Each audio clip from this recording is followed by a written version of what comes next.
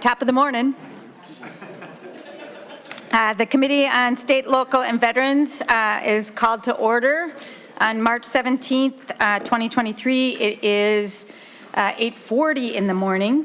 Members, we have a very full agenda today, and we have members that have many things to do, so there'll be people kind of in and out. And we have some members that are with us virtually today. I see Senator Anderson. I'm wondering if the members who are virtual could turn on their cameras and just let us know where they're at and check in with us. And I see Senator Anderson, if you'd begin, please. I'm in Buffalo, Minnesota. Thank you, Senator Anderson. Hey, Senator Barr. Good morning. Good morning, Madam Chair. I am in Andover today. Good to see you. Good morning, Senator McQuaid. Good morning. I am in St. Paul, Minnesota. Thank you, Senator McQuaid.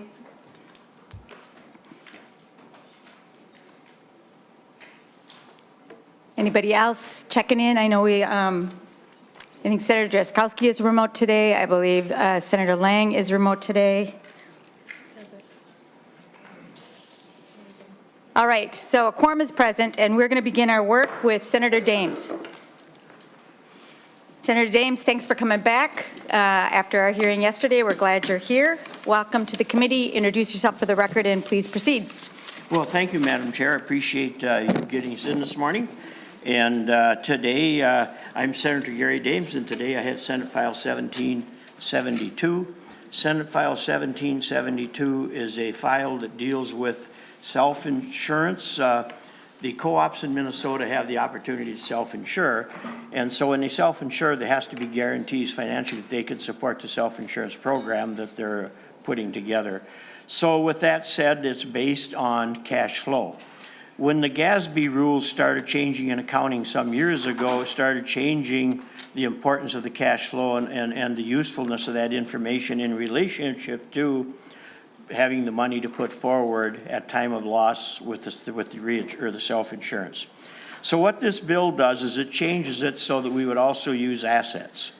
And so we can have a situation where we have a grain elevator, for instance, that has very low cash flow, but they may have $2-3 million worth of assets in the grain bin.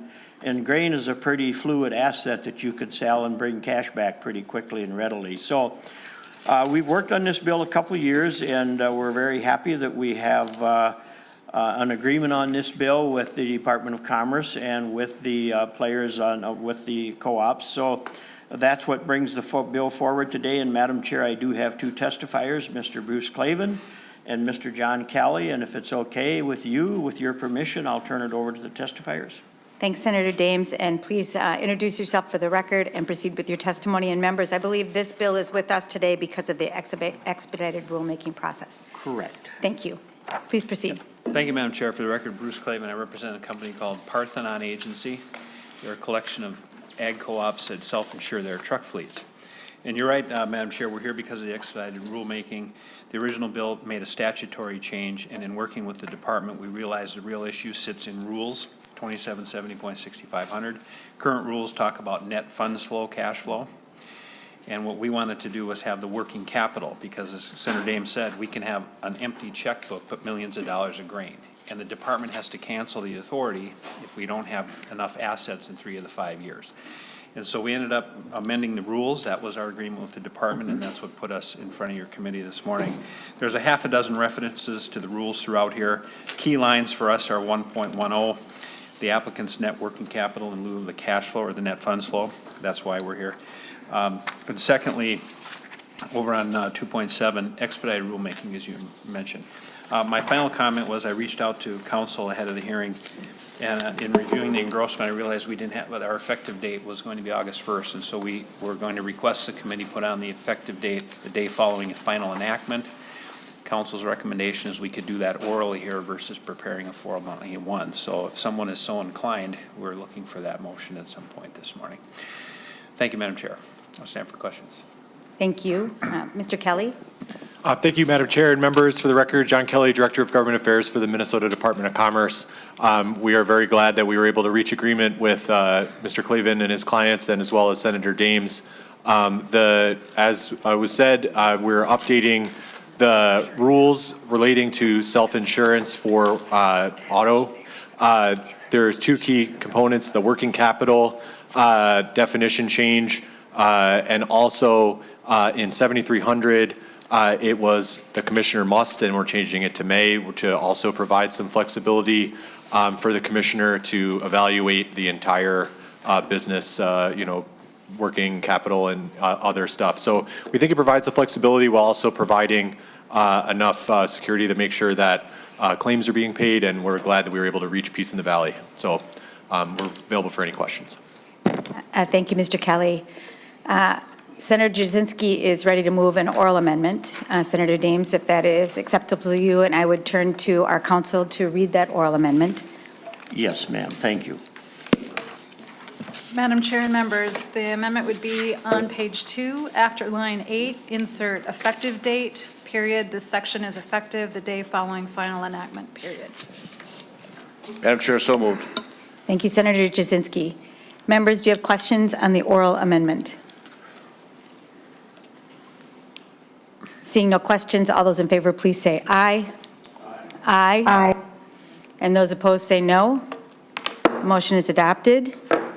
Members, do you have questions for Senator Dames? Seeing no further questions, Senator Dames? Thank you, Madam Chair, and I believe the next stop is the floor. I understand that we are going to recommend this pass, and then it'll go to general orders, yes. Thank you. Thank you. Seeing no further questions, then, I will move, or Senator Jasinski will move that Senate File 1772 as amended be recommended to pass. All those in favor, please say aye. Aye. And those opposed say no. Aye. And that motion is adopted. Have a good Friday. Thank you, Madam Chair and members. I truly appreciate it. Shalansha.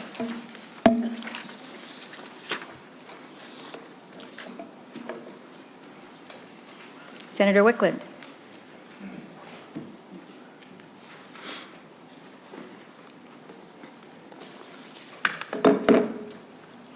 Welcome to the committee, Senator Wiklund. We'll move to Senate File 2401, creating an agency. We're glad that you're here this morning. Please introduce yourself for the record and proceed. Thank you, Madam Chair. I really appreciate being able to bring this bill forward. I am Senator Melissa Wiklund, and I'm pleased to present this bill, Senate File 2401, which is to create a new department which would complement and coordinate with our work to strengthen our state system supporting children, youth, and families. The proposal that you see before you today is the result of many years of work and represents a path to implement a vision that state government can do so much better for our kids and youth. Over the past many years, there have been different bills introduced and different proposals brought forward. I carried a bill in one of my first term to create a Department of Early Learning and Education. There have been other discussions about how to better organize our system to support our families. And last year, there was a mandated governance report that laid out a series of options our state could take to better consolidate the maze of fractured programs that serve young children, youth, and their families. The process laid out in this bill is carefully planned and has considered what programs to transition so as to best serve kids and their families. As we consider big investments this session in early care and learning, this bill will help ensure crucial consolidation and alignment of these programs, help to improve kindergarten readiness for kids regardless of zip code, and keep the focus on more equitable access to programs. In all, this new department will take a holistic approach to children and families and help fill in the gaps where the structural silos of current state government have prevented a focused effort to address racial and other inequities in the services for children and families. And I'd like to, I have a couple alternatives. I do have an amendment that I would like to offer, and I could do that first, and then turn it over to the testifiers, whatever you would prefer. Thank you, Senator Wiklund. We do have the A2 amendment that has just been distributed. Members, this is the first time that this bill is being heard. This is an author's amendment, so I'd like to move it, but this is not the first time we've heard about this issue. And I just want to make sure that, Senator Wiklund, that you know that we've had MMB before us describing in their budget process, in their budget overview, that this was an issue that they had been working on. So it's not a brand-new issue for us, but it's the first time that we're hearing this bill. Yes. So with that, members, I want to move the author's amendment, that's the A2 amendment, without question. All those in favor, please say aye. And those opposed, say no. And the amendment is adopted. And Madam Chair, I would like to can I just talk about the amendment somewhat? Because it does, it reflects work that's been going on to improve the bill. And I want to acknowledge the different kind of focuses of the amendment because it does bring together several items. First part, it does add language that ensures if departmental changes affect operations of a school district, employers have the obligation to bargain about changes. It adds phrases that make sure that we're centering the experiences of children and youth, including those with disabilities and mental illness and their families, as these are objectives and performance measures for the commissioner. It adds some reporting requirements because we want to make sure that people stay informed about the status of the transfers, and adds a required transition report due to the legislature so that we keep informed about the work related to the transfer of programs.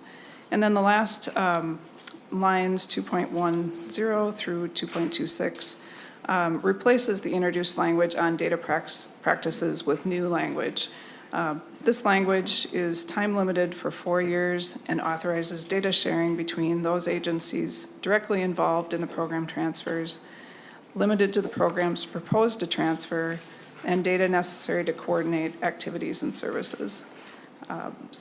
Classification of data will be retained and existing limitations and legal requirements apply. And I just want to say this is work in progress, and we will continue to talk about the data sharing and appropriate measures to make sure that people are comfortable with the language in the bill. So just wanted to acknowledge those items in the amendment. And then I'll also want to acknowledge that I have been working with the counties. They would like to see additional language to strengthen the collaboration that's required of the transition process and the department after it's formed, to make sure that there's a structured way for counties and tribal agencies to collaborate. So that is also work in progress. Thank you, Senator Wiklund. I appreciate your clarity about the work that you are doing, the work that's happened and the work that continues. And when we move this today, we are moving it to your committee, Health and Human Services. So I trust that that work will continue there. Absolutely. Thank you, Senator Wiklund. I understand you have testifiers? Yes. Yes. So I'd like to turn it over to Aaron Bailey. You'd like to introduce yourself for the record and proceed. Sure. Chair Murphy, good morning, and members of the committee. My name is Erin Bailey, and I am the Assistant Commissioner at Management and Budget and Executive Director of the Children's Cabinet. The Children's Cabinet, housed within MMB, refers to the convening of states' commissioners around children and youth, and really excited to be here today to talk to you about the proposal to create a new cabinet-level Department of Children, Youth, and Families, which we will build through a thoughtful transition process of dedicated time, capacity, and resources. We believe this proposal reimagines state government by providing an opportunity to better center children in our state systems. In the interest of time, I'm going to skip through a number of my slides. You all have them as background and context. Really just I'll summarize at a high level and say that this is built on many years of feedback and engagement, OLA reports, governance reports, dialogue that has really led to this call of action. And I'm here presenting with colleagues Bobby Burnham from the Department of Education and Tiki Brown from the Department of Human Services, who currently oversee programs proposed to transfer to the new agency. On behalf of them and leaders across the enterprise, we have co-led this decision to come with this proposal, and really excited about the moment we are in. If we want different results, we need to do things differently. Madam Chair, I just wondered, do you have a way to display presentations, or do you want people to just use the slides? We We are working to get it posted, and so as you are proceeding, if you let us know which slide you're on, because we do have it in your packet, and then we'll get it up as soon as we can. Thank you. Yeah. Chair Murphy, members of the committee. I'll just say really briefly, the why behind this proposal is the 1.4 million children that live in this state. 1/3 of them live in lower income families. And children are the most racially diverse group in the state. 1/3 of children in our state are Black, Indigenous, or children of color. I'm going to skip to transition to the proposal around slide 11 here. So in accomplishing our why and call to action, our leaders have agreed to hold principles related to the whole family approach to consolidate early childhood programs, to ease access and improve equitable outcomes.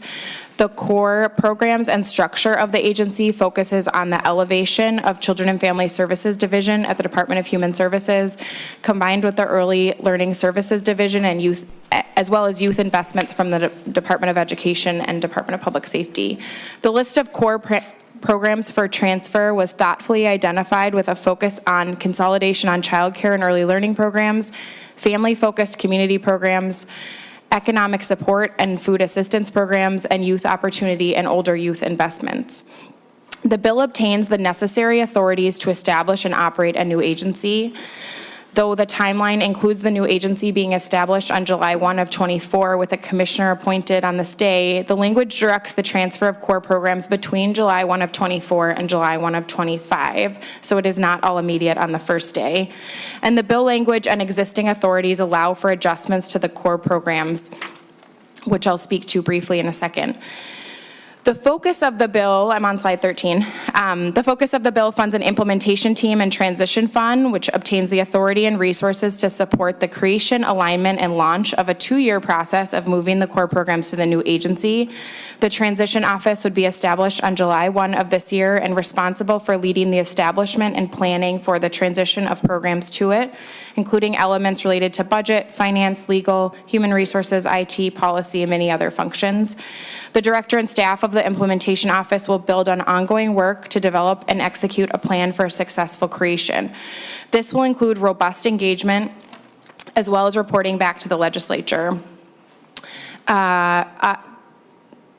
I'm on slide 15. For reference, there's some more detail about the programs moving and divisions within these agencies. The proposal also includes licensing and program integrity functions from the Office of Inspector General at the Department of Human Services for childcare and related CFS functions. From education, the program proposed to move all those under early learning services, as well as an after-school grant program that is in statute but not currently funded. The Office of Youth Justice from the Department of Public Safety aligned with this focus to move services upstream for prevention and supports for young people. And one program from the Department of Health, the Help Me Connect online family navigator tool that is currently federally funded, but this is in the governor's budget to provide sustainable funding for this program. Before I turn it over to my colleague, Assistant Commissioner Burnham, I just want to end by stating the obvious. This proposal seeks to answer questions and feedback heard for years. But in order to do it right, we need robust engagement process. We need more specific discussions with families, local delivery providers, including schools, tribes, and others. And the way to do that is through the dedicated time and capacity. And that time is now. We have a network of leaders ready to engage, believing that this exercise is important and will ultimately lead to better outcomes for children. Now I'll pass it over to Assistant Commissioner Burnham to speak about the impact of the proposal. Thank you, Ms. Bailey, and please stay close for questions. Welcome to the committee. Please introduce yourself for the record and proceed. Good morning, Chair Murphy, committee members. My name is Bobby Burnham, and I am the Assistant Commissioner for the Office of Teaching and Learning at the Department of Education. After years of working inside and outside of government, mostly focused on the goal to ensure coordination and access to early care and learning programs that support successful transitions into the K-12 system, I am thrilled we are at this point of proposing a child-focused agency with a key principle of being consolidation and coordination of early childhood programs. Through recent efforts funded by the legislature and administrative efforts like Race to the Top grant, the Early Childhood Systems Reform effort, the OLA report on early childhood, and most recently, the work of the Children's Cabinet and Preschool Development Grant, the state has made significant progress in coordinating and aligning early childhood programs, and we've heard the needs related to the governance shift. We look forward to continuing to engage our community members, educators, and program administrators in this process and in the transition. I want to acknowledge that we have received feedback from our early childhood special education partners regarding the transition of Part C services. Part C is listed as a core service that would move to the new agency under this proposal. This would change the state level administration of Part C, and it would move to the new agency. This would change the state level lead agency responsible for the state level administration of Part C from the Department of Education to the new proposed agency. This does not change the Part C administration at the district or local level. We are not proposing any changes to how these services are currently delivered or who delivers them. Creating a new state agency with the purpose of better aligning programs will not change a district's collective bargaining agreements, and the amendment presented today helps address that. There are no proposed language that would change who is defined as service providers for Part C. We've made significant progress for better coordination in our early childhood system, and we believe shifting governance of programs will build on that progress to improve service delivery, support the workforce, and most importantly, better ensure our young children thrive. Now I will pass it to Assistant Commissioner Brown to speak to additional opportunities with this proposal. Thank you, Ms. Burnham. Welcome to the committee. Please introduce yourself for the record and proceed. Good morning, Chair Murphy and members. My name is Tiki Brown, and I'm the Assistant Commissioner for Children and Family Services at the Department of Human Services. Having worked in state government for over 20 years, one lesson I've learned is that for a population or an initiative to be a high priority, it needs a clear champion and a shared vision, especially when it comes to cross-program or cross-agency coordination. We are in a unique moment where leadership is aligned around a shared vision of centering children in decision-making, with the belief that this new agency will provide sustainability of structure for the state to prioritize children and families. Leaders with significant experience, both inside and outside of state government, in running effective programs, change management, and driving outcomes and progress are supportive and ready for this change. DHS takes equity and outcomes for children very seriously, and often the structure and competing priorities prevent the prioritization, representation, and communication structures needed to truly elevate the needs of children and families internally in the agency, at the legislature, and with community partners. A new agency would sharpen the focus on children and the work of DHS itself. Specifically, a Department of Children, Youth, and Families will enable the creation of a sustainable central state vision to ensure Minnesota families are able to reach their full potential. The agency can provide the leadership and coordination needed to support children and families by valuing and implementing a research-based multi-generation approach, focusing services for adults who play key roles in the lives of children as a source of meaningful, equitable impact, prioritizing impactful economic and food assistance programs, coordinate implementation of a unified statewide networks of community resource centers, creating the structure needed to not only maintain our IT systems that support essential children and family programs, but the authority, collaboration, and leadership structure to center future system transformations with children and their families at the center of modern solutions. We recognize that while transitioning of these new systems will need to be thoughtful and careful, combined with the governor's budget proposals to update and modernize many of these systems, we have an opportunity to transform systems and access to family services and supports. Including the full spectrum of age groups for children also means we can prioritize youth with leadership and creating an agency that focuses upstream on youth rather than costly downstream public safety and corrections. Combined with the historic funding decisions before all of us, this new structure is timely. The Department of Children, Youth, and Families will be uniquely positioned to support the historic investment for children, youth, and families that the governor has proposed. We must act in this moment, leaning from the engagement, research, and lessons from other states, because our state depends on the success of Minnesota children, youth, and families. The creation of a new department can achieve a clean and clear front door and a recognizable public face, improve communication outlets focused on children and families, coordinated and maximized funding, aligned outcomes for children and families, and improved access for services.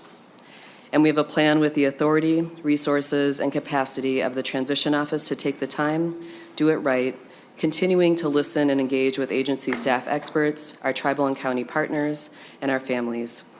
Combined with the significant investment in children and families, this new department will create a shift Minnesota needs to ensure equitable outcomes for children from birth to young adulthood. Thank you. Thank you, Ms. Brown.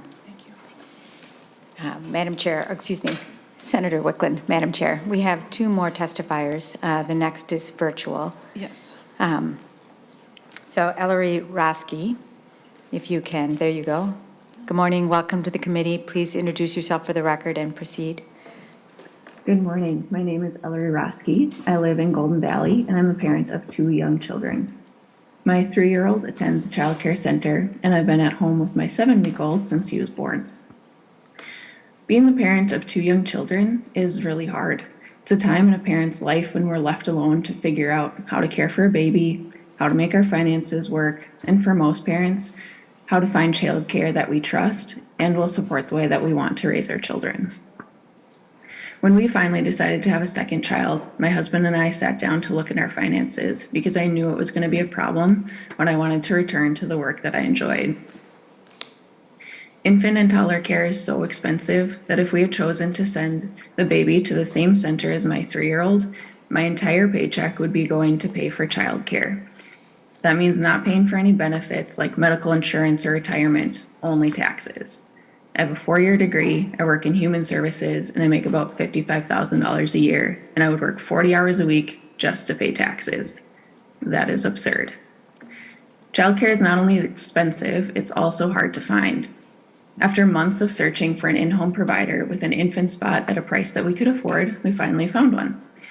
But it's incredibly frustrating that at this time in my family's life, when we need resources, support, financial assistance, and help navigating the system, we're left alone to fend for ourselves in this convoluted system.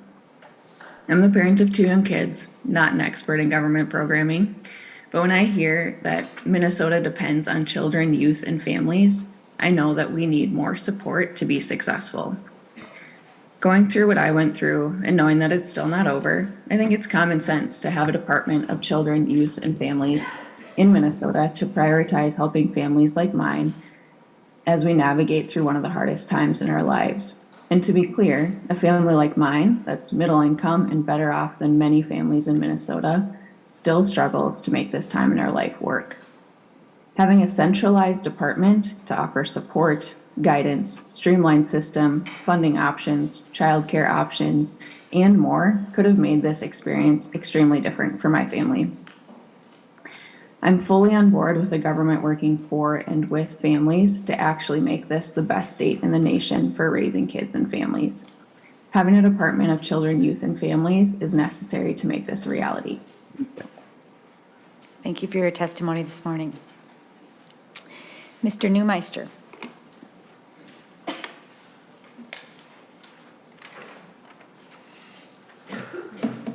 Welcome back to the committee. Please introduce yourself for the record and proceed. Madam Chair, members of the committee, my name is Rich Neumeister. I wish to be able to thank Senator Wiklund and other policymakers on both sides of this legislature collegially have been working with myself, Ms. Bailey, and other folks to come up with one of the concerns about this bill. It's a laudable goal, I applaud, but sometimes the technicalities of things are very important to look at. Sharing personal data that is confidential and private among agencies can raise issues and red flags. The intent, as I understand, this is only for the transfer and implementation of this new agency over a period of 2 years. It's important that the commissioner, when it sets up, does not have new power and authorization to be able to get access to other kinds of data sets without authorization or consent. Now, that's the purpose of what I am trying to do, and I think some others, to give some guardrails. This proposal is laudable, and it's great, and it's almost 90, from my perspective, 95% there. Just like with anything, Madam Chair, and as all of you know, words and language means things with the intent of law. They have force. And one of the things over the decades I've learned is it's important that language be clear and concise with intent and not bring bafflement to policymakers and to the public who reads these. So as you stated, and as the Senator Wiklund said, this is a work in progress. I applaud you for bringing this, and Ms. Bailey, and it will go and it'll be worked on. My intent here today was just to bring some of the concerns, because as you know, this is important collegially to talk about. It's not a GOP or a DF. Everybody cares on how private and personal data is treated. So, Madam Chair, in summary, my goal is no new powers. Let's get the agency going, and then try to make sure that consent and authorization for new data sets doesn't arise because of what is called streamline or whatever it might be. Madam Chair, members of the committee, I am very much obliged to you. And Madam Chair and Senator Wiklund, thank you. Yep, thank you. You have a good day.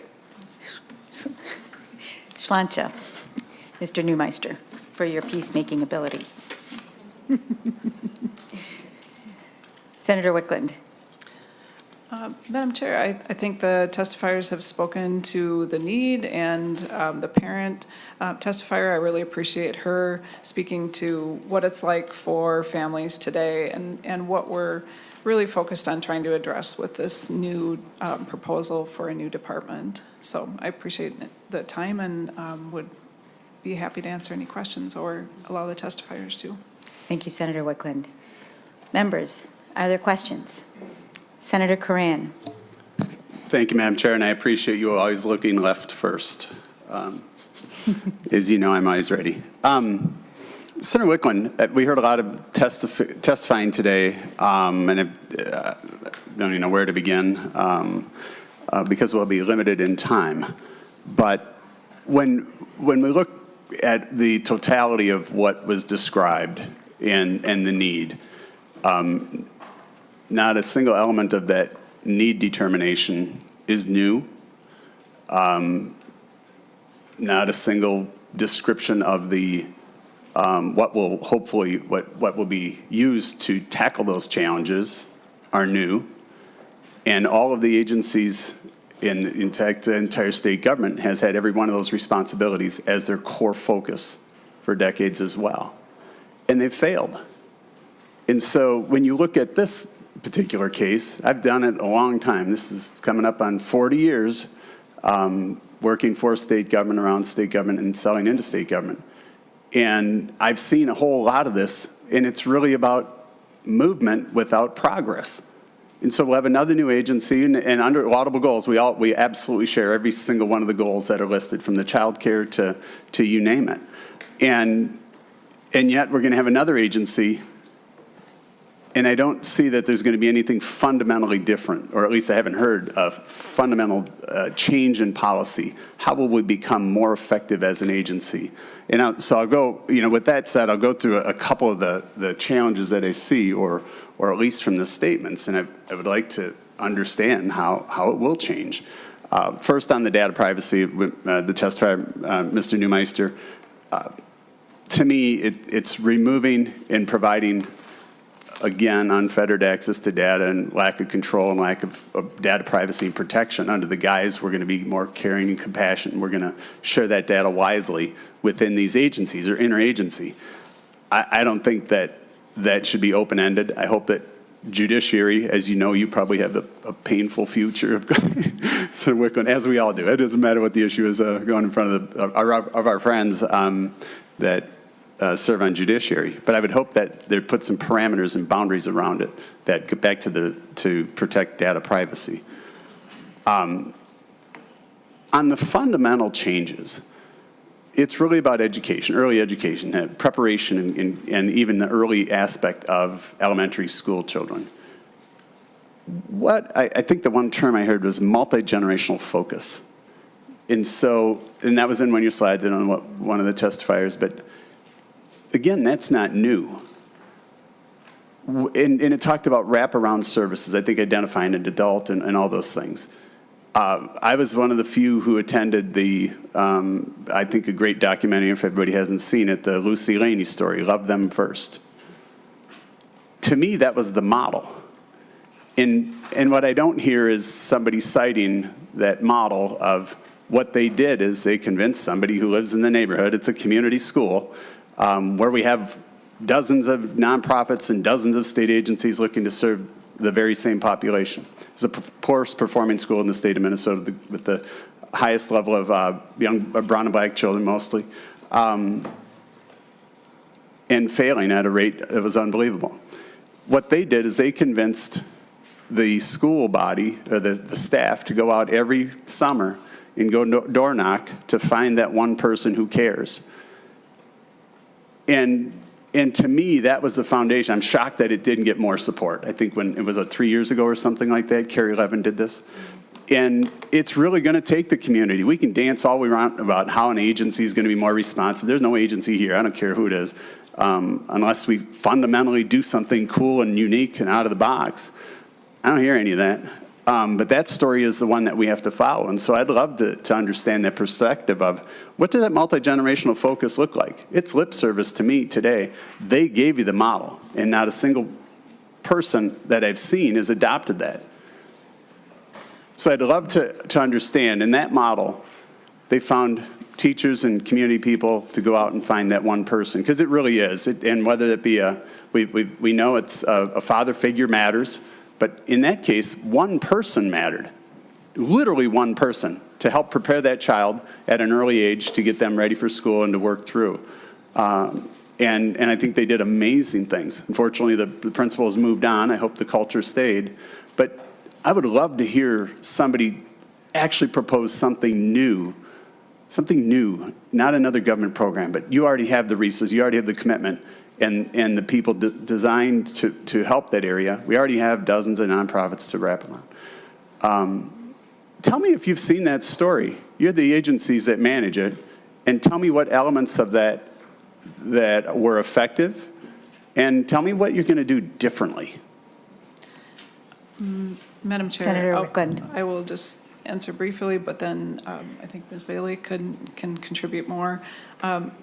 So I would say I have maybe disagreement with you in terms of what the structure can do to help facilitate the type of actions that you would see as being effective.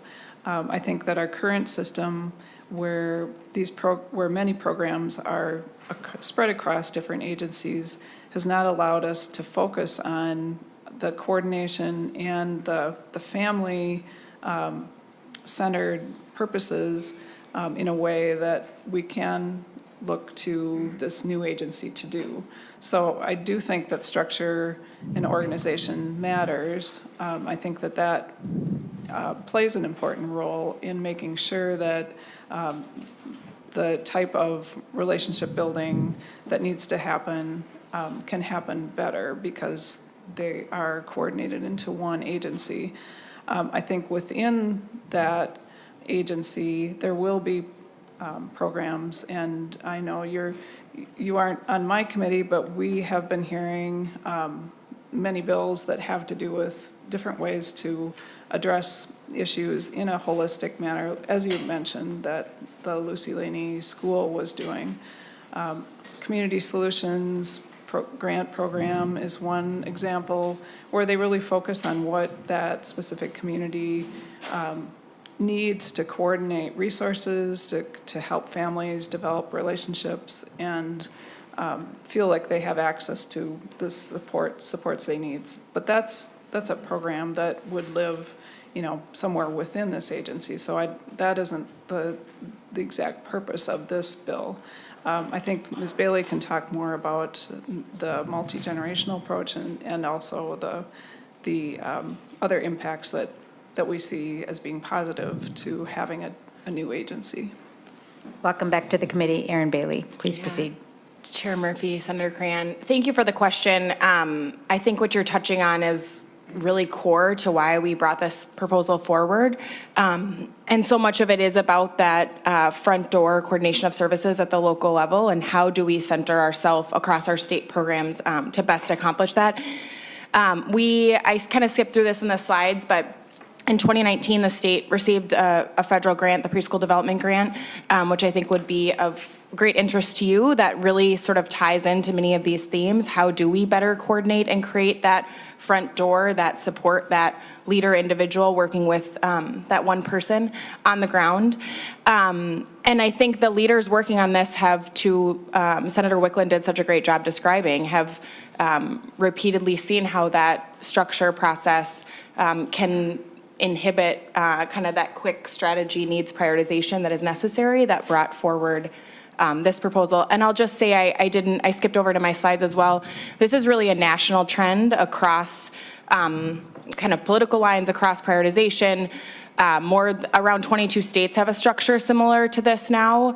And we have a lot of learning here in Minnesota. We obviously attempted to do some changes previously. This is very different from that proposal, and this is really in line with that learning, kind of data-driven that we've heard in other states. And I don't know if my colleague, Assistant Commissioner Brown, or anyone else wants to add specifically. I'll say to the whole family approach just briefly before I turn it over to her that that goal is partially why we led with the proposal that we have here, which is, as I said in my testimony, an elevation of children and family services at its core. Hearing from families that those supports and wraparound partnership for kids and families need to be essential to meeting those goals, that we can't just talk about kids when they're in their early learning center. That's very important, but it's not about kids only when they're not with their parents. It's about that support and coordination for the family as a whole if we're truly gonna reach our goals. I'll turn it over to you. And Ms. Brown, welcome back. Thank you, Senator and members. And I agree, great question and great comments from everyone that's shared some of the examples. We have at the department been working in very small ways around whole family systems or two-generation approaches, and they have been pretty small, I would say, in terms, they're not completely encompassed throughout our whole entire of my administration, children and family services. And so this opportunity, I think, with the new agency and bringing in additional components really does create that opportunity to put in place different frameworks, such as whole family systems, two-generation approaches, bringing in additional research from Chapin Hall, for example, that indicates some of the supports, the poverty supportive efforts around economic assistance and poverty, how that leads to decreases in child welfare systems. We're learning more and more all of the time, and I think this transition timeframe and the new agency really does create an opportunity to put in place different frameworks, different structures that really are embedded and allows for all of those coordinated efforts to happen more naturally. Right now we're doing it, but in very small ways, and it is a little bit against the tide, but we'll continue to move forward. Thank you. Madam Chair. Senator Cran. So, Ms. Burnham, so with that, the Department of Education, you guys remember when we went through this exercise before, when we changed it to children, families, and learning, with all the same stated goals that we just talked about. And so I hear the theme of, well, we'll just have more nonprofits and grants to do those. The areas are filled with the same nonprofits and grants attempting to do that. I also don't see any effectiveness or the ability to measure any effectiveness. In fact, we have many grants issued that don't have any measurable outcomes. And we've seen millions or billions of dollars dumped into those areas. And yet everything appears to be getting exponentially worse, and the education disparities appear to be growing greater. They've certainly grown greater over the last 10 years. And so I still don't hear anything that's going to convince me we're doing anything new. Shuffling the seats around under noble goals. We share them all, believe me. And yet this is going to be broad and encompassing. And so, Ms. Burnham, for the Department of Education specifically, Ms. Burnham? Oh, I'm sorry. Oh, no, I'm sorry. Ms. Brown? I'm Brown. So, thank you. Sorry, I didn't have everybody's name. I'm sorry about that. So, in the Department of Education, in this, all the research you've seen, have you, oh, yeah, never mind. Either way. I don't care who answers it. You're going to focus on, you're covering all encompassing, really it is, you want to be the body to focus on all governing issues with early child from birth till early education. Will we promote and change all the structures to make sure to create that neighborhood group? Swapping out, would you put forth recommendations to the Department of Education or all others that they should probably lower the restrictions from an educational perspective or restrictive licensure to allow people in the community that care to do the very work to go out and gather in the community? They can have somebody with that lived experience, and we all know, can have that conversation far more truthful, brutal, and accurate than anybody else. Because that, to me, is what I want to see. And I don't think that's another nonprofit that's unaccountable to anybody. We already have piles of resources. We just need them pointed and those staff positions pointed to go do that work. To me, that's a year-round activity, not just when the school year is in. And so those are the things that I want to see. And to Senator Wiklund, I begged to get on your committee. Not many people voluntarily would run towards your committee, second only to Judiciary. But that wasn't allowed. And because I love to participate in this process, seeing all of it, and you guys know I've been the advocate for how the heck do we do things differently? And I'm sorry, but nobody's willing to functionally do things differently and the accountability. So move on to the next piece, the child care. Somebody mentioned child care. One of the testifiers, very hard to find. What role will this agency play in child care in putting forth recommendations out of this research? Ms. Brown. Thank you. I can start. So within this new agency and within the existing structure of DHS, Children and Family Services, does include child care programs. With this new agency, it does create the opportunity, and with the addition of new early education programs, to coordinate. Some of our existing legislative proposals actually are looking at IT structures in which we can engage in different ways with our child care partners to make the process much more easier. We also have a number of proposals this year to increase the number of child care providers in our state. So we have I'm sort of combining the two, but we have this multifaceted approach of working on additional proposals this year that will increase greater access and availability of childcare. With the new agency, the opportunity exists to increase greater access, working together on IT systems to create a more seamless approach, again, with the goal for better access, exactly as the testifier provided. Thanks. What this new agency will not do is create differences in the access points. So if a person is going through the county door, for example, this does not change that point, but it does create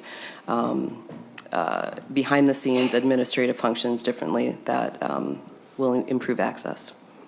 So, Madam Chair. Senator Coran. Ms. Brown, tell me, what does that mean that you're going to create another path for access to become a licensed child care provider? Ms. Brown. Improve access.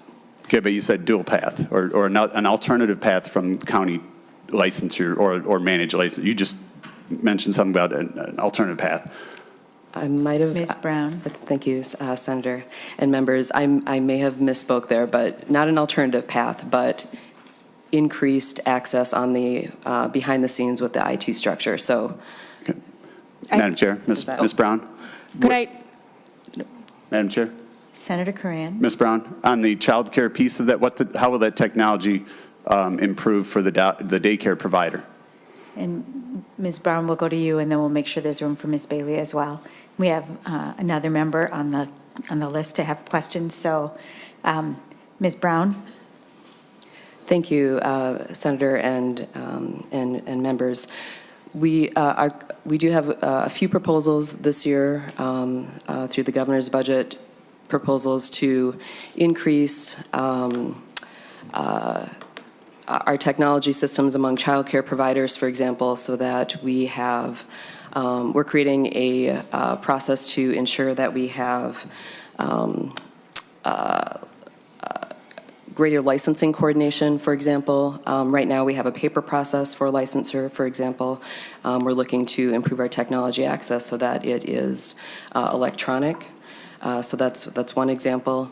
We also have proposals in place to provide greater assistance to childcare providers with the bureaucracy of paperwork, providing additional supports to the childcare professionals so that they can increase their paperwork in a more efficient way without less bureaucracy. I feel like I'm stumbling a little bit. I don't have my pieces in front of me, but our goal is to ensure that childcare providers have additional supports from the Department of Human Services, both on the technology side of licensing and then also with the bureaucratic nature of running a childcare center. Senator Wiklund.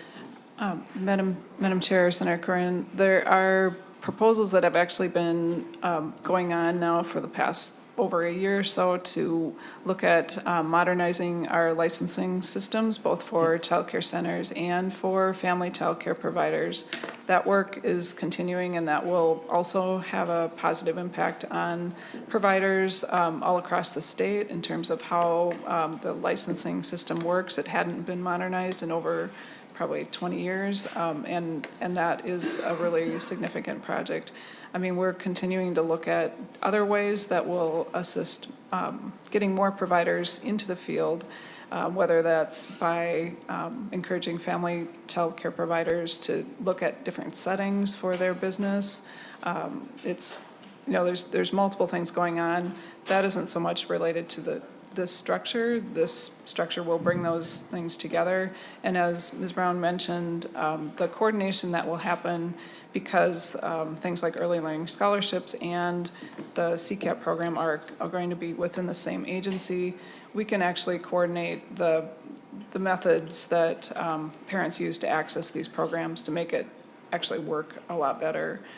Today, providers have different methods to access these programs. Parents have different methods, and it's confusing, and it's extra time confusing, or time, it takes a lot more time for parents and families and the providers. And, you know, that work will go on to reduce that time burden. Madam Chair, just quick, I'll be done. Thank you, for Senator now. Corin. Madam Chair and Senator Wiklund, I appreciate it because, you know, it helps in this role. And also, my wife was forced out of being an in-home hospice provider because of a vaccine mandate in healthcare, much like we pushed 23,000 other people out. And so she opened a daycare. So I got to see it and do it. Likely, she's successful because she's already used to a burdensome healthcare system in that documentation. So I'm always in favor of the efficiency and operational, but I'm concerned, like I'm always am, whose needs are we improving? Agencies? Typically, yes. I haven't seen one where it reduces the burden on the home provider or the daycare provider. I've seen a great disparate treatment of child care centers when the greatest demand is for affordable in-home smaller facilities. The structure is burdensome and it's not profitable. The overregulation, Department of Human Services caused, what, 4,000 of them to be lost? Are you going to change? And that's the part you're going to we're going to continue to try and hold you accountable for. That overregulation caused 4,000 of those vital ones to leave. And everything from parent aware and all of those things that are all nonprofits, should probably open nonpartisan nonprofits, they're all just clamoring to divide the community and create confusion, and I'm not sure it's added any value. It certainly is disparaging to a family daycare provider where we have the greatest need. And so they need all the support. It shouldn't be that burdensome. And the structures today make it very, very difficult for anybody to maintain that environment. And the regulatory component is absolutely the biggest piece of it. And I haven't heard anybody talk about that. Only talk about how we'll make it better and not looking at the past and figuring out is the over-enforcement, is that what forced them out, and what will you do to change this thing? So thank you, Madam Chair. Thank you, Senator Curran. Senator McQuaid.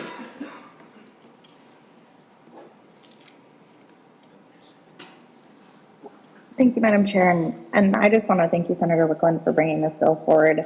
There's an analogy that keeps coming up in my head, which is we've created over time the ability to listen to music, via Discman, or, we have calculators that exist. We have atlases and roadmaps and all of these things.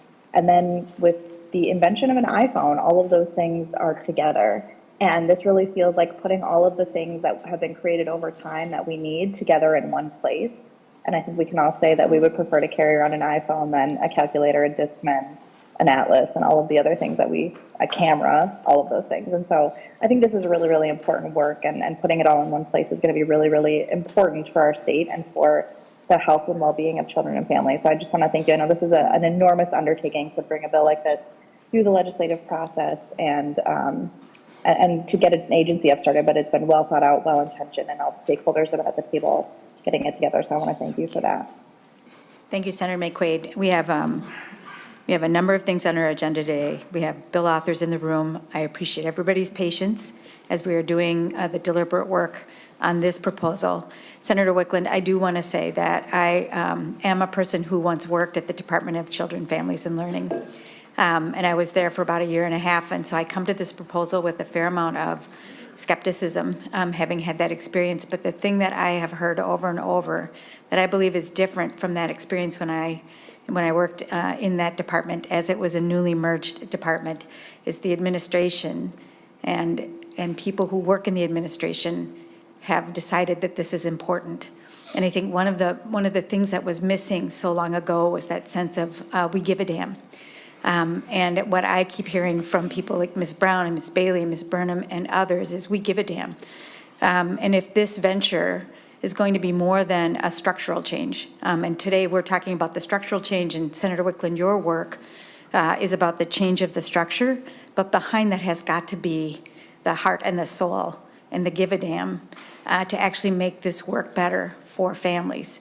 And I just want to make myself clear with you that I am wanting to continue to work with you, and I hear that from Senator Curran as well, to make sure we get the structure right, the policy right, and then behind that is the work over the next 2 years to make sure it is in a place where we actually can deliver on the goal, which is to make this and life a little easier for families and for our kids.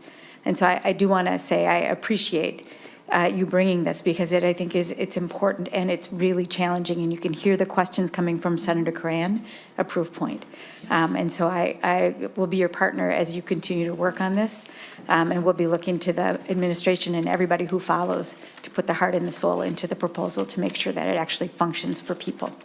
Members, are there other questions for Senator Wiklund before we take this up? Senator Curran. Sorry, Madam Chair. One, we want to roll call this, and then two, the last topic that I have is, and the question is around the technology piece. So, our counties are burdened today, and I haven't seen anything like it before from the perspective of, we know we have 4 primary systems and DHS, right? And they're very complicated and they're old and you're desperate to redo them. And I would support that. The problem is I don't support because you're not prepared to do it and you're not willing to make the investments to do it properly.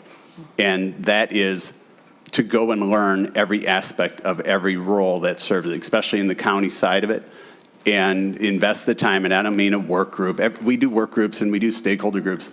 We have to fundamentally change how we do it. You have to go out and do the job and live the job. Until you acquire that knowledge, and no matter who uses those services or whatever the touch points are, until you invest that time as an agency along and with the partners of the IT, you will never be able to have a collaborative conversation to actually build the technology that solves a problem. For the last 2 years, it was very unique. The counties have advocated, because I've been a part of the IT side and state gov, they've advocated, please don't give the state any more money. We can hardly take any more help. because they know what the problems are today, and they've done this many times already.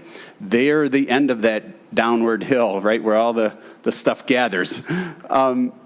And so they literally said, please don't fund them, because they're not willing to make the investments to understand the impacts to everybody who touches or is required or is mandated to use those services.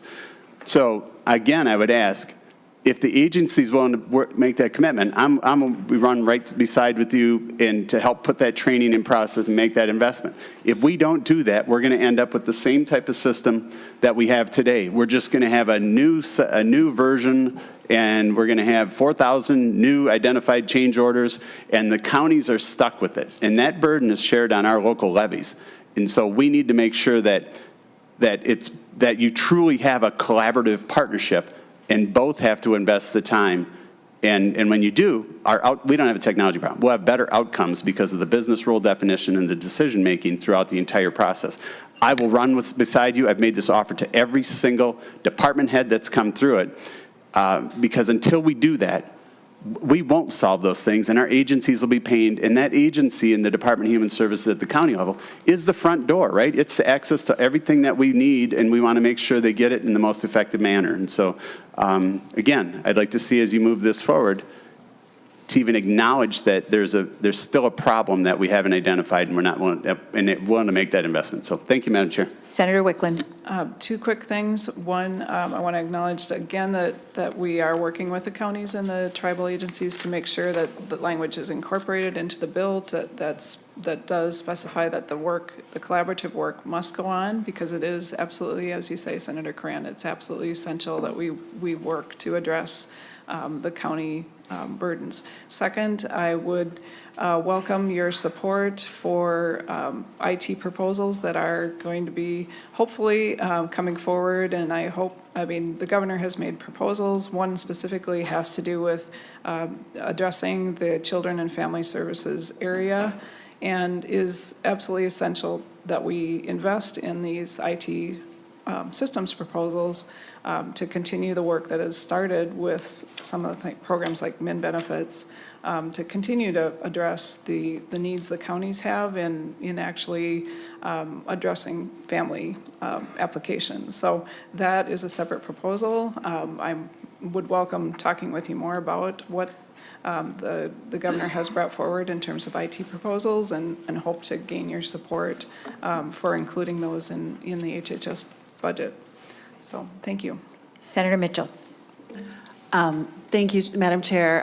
Thank you, Senator Wiklund, for bringing this here today. I was trying to rein myself in for an interest of time, so I'll be brief. But I used to work as a court-appointed special advocate for abused, neglected kids. And this reminds me of, we used to, for families in crisis, have one lawyer for the whole family.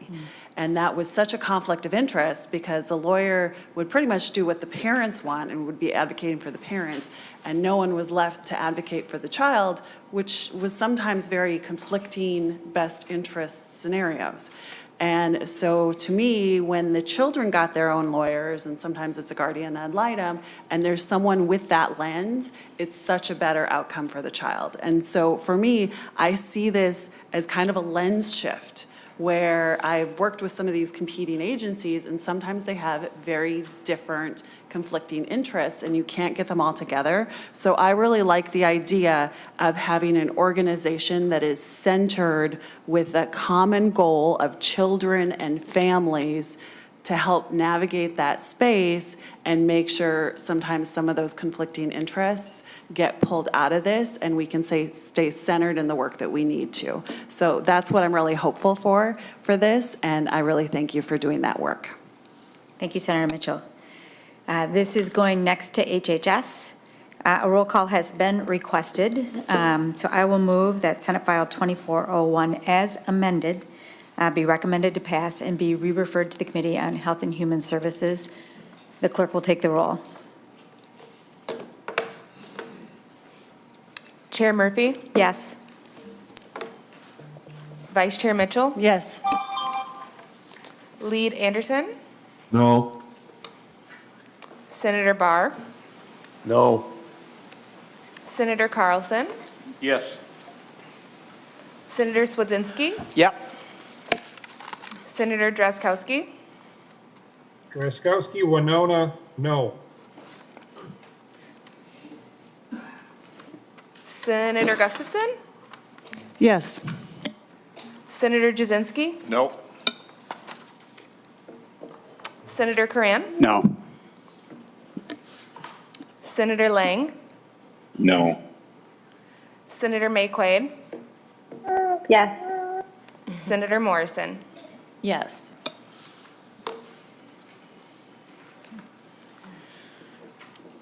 There are 7 ayes and 6 noes, and the motion is adopted. Shlancha, have a good day. Thank you.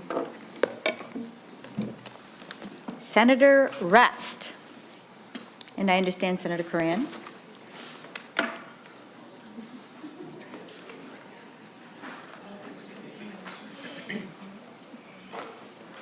And the pages are going to be distributed. We have a lot of things on our agenda today, so the pages are distributing the information before us. Welcome to the committee. Senator Rest, we have before us Senate File 2668, dealing with the legislative auditor. Thank you. Thank you, Madam Chair. I do have an author's amendment that I would request that Senator Coran offer on my behalf. Senator Rest, if we'll just pause a moment. I have a question for council for you, Senator Rest. Senator Rest, we have actually a couple versions of your amendment, and I want to make sure we get the right one. Do you want the one combined with the appropriation? Or do you want that separate? I think I want that separate. Okay.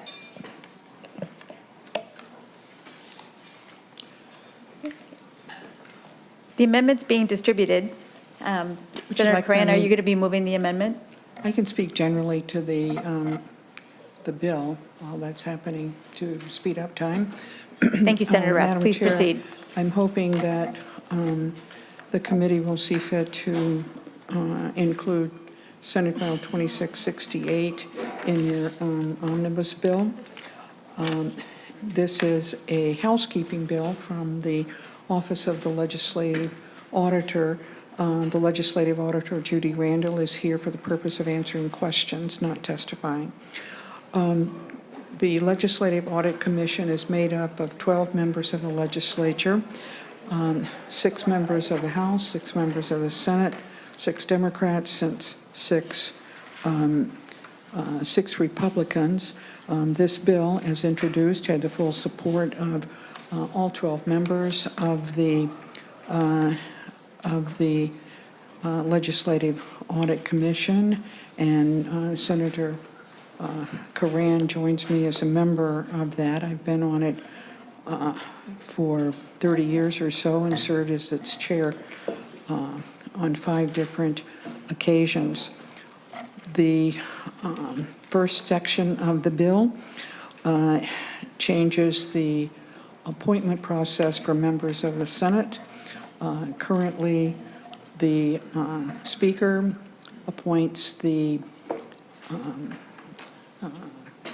Democratic members of the House, or members of the Commission. Minority Leader appoints the Republican members of the Commission as we're currently set up. And the same thing should be true in the Senate, but in the current setup, the Committee on Committees appoints the majority members. So that's being changed to be parallel to the way it's done in the House. The Majority Leader and the Minority Leader will appoint the members of the Senate, and the Majority Leader and the Speaker and the Minority Leader in the House will appoint them. That is Section 1. The amendment makes some changes, however, to the rest of the bill summary, that at least the one that I had, so it's not exactly the same. The bill as introduced is supported by the Legislative Audit Commission. The bill is amended, has a number of issues in it that we do not support, but nevertheless, we we are, I don't know what the right word is, we are kowtowing, I guess, to the Minnesota Management and Business and state agencies who have been notoriously uncooperative in a number of legitimate requests for information and access to information. And we have agreed to remove that language that does nothing more than assert their right to do so. The other difference in that is in the amendment, besides deleting number 5 on page 2, line 22, is to indicate that the chair and the vice chair of the commission must be of opposite political parties. So we're adding the word political to the word in front of the word parties, and the other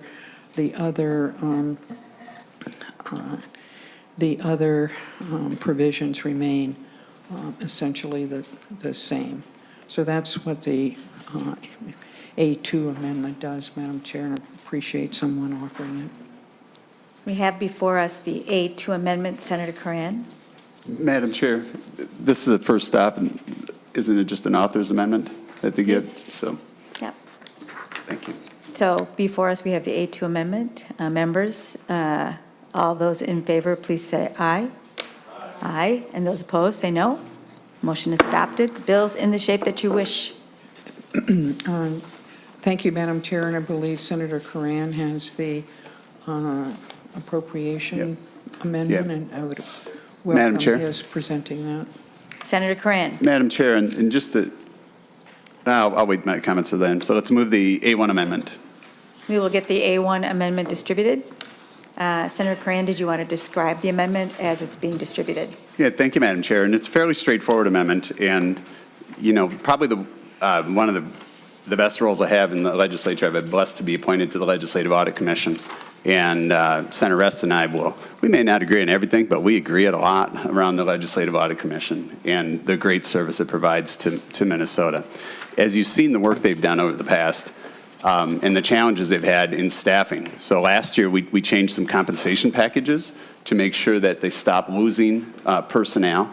They were not losing personnel to outside agencies. They were losing to state agencies. They have a very unique role that they serve, and the type and complexity of work they do, you know, is beyond a match in the state. So we did some changes there, and so we stopped the STEM. But when you look at the list or the volume of work that they have, from investigations, special reviews, program reviews, financial reviews, things that hit the headlines, right? Everything they have to act upon those things. And we need to increase the frequency and the time of general overview of our financial controls and agency review. It's the only agency that has the full responsibility to make sure agencies adhere to statute and measure the outcomes. So with that, Madam Chair, we've proposed adding $500,000 to their base appropriation annually to provide so they can add probably about 5 additional staff and to make sure that we can get more of the great work that they have that they're obligated to complete and provide better eyes and ears for us as the legislature and the citizens of the state of Minnesota. And I'd encourage a green vote. Thank you, Senator Coran. Senator Rest, just to confirm, our intention was to lay this over. Yes. With this amendment, this will take your bill through the Finance Committee. Is that all cool with you? Whichever way you would like to proceed, if you put the amendment on and keep it in this committee, that's perfectly fine as well. If you think by putting the amendment on, you cannot keep it in this committee and you want to send it to Finance, we're agreeable to that as well. So, Senator Rest, Madam Chair, I'm getting advice and counsel from our fiscal analyst and our counsel, and Senator Marty's in the room, and so I'm going to say that if we adopt this amendment, I'm going to lay the bill over, and if that is an issue down the line, then we will work our way through that. All right. Madam Chair, I'm sorry, you need to vote on the amendment. Thank you, Senator Rest. Seeing no further questions, Senator Coran. Madam Chair, I'm sorry, they know you had the questions. I don't have a question. As you know, I support the bill, but we did put forth an amendment that I'm not happy with, and nor is Senator Rest happy with, and nor should anybody in this legislature or citizens be happy with. We had, just for a little history, so I don't know, 2.5 years ago, we received a note. Most don't know it, but MMB issued a notice to all state agencies that they shall not provide data to anybody without express written approval of the MMB. And in that case, it caused a small internal uproar. And really what that did, and including the named agency, naming the legislative auditor, who has statutory authority to access to all data, all systems, with need and for cause, not randomly, which they've never proven to operate in any other manner except the most professional manner. And so we joined together and had conversations to stop that. They said, oh, well, we won't do that. What we've seen over the last few years, leading up to this very amendment, is obstacles or lack of compliance or participation when the auditor makes a request for access to data and systems and information to do their job. This amendment should have been very clear. It was there to make sure that, to remove any ambiguity, especially as it related, this particular one is around technology.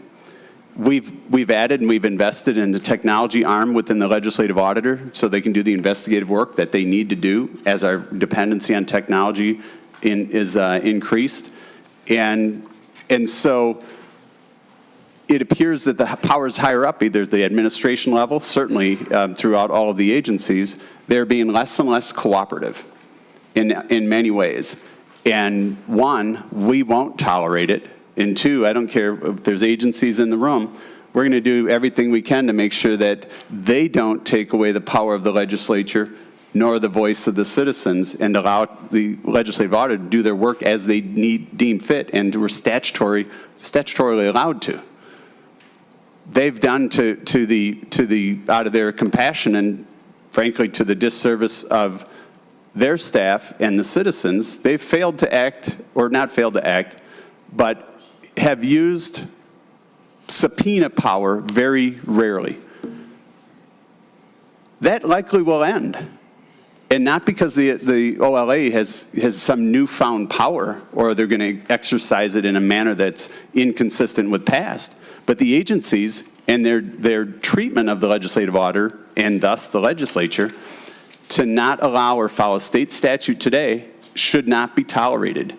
And we're going to do everything we can to make sure that they have the power and authority to do the vital work they do. And every citizen in Minnesota should appreciate it, even though they don't know who that legislative auditor is or what their real role is. We in the legislature should know.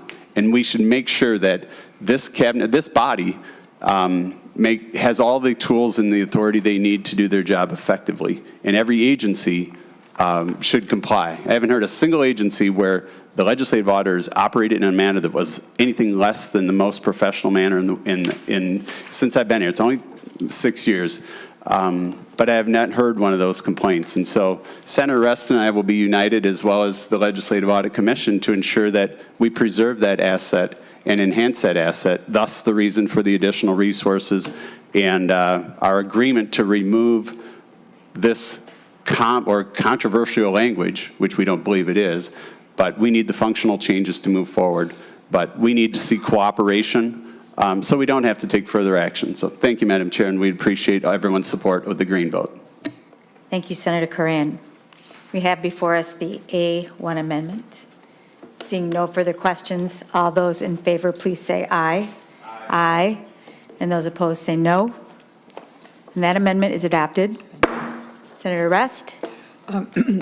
Madam Chair, I appreciate the attention of your committee this morning and certainly support the comments that were made by Senator Coran and don't need to add to them. All right. Thank you, Senator Rest. Seeing no further discussion, I'm going to lay Senate File 2668 as amended over for possible inclusion.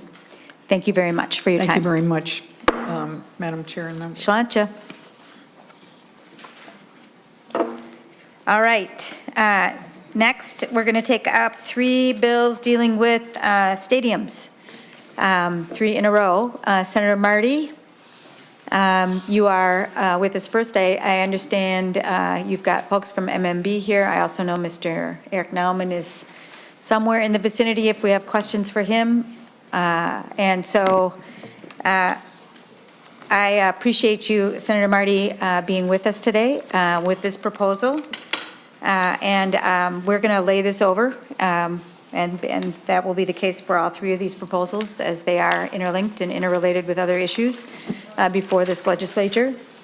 So we have before us Senate File 2098. Senator Marty, welcome to the committee, and please proceed. Thank you, Madam Chair and members of the committee. Senate File 2098 would take the Stadium Reserve Fund and use it to pay off the bonds, which we're going to be able to do without any legislation, can happen in August or so. But because there's more money in the account than was projected in the last few years. And we would take that money, we would allow MMB in this bill to pay it off a month or 2 earlier. June 1st is when they're first able to pay it off. We're still about a month or 2 in payments behind the ability to pay off the full balance. So this bill would basically do what the administration, it would do exactly what the administration had proposed to do, namely to pay off the stadium bonds. It would also then shut down the Stadium Reserve account and put it into the general fund. And I have an A1 amendment, is author's amendment, which wouldn't actually change anything because, excuse me, this is what the administration plans to do. We want to do this so we can track it if this happens.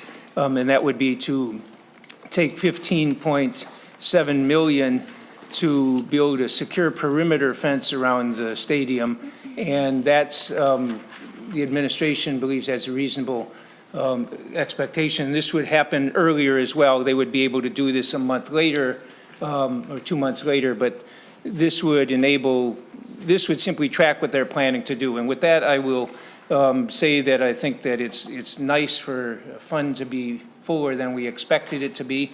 It's nice to be able to pay off the bonds earlier, excuse me. And I'd like to turn it over to Commissioner Showalter to explain where we stand with the very complicated stadium financing package and what this bill would propose to do with it. Senator Marty, before we turn to the commissioner, I'd like to move the A1 amendment as it's your author's amendment. This is the first hearing. All those in favor, please say aye. Aye. And those opposed say no. The motion is adopted. Commissioner Showalter, welcome to the committee. Thank you, Chair Murphy. For the record, my name is Jim Showalter, Commissioner of Minnesota Management and Budget. Appreciate the chance to comment on the bills before you today. In particular, I'll just give you a little bit of financing background and speak particularly to Senator Marty's bill, because that is really represents the idea that was before the legislature from the governor's recommendation. But I got to say that, you know, I really appreciate the deep interest of a number of senators, particularly Senator Frentz and Marty, in trying to dive deep into the understanding and help us pay off these bonds. Because at the end of the day, you know, this is a long-term obligation, and whatever arrangements are appropriate, I think we have an unusual opportunity, and I think you've got a number of options here to get that happening. The 2012 legislation to build a stadium was negotiated between the state, the city, and the Vikings. And, you know, for members who are less familiar with the arrangements, and it may seem complex, it is. You know, it's a multi-party negotiation that, you know, covered the construction of the stadium, as well as providing ongoing funding for the operation of the stadium and a capital reserve that is maintained by the Stadium Authority. The 2012 legislation stated that the state's contribution for construction costs were not to exceed $348 million, and that the city's share of construction costs were not to exceed $150 million. These are both in 2014 dollar amounts. The state issued bonds on behalf of the city and the state in 2014 to pay for the full public share of the construction costs. That was a simplification. It allowed for savings in terms of timing and ratings, and helped pay for the public portion of that construction cost. MMB began paying on that debt service, both for the state and the city share, in 2014, and recaptured the city's special local taxes in 2021. The first opportunity to pay off these bonds, these are long-term bonds, is June 1, 2023. And at that time, we estimate $377 million will be outstanding. The option to pay off the bonds is relatively new. We weren't certainly considering that back in 2012. At that point, we were worried about whether the revenue was going to pay for the debt service. But at this point, we anticipate the balance to be $366 million at the end of the fiscal year. And it's in the forecast that was released in the end of February that the amount should grow over $1 billion over the forecast horizon. So I just, again, appreciate the interest of the authors coming before you today to find ways to enable or to support the paying off of these bonds. As Senator Marty said, the current statute does enable the state to do so. The first opportunity to do so would be in June when our next debt service payment is available. We would not have the amount available to do that if the legislature didn't act.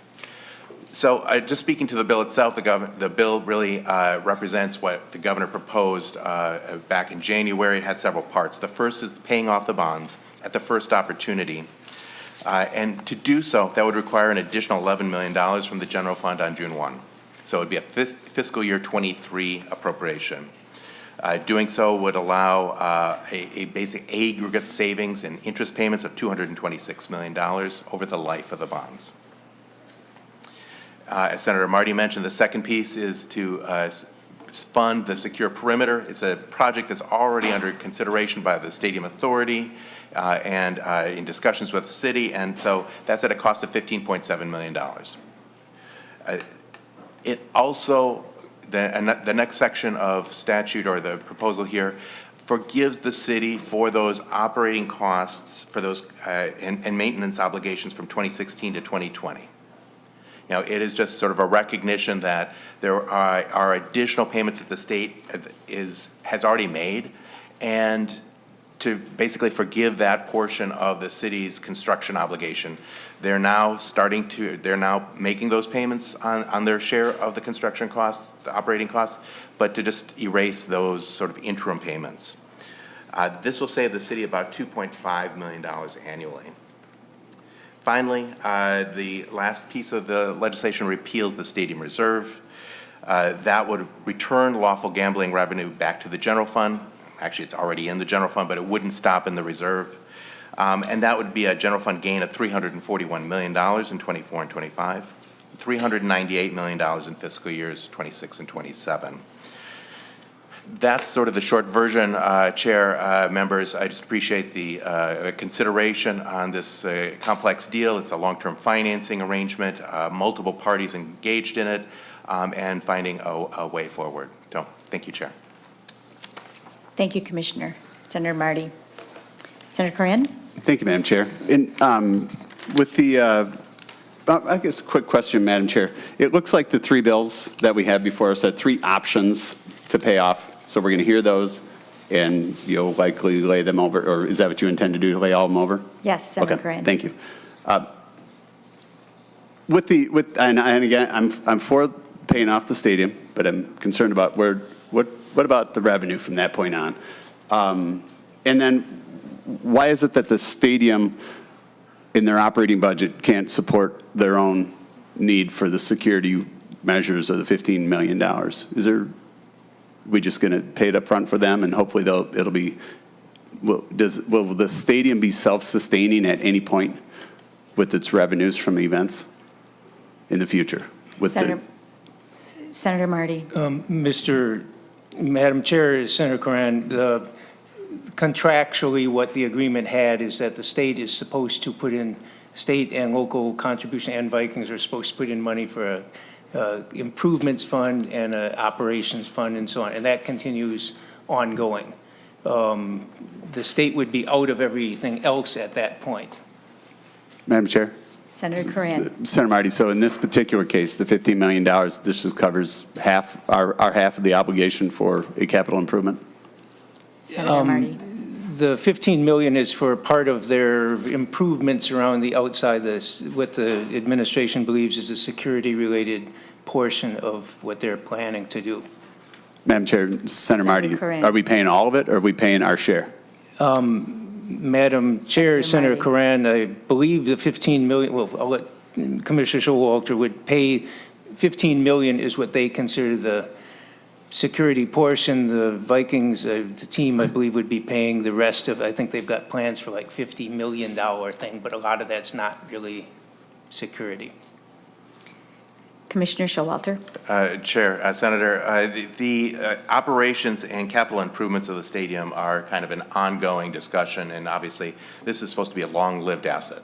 So the original agreement included the authority for the state through the commissioner to authorize payments from the stadium reserves for capital improvements. So there was some concept, at least at the original outset of the deal, that there was at least some flexibility for the state to step in. This is essentially a proposal to take care of one of the initial pieces. Okay. We know there will be significant and numerous asset preservations, capital improvement requests coming into forward in the future. We're assuming and would rely on the stadium authority to make those payments based upon the revenues that are coming in from the Vikings as well as the city. Great. Madam Chair?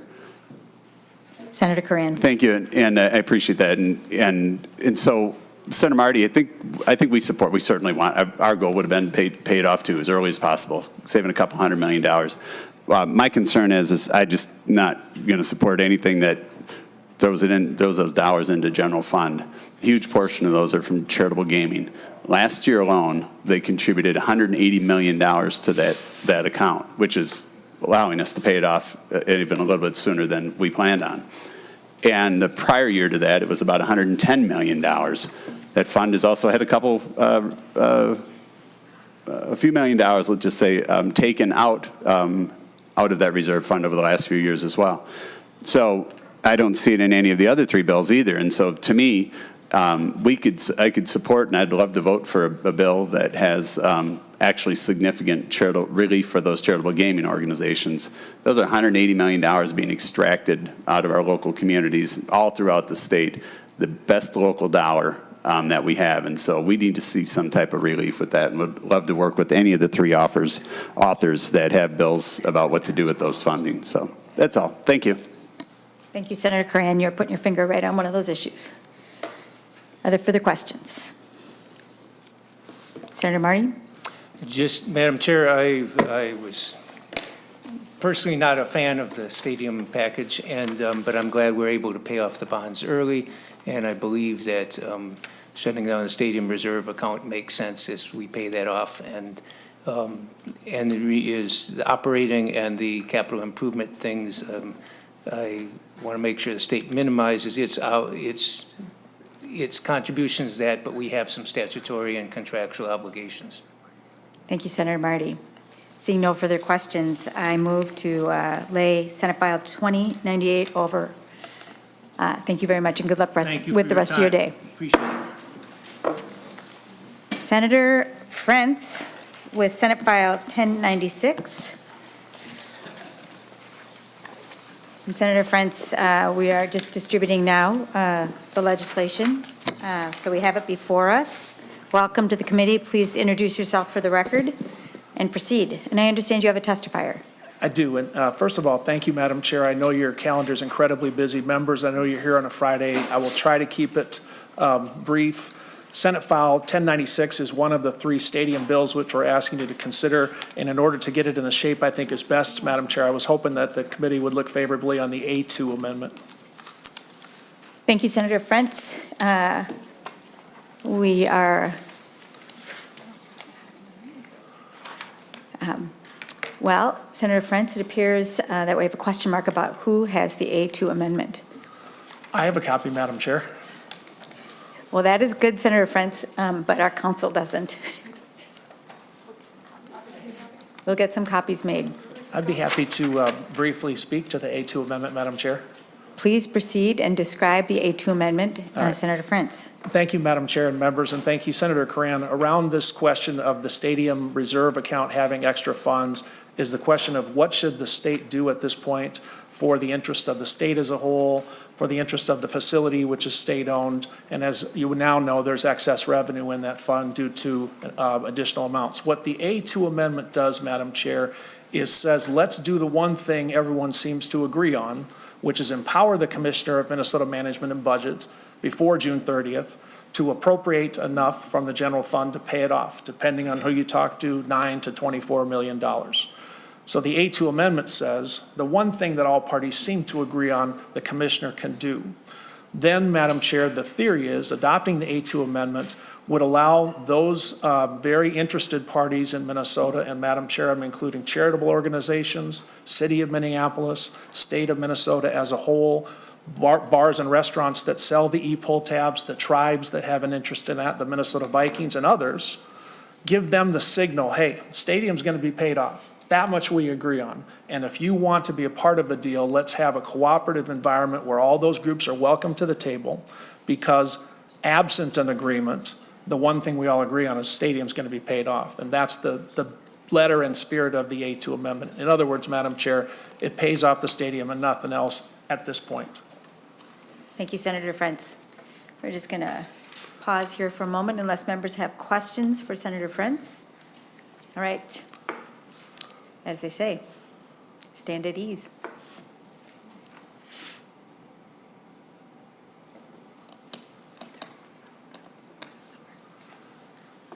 Madam Chair, I do appreciate that I have an opportunity to support a bill that Senator Frentz brought forward. So thank you. Thank you, Senator Frentz.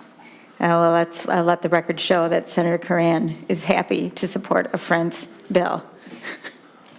Thank you, Madam Chair. And thank You're you. welcome. Duly noted, Senator Coran. Stay tuned. I don't expect that it's going to take much longer for us to get the amendment. So, and I want to make sure that our council sees it as they have not.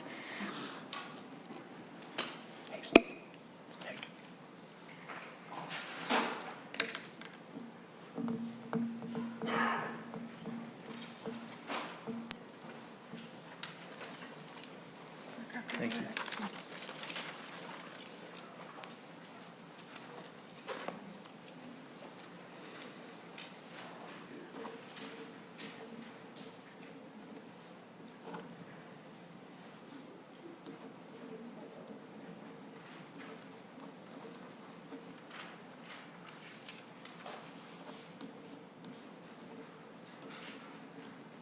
And Senator Frentz and members, I'm just going to make sure that our council has a moment to look at the amendment. I'll move the A2 amendment, or Senator Coran is moving the A2 amendment.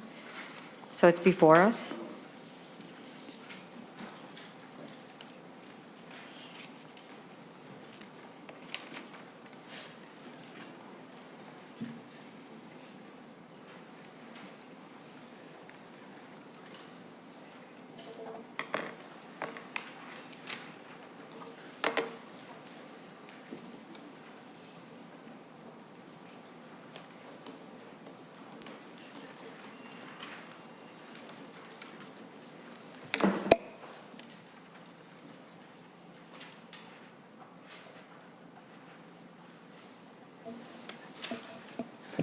Mr. Erickson. Madam Chair, the A2 that is in front of the committee, it looks to me to be the last two sections of the Marty bill that the committee just looked at, so it does consist of just the conditional appropriation, which is in essence saying if there's not enough money in the stadium reserve, as Commissioner Showalter has spoken to, an additional amount until the reserve could be filled up would be made, and then the repealer is to repeal the stadium reserve after having made this determination. Senator Frentz. Thank you. Thank you very much for that, Mr. Erickson, and thank you, Madam Chair. That roughly describes what we're talking about here. Members, do you have questions for the author on the A2 amendment? Seeing no questions, then all those in favor, please say aye. Aye. And those opposed say no. The motion is adopted. Members, do you have questions for Senator Frentz on the bill? Senator Frentz? Thank you, Madam Chair, and thank you, members. A couple points. consistent with this, and then I have a testifier I'd like to briefly address the committee. There are about 91 days a year when the stadium is in use. There are 8 days a year or 9 days a year where there's regular season professional football. So the majority of days of the stadium are things like concerts, rallies. There is a youth sports component, which I'm interested in. And the stadium serves as a state asset located in the great city of Minneapolis, benefiting not just the state coffers, but the city of Minneapolis coffers, and hopefully being a reasonable home for its main tenant, which is the Minnesota Vikings. A couple things to reiterate from the previous bill. I hope this sounds like good news to everybody, Madam Chair. Paying off these bonds saves state taxpayers over $200 million. I acknowledge, recognize, and look forward to the discussion about how these other parties may come to an agreement. But what I hope the Committee on State and Local Government and Veterans accepts is if we don't have a deal, we still got to pay these bonds off. There's no logic that saves it. And I know Commissioner Showalter's taken off, but I believe there's a logic that says we want it paid off by June 30th. That will be, of course, this fiscal year, and going into the next fiscal year raises another issue. Madam Chair, you know me, I'm an optimist. It's both blessing and curse, but it's my feeling that passing the bill as amended will provide a signal to those stakeholders, hey, time to sit down and get serious. And given that we are generally supportive of all those stakeholders, nobody cheering against youth sports, nobody cheering against the city of Minneapolis, nobody cheering against the Vikings, nobody cheering against the state of Minnesota, that they'll all come to the table and say, okay, where are we? And the final note for all of you, just to keep in mind, Commissioner Showalter referenced the use agreement. So if you know the stadium statute, it says, State of Minnesota, City of Minneapolis Vikings, here's what we're going to build. Here's the loan on the stadium. Here's the obligations for ongoing maintenance and capital needs. It says the state has an obligation to keep the stadium in first-class condition, and now go do your stuff. And what happened, of course, Madam Chair, is then the e-poll tab revenue far exceeded expectations, and now we're, I would say, blessed with the opportunity to pay it off. Whether passage and moving this particular version of the bill forward creates a favorable environment for those parties to come together, I guess we'll see. It's my suggestion to members of the committee, Madam Chair, that it would. And with that, I have Mr. Lester Bagley here from the Minnesota Vikings, who was hoping to address the committee very briefly. Thank you, Senator Frentz, and I'll note that it is St. Patrick's Day and you are wearing what is close to a purple shirt, which I expect means you love the Vikings. That is, Madam Chair, I must put this on the record. That is complete coincidence. And by the way, I thought it was blue. Well, from here it looks a little purple. But anyhow, Mr. Bagley, welcome to the committee. Thank you, Madam Chair, members, Senator Frentz, for the opportunity to provide a couple quick comments here. My name is Lester Bagley. I'm Executive Vice President of Public Affairs of the Minnesota Vikings. I would also say Happy St. Patrick's Day, but because of our neighbors to the east, I'm not wearing green, but I'm happy that you're wearing sort of a purple shirt. But anyway, thank you for the opportunity to be here. And we have Vikings have a couple of quick comments on the legislation that's come forward on paying off U.S. Bank Stadium. First, we're grateful to Governor Walz for his proposal to pay off U.S. Bank Stadium 20 years in advance. We agree that it's fiscally prudent and a great benefit to Minnesota taxpayers. The stadium has been a tremendous success story, paying it off 20 years in advance and saving taxpayers literally hundreds of millions of dollars in interest payments will continue this great success. We're also grateful to the bill authors from 2012 of the original stadium agreement who had the foresight, as Senator Frentz mentioned, to ensure that our lease, our use agreement, requires significant obligations from the Vikings, but also requires the Minnesota Sports Facilities Authority to operate and maintain U.S. Bank Stadium, quote, in a first-class manner, similar to and consistent with other comparable NFL stadiums, end quote. As a reminder, as part of the 2012 stadium agreements, the Vikings and private sources invested more than $610 million up front to construct the stadium. In addition to the $477 million that was included in the financial agreements from 2012, the Wilf family and the Vikings contributed an additional $135 million on top of that $477 for a total of $610 million. Also, as part of the 2012 legislation, in addition to the $610 million up front, the Vikings have agreed to pay the highest annual rent in the NFL at $8.5 million annually, increasing by 3%.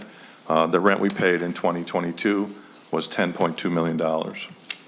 In addition, the Vikings agreed to invest $1.5 million annually for capital reserve contribution, which also grows 3% annually. That total for 2022 was $1.8 million into capital investment. And finally, the Vikings are responsible for all of our game day expenses, which were $6.5 million in 2022.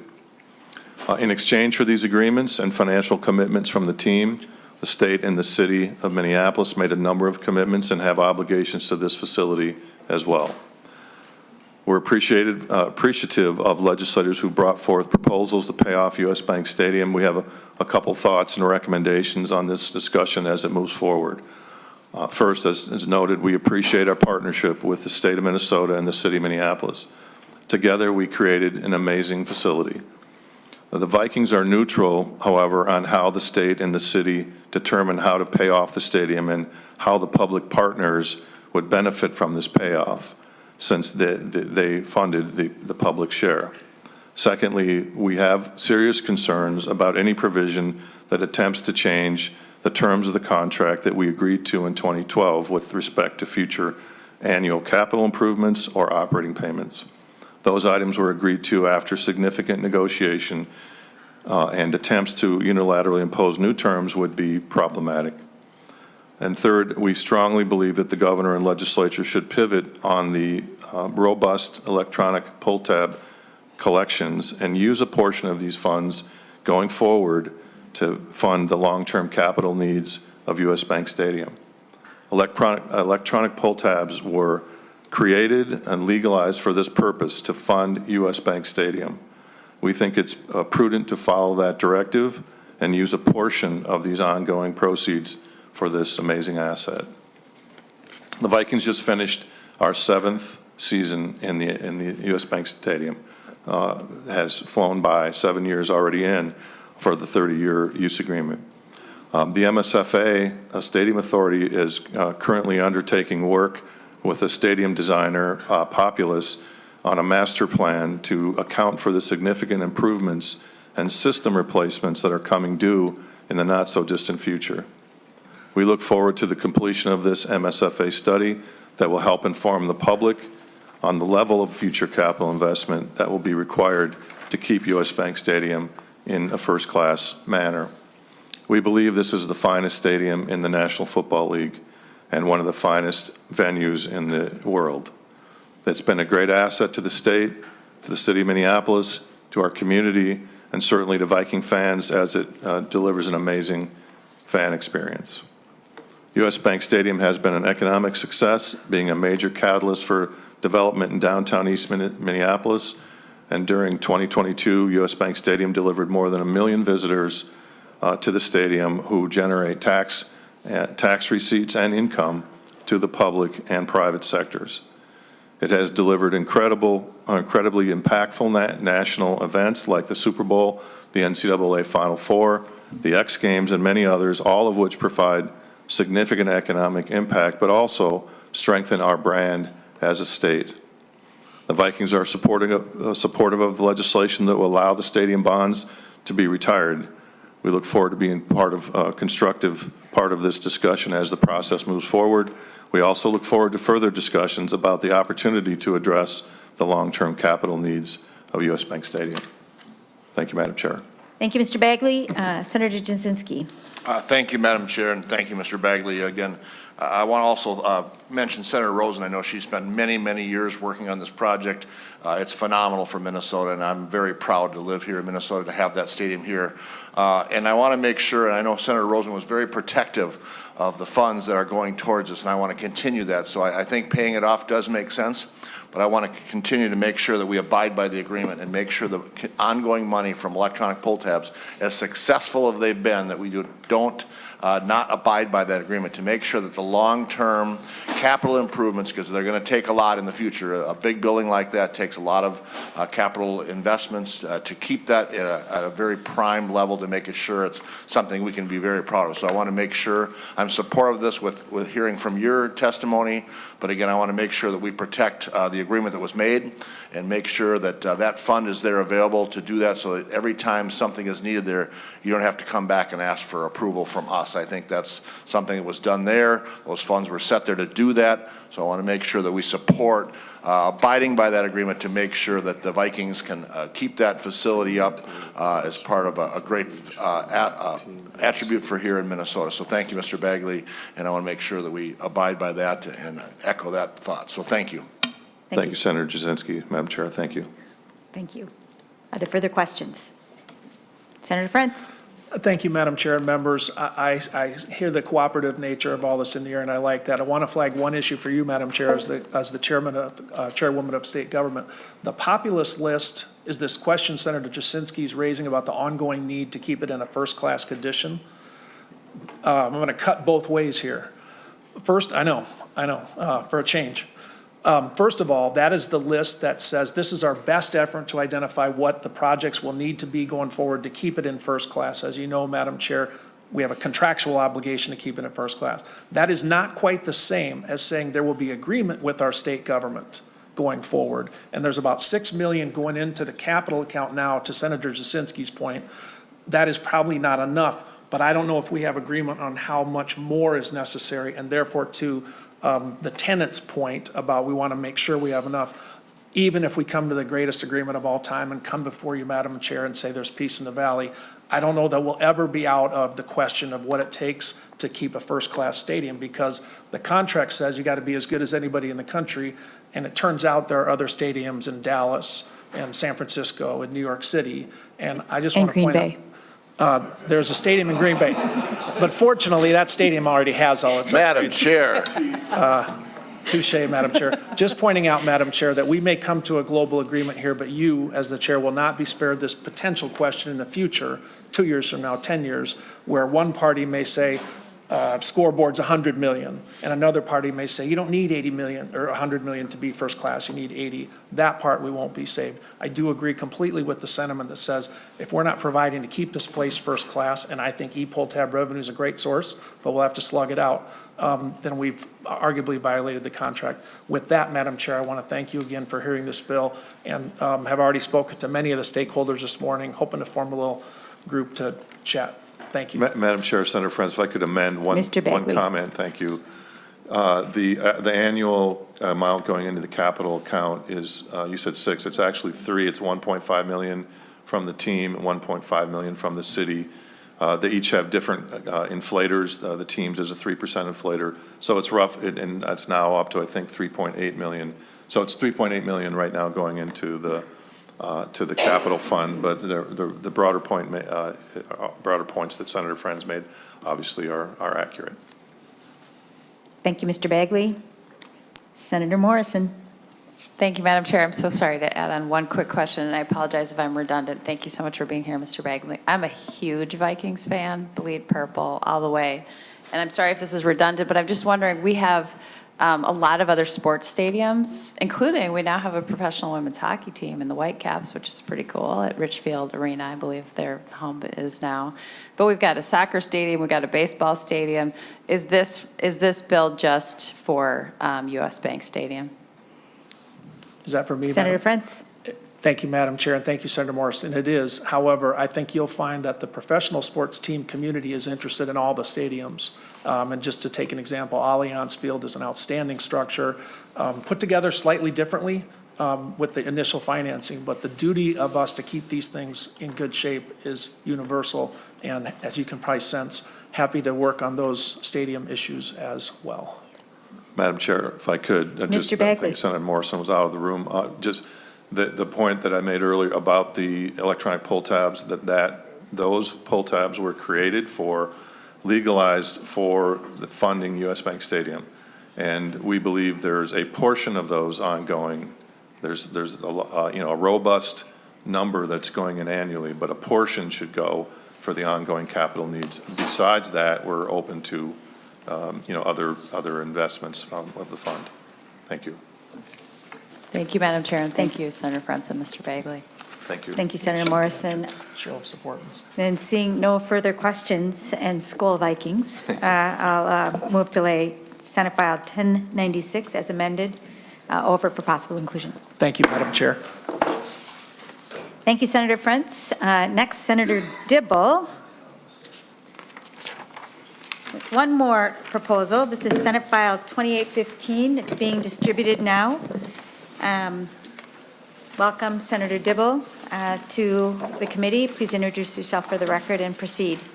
Thank you, Madam Chair and members. Appreciate the opportunity to present Senate File 2815, just to provide some more perspective to the discussion. I first just want to start off by saying I view this bill as a discussion point and a starting point for a number of the elements that we've already heard about in this kind of 3D game of chess that we're playing on the stadium conversation. Not that I'm suggesting we're in any sort of competition here. It's all good, and we're all having a very productive and mutually supportive conversations. But just thought it would be useful to this committee's consideration to provide some additional information. From my perspective, I also need to just make it clear that this bill does not represent the city of Minneapolis's bill, although I have representatives from the city of Minneapolis to share some information that they have that would be interesting for the committee. So as soon as I just kind of do some framing remarks, I'm going to turn it over to Heather Johnston, the city coordinator, who will provide some testimony. So Madam Chair, just very quickly, I will say that the city and its representatives do understand the importance of this opportunity and stand ready to continue to meet their obligations and responsibilities with respect to this really, really important facility. As Senator Marty said, people were in very different places at the outset of the debate and conversation about how this stadium should be built, and that was a very energetic and energizing debate that we had a number of years ago, but the decision is made, and now the stadium is here, and it was put forward with tremendous public effort, and it is a public facility for which public responsibility remains. So just very quickly to the bill, like I said, as a starting point for the conversation, it's, I think, a fair conversation to talk about what the circumstances were in terms of the sources of the resources to pay for and help finance the construction bonds. And in light of information we have now versus information we had then, should in fact one of the major sources that's coming forward to pay for the financing of those bonds, should that remain and continue to flow, because there will of course be no construction bonds to pay off. And so where would those resources coming from the city actually go? Obviously and articulately into the general fund, but to what purpose? Of course, keeping up the facility in terms of both the operating costs and the ongoing capital maintenance and capital enhancement costs, very, very important as well. And I believe that this bill reflects, and the city would also agree with, it's important to maintain those obligations and those responsibilities. There's a open discussion about the obligation and duty to repay the funds that were advanced to support the city's position in the early days when the city had those funds going to a different source before they were freed up to start paying off the construction bonds. I would say it is a fair representation of the city's position, as well as a number of the delegation members, that despite the generosity reflected in some of the other bills and the governor, the city is fully ready to pay back that obligation. And then finally, there is a mechanism to capture a growth in city resources and capture that growth, scoop it off the top, and deposit it into a fund that the MSFA controls for a purpose that is not well articulated or understood. And I think it is a fair conversation to talk about what that exactly is for. We just need a whole lot more information. Does that continue to make sense? What is that fund? How much is going into it? And what is it for? So that's, so the bill strike some positions on those questions. It would say that we wouldn't continue to do that. It would say that if the bonds are defeased, the funds that are flowing to that purpose probably don't make sense to continue flowing. The city would continue and actually increase its obligations towards capital maintenance and operations on into the foreseeable future. And then it has a hierarchy of what would happen with the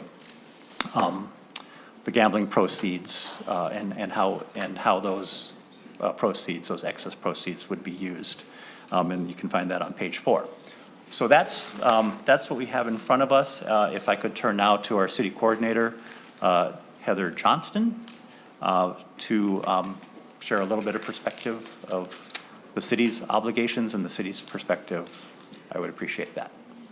Thank you, Senator Dibble. Welcome to the committee. Please introduce yourself for the record and proceed. Thank you. Good morning, Chair Murphy and committee members. I'm Heather Johnston, the Interim City Operations Officer and City Coordinator for the City of Minneapolis. I'm here to testify on Senate File 2815. Thank you for the opportunity to share our perspective, and thank you to Senator Dibble for his engagement on this issue as well. Minneapolis is proud to have U.S. Bank Stadium located in our city. It brings exciting activity to downtown and hosts events that attract visitors from across the state and country. Minneapolis is committed to ensuring that this asset remain a world-class facility in partnership with the state and the Vikings. We wholeheartedly agree that early retirement of the stadium construction bonds is an idea that makes sense. It will save taxpayers throughout the state millions of dollars. However, we know a lot more now about the performance of electronic pull tabs, gambling revenues, and the performance of the stadium and its operations and ongoing needs than we did back in 2012 when the agreement was first constructed.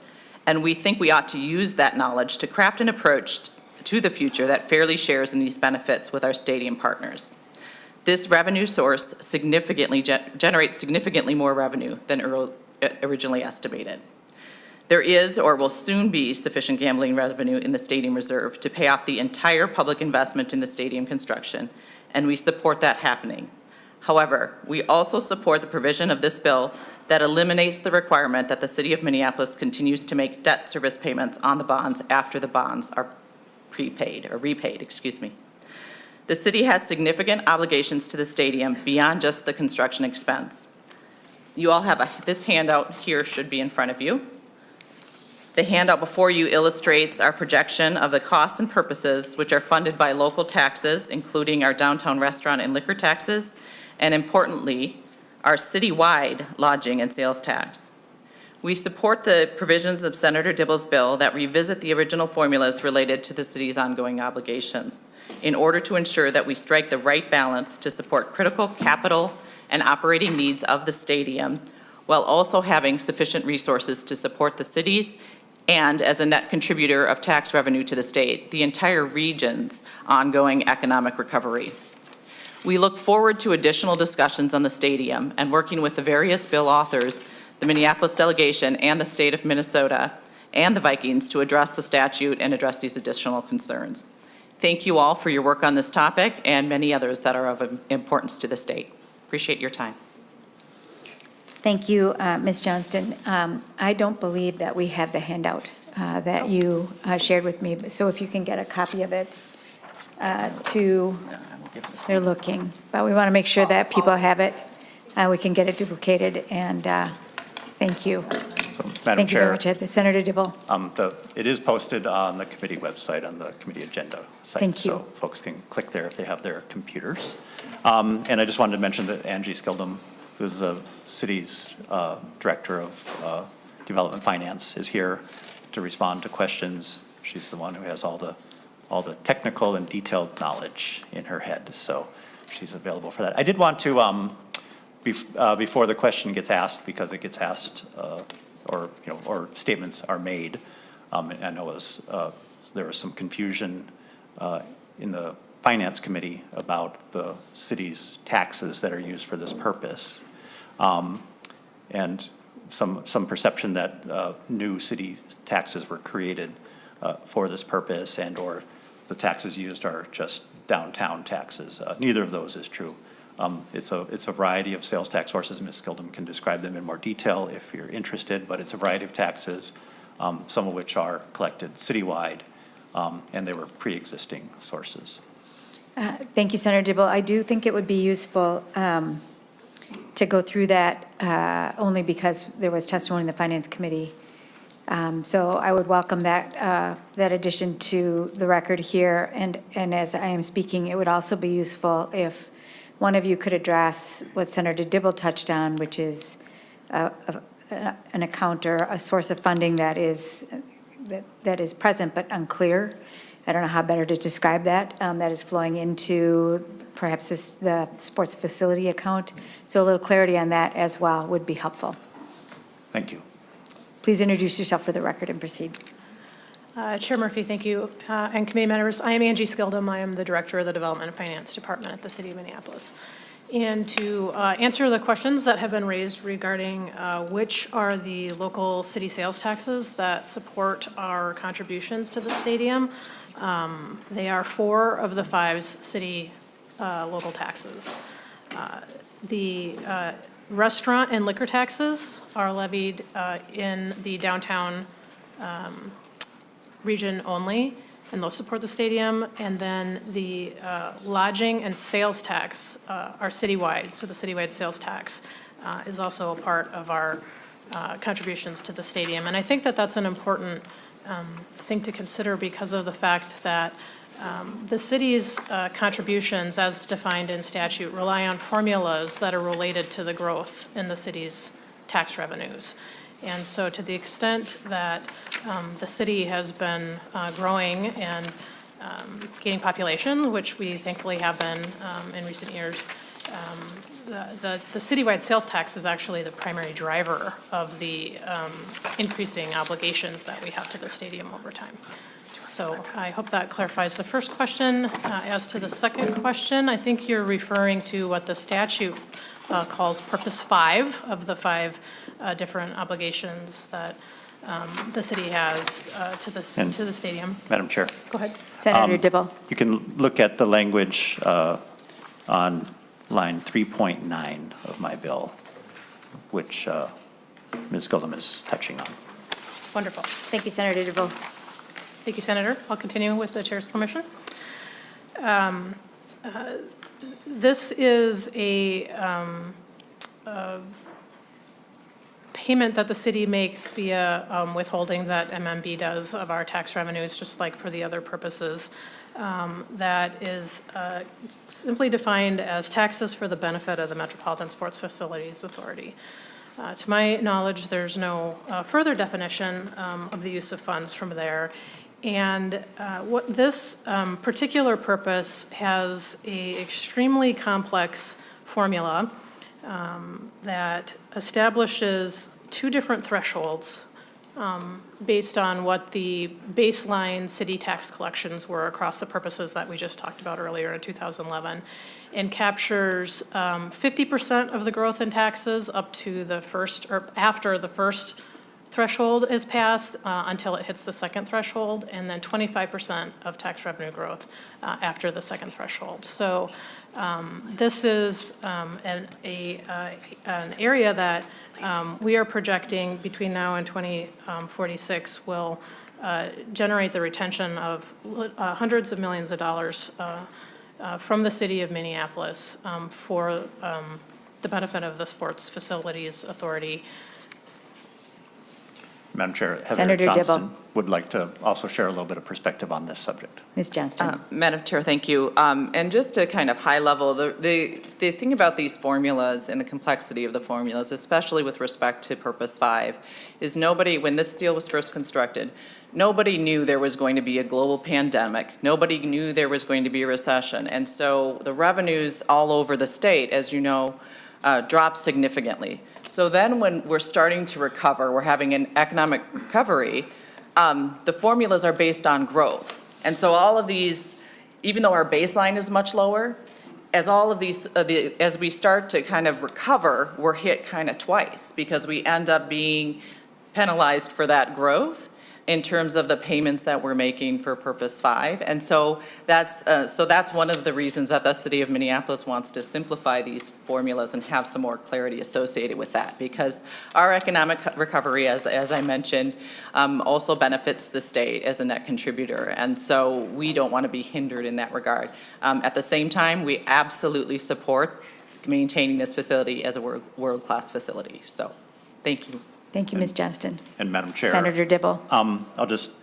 Folks have probably already figured it out, but it's pretty easy to follow along on the bar charts and the list on the handout that was just distributed. So you can see purposes 1 through 5 listed on the left, but they're kind of in reverse order in the bar charts. So what we're talking about right now is that top chunk, that $236 million piece. Thank you, Senator Dibble. Members, do you have questions? Madam Senator Chair. Coran. Senator Dibble, with the relief, I thought I recall, when was the first payment due from the city of Minneapolis on their obligation or their portion of the stadium? Senator Dibble. A few years into the start of the financing, but I bet Ms. Skildum knows the answer to the question. I do. Ms. Chair Gilden. Murphy, Senator Crin. 2021 was the beginning of the repayments as it relates to the debt service on the bonds. Thank you, Madam Chair. Senator Coran. So because I recall it was 2021 where you were seeking relief from that payment. Madam Chair, Senator Dibble. I don't think we've ever sought. Madam Chair, Ms. Senator. Johnston. Thank you. Senator, we fully intend to repay those prepayments. We have no problems with that. I think Senator Dibble mentioned that in their remarks. We wanted temporary relief given the pandemic and the economic downturn. We are completely committed to making those payments. Thank you, and thank you, Madam Chair. Senator Coran. And so, Senator Dibble, what is that portion? It just doesn't, the chart doesn't help it, or it doesn't seem clear. So the benefit you're seeking for the city of Minneapolis is, or the obligation that you're going to or the prepaid portion of it, what portion are you going to pay back? Senator Dibble. So Total dollar. So Madam Chair, Senator Cran, so if you look at number 4, that would be the $66 million is what the city owes the state. And so the city is obligated Thank you. to do so. And also, of course, the items number 2 and 3, the city would continue to pay. And, the city is even open to whatever kind of conversation there needs to be around what Senator Frentz raised, which is keeping it a world-class competitive facility vis-a-vis Green Bay and other places. Happy St. Patrick's Day. Yes. The question we have about is whether or not it makes sense to continue to pay debt service for a debt that no longer will exist, and kind of a mystery fund, if you will, funds that are generated to the MSFA for purposes that are not specified and for which we have no knowledge about how they've been expended or if they've even been expended to date. Madam Chair. Senator Coran. And Senator Dibble, I'm just trying to figure out the portion, right? I appreciate the meeting the obligation. We agree with the portion of the debt service that no longer exists. The benefit to all should be received in that. But I also am concerned, I want to make sure that, from the charitable gaming piece, or to keep that fund, does this bill suggest keeping or retaining more of that in the reserve fund for a portion of Minneapolis's obligations? Okay. Senator Dibble or Ms. Skildum? Madam Chair, no, Senator Cran. The short answer is no, but if Ms. Gildem has some more perspective. Chair Ms. Murphy, Gilden. Senator Crin. That's correct. To my knowledge, the bill does not do that. To the question of the payments to date, the original split, if you will, on the bond issuance for the public segment of the financing, which is the city's portion and the state's portion, was about a 70-30 split. on the bond issuance. On the payments that have been made to date by both the state and the city, to date, those payments roughly follow that same split. There's some difference because of time value money and the repayment schedule and such. But we've paid our share roughly in that same proportion. And then the question is just going forward. Madam Chair. Senator Curran. Thank you. And then, so I appreciate that. So that provided the clarity. The chart isn't that clear when it's in black and white here to be able to read it.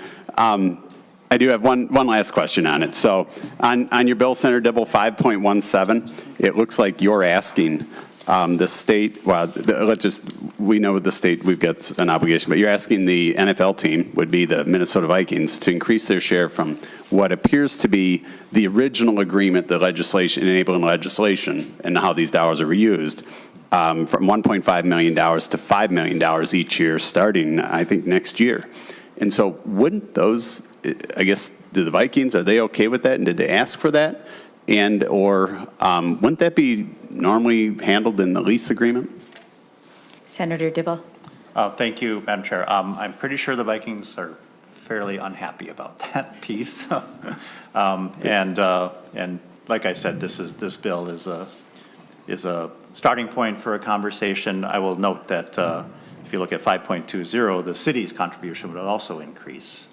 It says the state, but it's really the state collecting money from the city for that purpose. So the city would increase its obligation to this purpose by the same amount. And to your second question, a lot of these elements have been stipulated. The deal, as it were, are stipulated in legislation, but could be the lease agreement, wide open to this conversation, changing these numbers, changing these relative amounts. I wanted to circle back, Madam Chair, if I could. Senator Dibble. To an earlier question, just to reassure Senator Curran that even though I think the answer was reassuring, but just wanted to kind of underscore that once these bonds have been paid off, defeased, I guess is the word of the day, the state is pretty much out of the deal entirely. The stadium then continues to be supported and operated, by the activity at the stadium, as well as then the support that comes from the city and the support that comes from the team. And Madam Chair. Senator Curran. I think we've got a blended set of opinions on there because we've just seen a couple proposals, or at least one that would then continue the state's obligations for capital improvements and not supported by the revenues and or the team and city agreement. So we would agree, we would like that to be self-sufficient and the taxpayers be out of the financial obligation and it should support itself. But I think those are the ideas or the conversations yet to be had. So thank you, Senator Dibble. Thank you. Members, are there other questions? Senator Jasinski. Madam Chair, and again, I just want to go back to, I think we need to abide by the original agreement. I know we're paying it off early, but why would we be penalizing the sports team and the e-pull tabs for being successful? And that's what this bill seems to do. It seems like we're penalizing them for doing that. And I think there was a good agreement made back when this was done in a value effort to keep the stadium up, to have those reserves. We know it's a complex facility with lots of needs in the future. And to not abide by that, I would be frustrated. And if I were the Vikings, I'd be upset because it's the success of that facility and our electronic pull tabs that have made us be able to save all this money here for the state. So I hope we look at that very seriously and make sure we're not penalizing either the e-pull tabs, our residents, or the Minnesota Vikings for being successful. Madam Chair. Senator Dibble. Senator Jasinski, I completely agree. I don't think this proposal does that. And Ms. Skildum can share some more perspective, but I absolutely agree with you. I think, there won't be a continuing take on the e-pull tab resources. It would revert to the city and the team to continue to make sure that this facility is world class. Ms. Skildum. Yeah, the one thing that I would add, thank you, Chair Murphy and Senator Jasinski, is just that I think that what is proposed by some of the bills where the savings, the $226 million, I think, in interest savings accrues only to the state is that we talked about the 70-30 shift in original share. If the savings aren't shared also by the city as a partner in that, then the math of that would actually shift our position as it relates to the construction bonds as being over 50% of the share of those bonds. So that's why we're talking about the issue of paying back debt service for non-existent debt. Senator Jasinski. And thank you, Madam Chair. And again, I just want to make sure we work together to come up with a good solution that benefits everybody and brings all people's concerns into effect and make sure we're working on that. So again, I know Senator Rosen was very touchy about this because she worked long and hard to get this through. So I want to revisit some of those original documents. I haven't reviewed them for a while, but I want to sit down and have a good conversation with Senator Rosen and Mr. Bagley and make sure we're all on the same page where the original intent of this was, to make sure we're following that as close as possible. So thank you. Senator Dibble. I have nothing further, Madam Chair. Thank you. I am grateful that you are here and brought all three of these proposals here. You can hear in the testimony and in the questions that it is complex, as was stated at the beginning. But I also have faith in our ability, as they did back in 2012, to find our path forward, given the stakeholders that have been here testifying and those stakeholders who have a stake in the matter but aren't present in the room today. And so with that, I will thank the committee for taking this on, and I will move to lay Senate File 2815 over for possible inclusion. Thank you. Thank you, Madam Chair and members. Thank you. Thank you, everybody. We are going to remove Senator Mitchell's bill from the agenda today. And so with that, we're going to move next to Senate File 2270, Senator Morrison's proposal. Those documents are being distributed. We'll just take a moment for Senator Morrison to get assembled.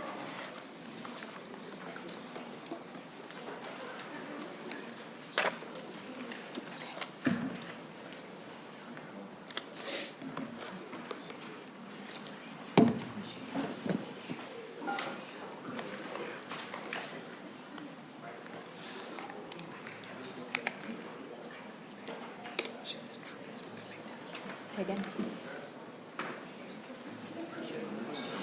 We're not going to hear it. Yep. No worries. I'll just repeat one more time. Senator Mitchell's bill on the agenda today, which was 2225, we're not going to hear that today. So we can take that off the agenda, and we're moving next to Senate File 2270, Senator Morrison's proposal.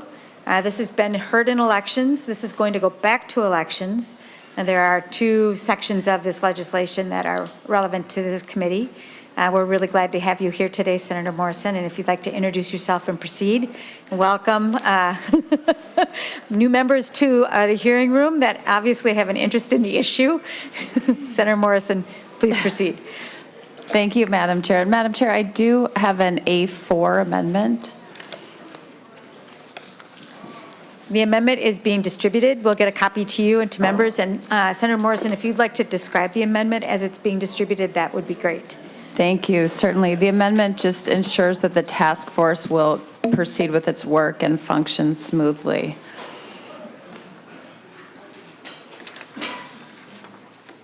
Members, well, let's make sure that everybody has the amendment.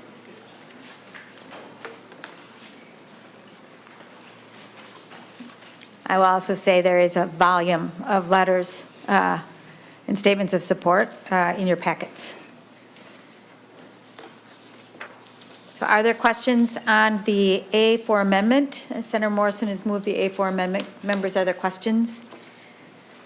Seeing no questions, all those in favor, please say aye. Aye. Aye. And those say no. Those opposed, please say no. And that amendment is adopted. Senator Morrison. Thank you, Madam Chair.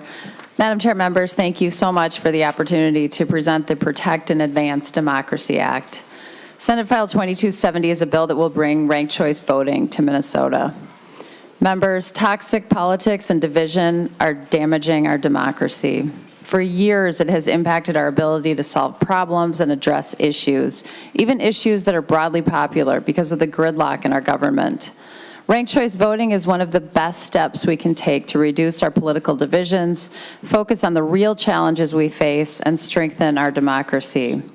Ranked choice voting, sometimes called instant runoff voting, is a simple but powerful way to change the way we vote that empowers voters to rank candidates in order of preference and ensures winners with a majority support in a single decision and cost-effective election.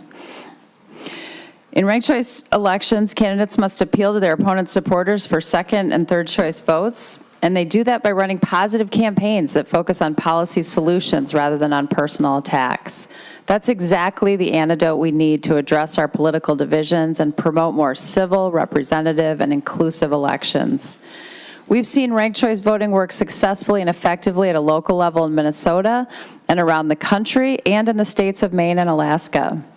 Recent polling shows that Minnesotans across the state are ready for ranked choice voting in our state and federal elections, and this bill provides that pathway. The Protected Advanced Democracy Act does three things. Number one, it establishes a task force that develops standards, procedures, and a timeline for implementing ranked choice voting statewide and provides an appropriation for the task force work. It allows local jurisdictions to adopt ranked choice voting for local elections if they choose. And third, it provides grants to local jurisdictions for implementation and voter education. We've worked with county election officials and the Secretary of State's office and incorporated their feedback into the bill. We added the task force and an extended timeline for implementation at their urging. Members, ranked choice voting is the best step we can take to mitigate the polarization and extremism infecting our politics, and it's incumbent on all elected officials, particularly those who promise voters to safeguard our democracy, to take steps to meet that commitment. Madam Chair and members, I believe, as you referenced, you will see quite a few letters of support for ranked choice voting in your packets. And I know our time is short, but if you will permit it, Madam Chair, I do have three testifiers who will make brief comments.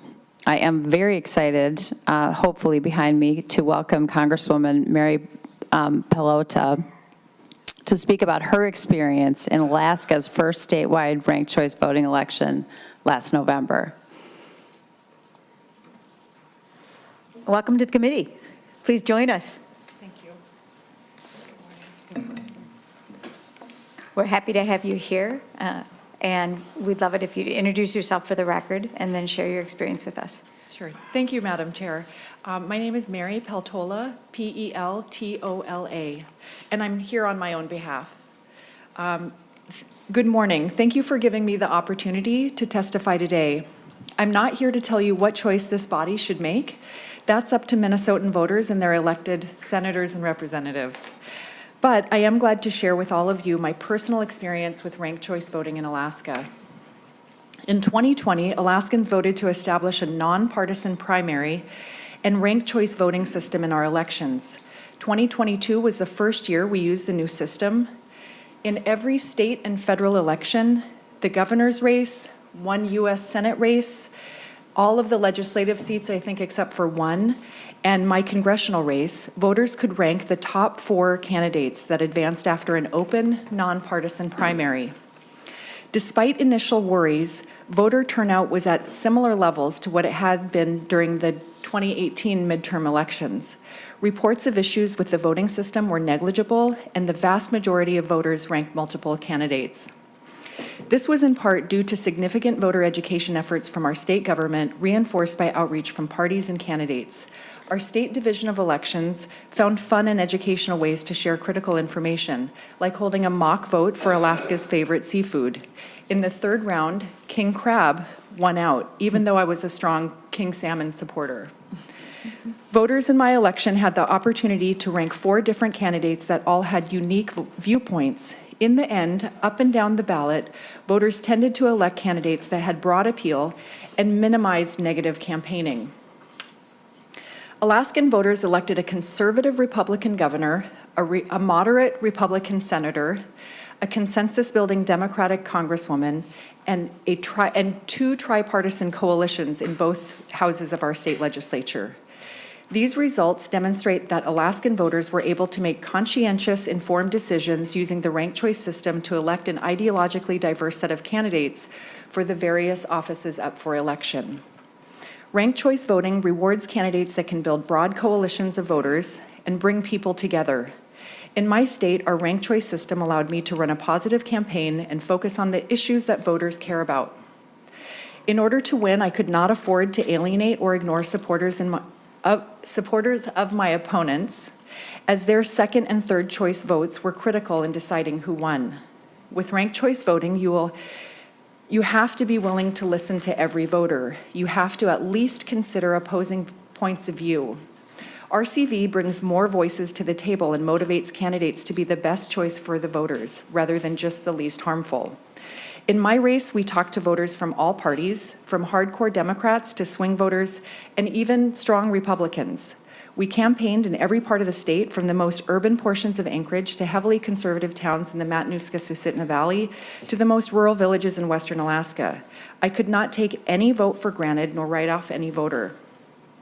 Ranked choice voting incentivizes this type of inclusive, big tent politics and encourages candidates to build broad coalitions in order to be successful.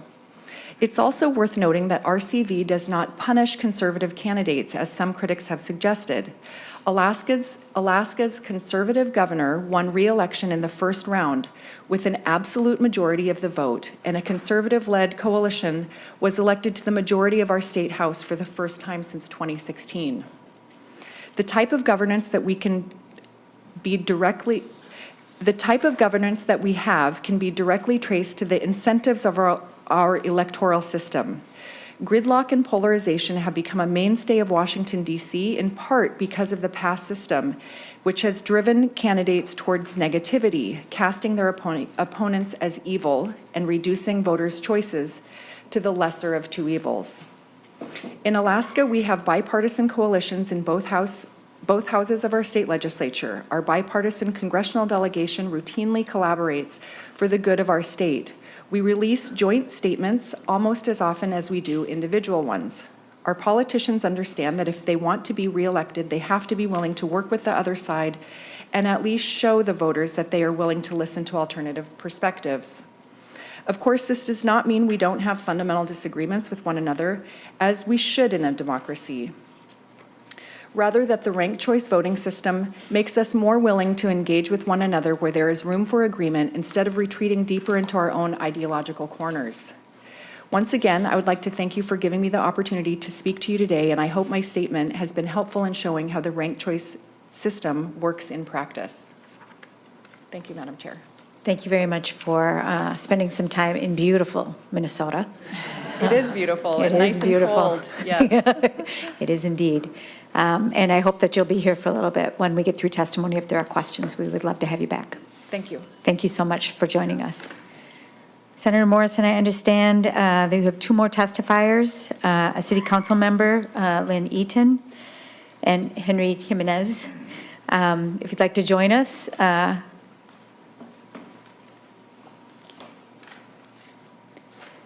And we had earlier, I know that I think the Secretary of State was going to be here, but is not here, and I believe there's a representative from that office with a letter, if we want to put that into the record as well.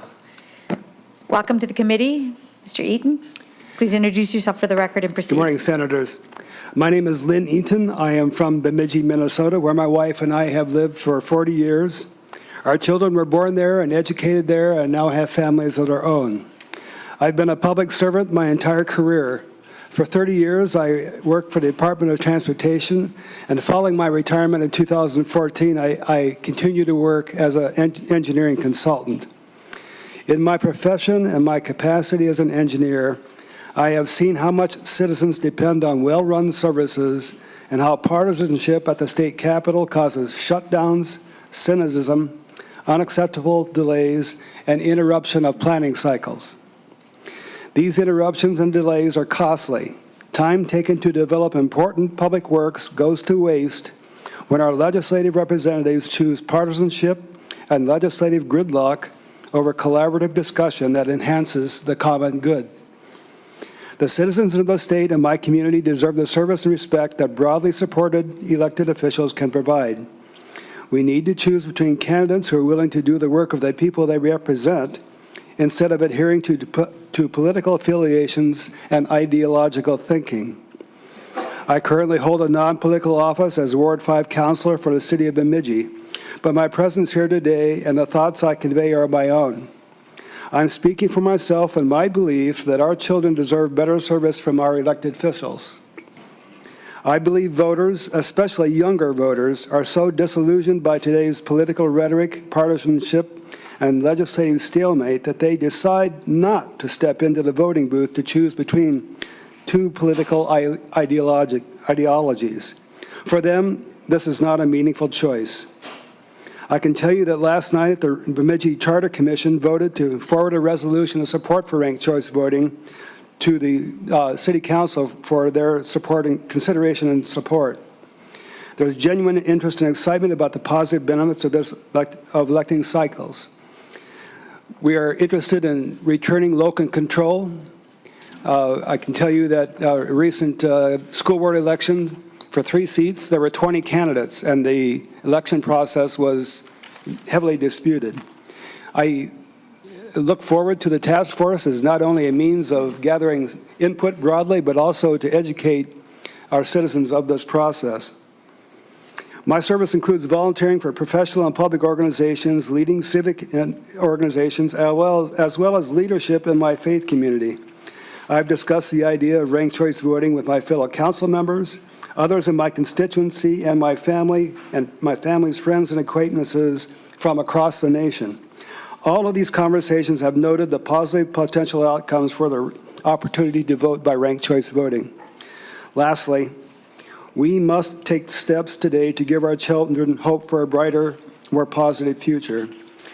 Our Anishinaabe neighbors make decisions while thinking of the next 7 generations. I challenge our state's highest legislative body to do the same. I ask your vote in favor of ranked choice voting. Thank you very much. Thank you, Councilmember Eaton. Greet the people in Bemidji for us. Please introduce yourself for the record and proceed. Thank you, Madam Chair, members of the committee. My name is Henry Jimenez, and I'm the Executive Director of the Latino Economic Development Center. I'm here to express my support for Senate File 2270, which provides the option for all local jurisdictions to adopt ranked choice voting if they wish, and establishes a task force to recommend how RCV would be implemented in state and federal elections. Minnesota cities that have adopted RCV have seen a huge success, and as resident of Richfield, which will benefit from the current local options permission in this bill, RCV is proven to promote more inclusive representation and higher turnout elections, and this is exactly what we need right now in our democracy. This is what our BIPOC communities need in our state, and this is what all Minnesotans need in our state. I also applaud the bill for creating a task force of stakeholders that will have the time and opportunity to assess, deliberate, and ultimately recommend how RCV will work at the state level. I'm thrilled that the bill includes representation from the state ethnic councils. As a former executive director of the Minnesota Council on Latino Affairs, this is exactly the kind of representation needed on task forces created by the legislature. Minnesota is in a strong position to lead on this pro-voter initiative, and the task force is the right vehicle to engage stakeholders in the process and determine the procedures, standards, and timelines for statewide RCV in the most effective and timely way. Leading is what Minnesota does best, and now is the moment for us to continue to show the rest of the nation how to advance a democracy that is inclusive, participatory, representative, and responsive for all. Thank you, Madam Chair. Thank you for your testimony. I'd like to invite Ms. Freeman up with testimony from the Secretary of State's office. Welcome to the committee. Please introduce yourself for the record and proceed. Thank you, Madam Chair and members. Nicole Freeman, Office of the Secretary of State. Secretary Simon wanted to be here this morning, but had an unmovable event at 11, and so he asked me to read his remarks for him. So thank you so much for the opportunity to testify on this bill as amended in the Elections Committee. We appreciate the author's work on this and understand the jurisdiction of this committee to be focused on the task force and rulemaking. So I'll focus my comments on those subjects. I need to start by saying that Minnesota is not yet ready for statewide ranked choice voting. leaving aside for a minute the arguments about whether RCV is a good thing to do or a bad thing to do, I can tell you that it's an extraordinarily complicated thing to do. There are a lot of moving parts. And Minnesota is very different from Maine and Alaska.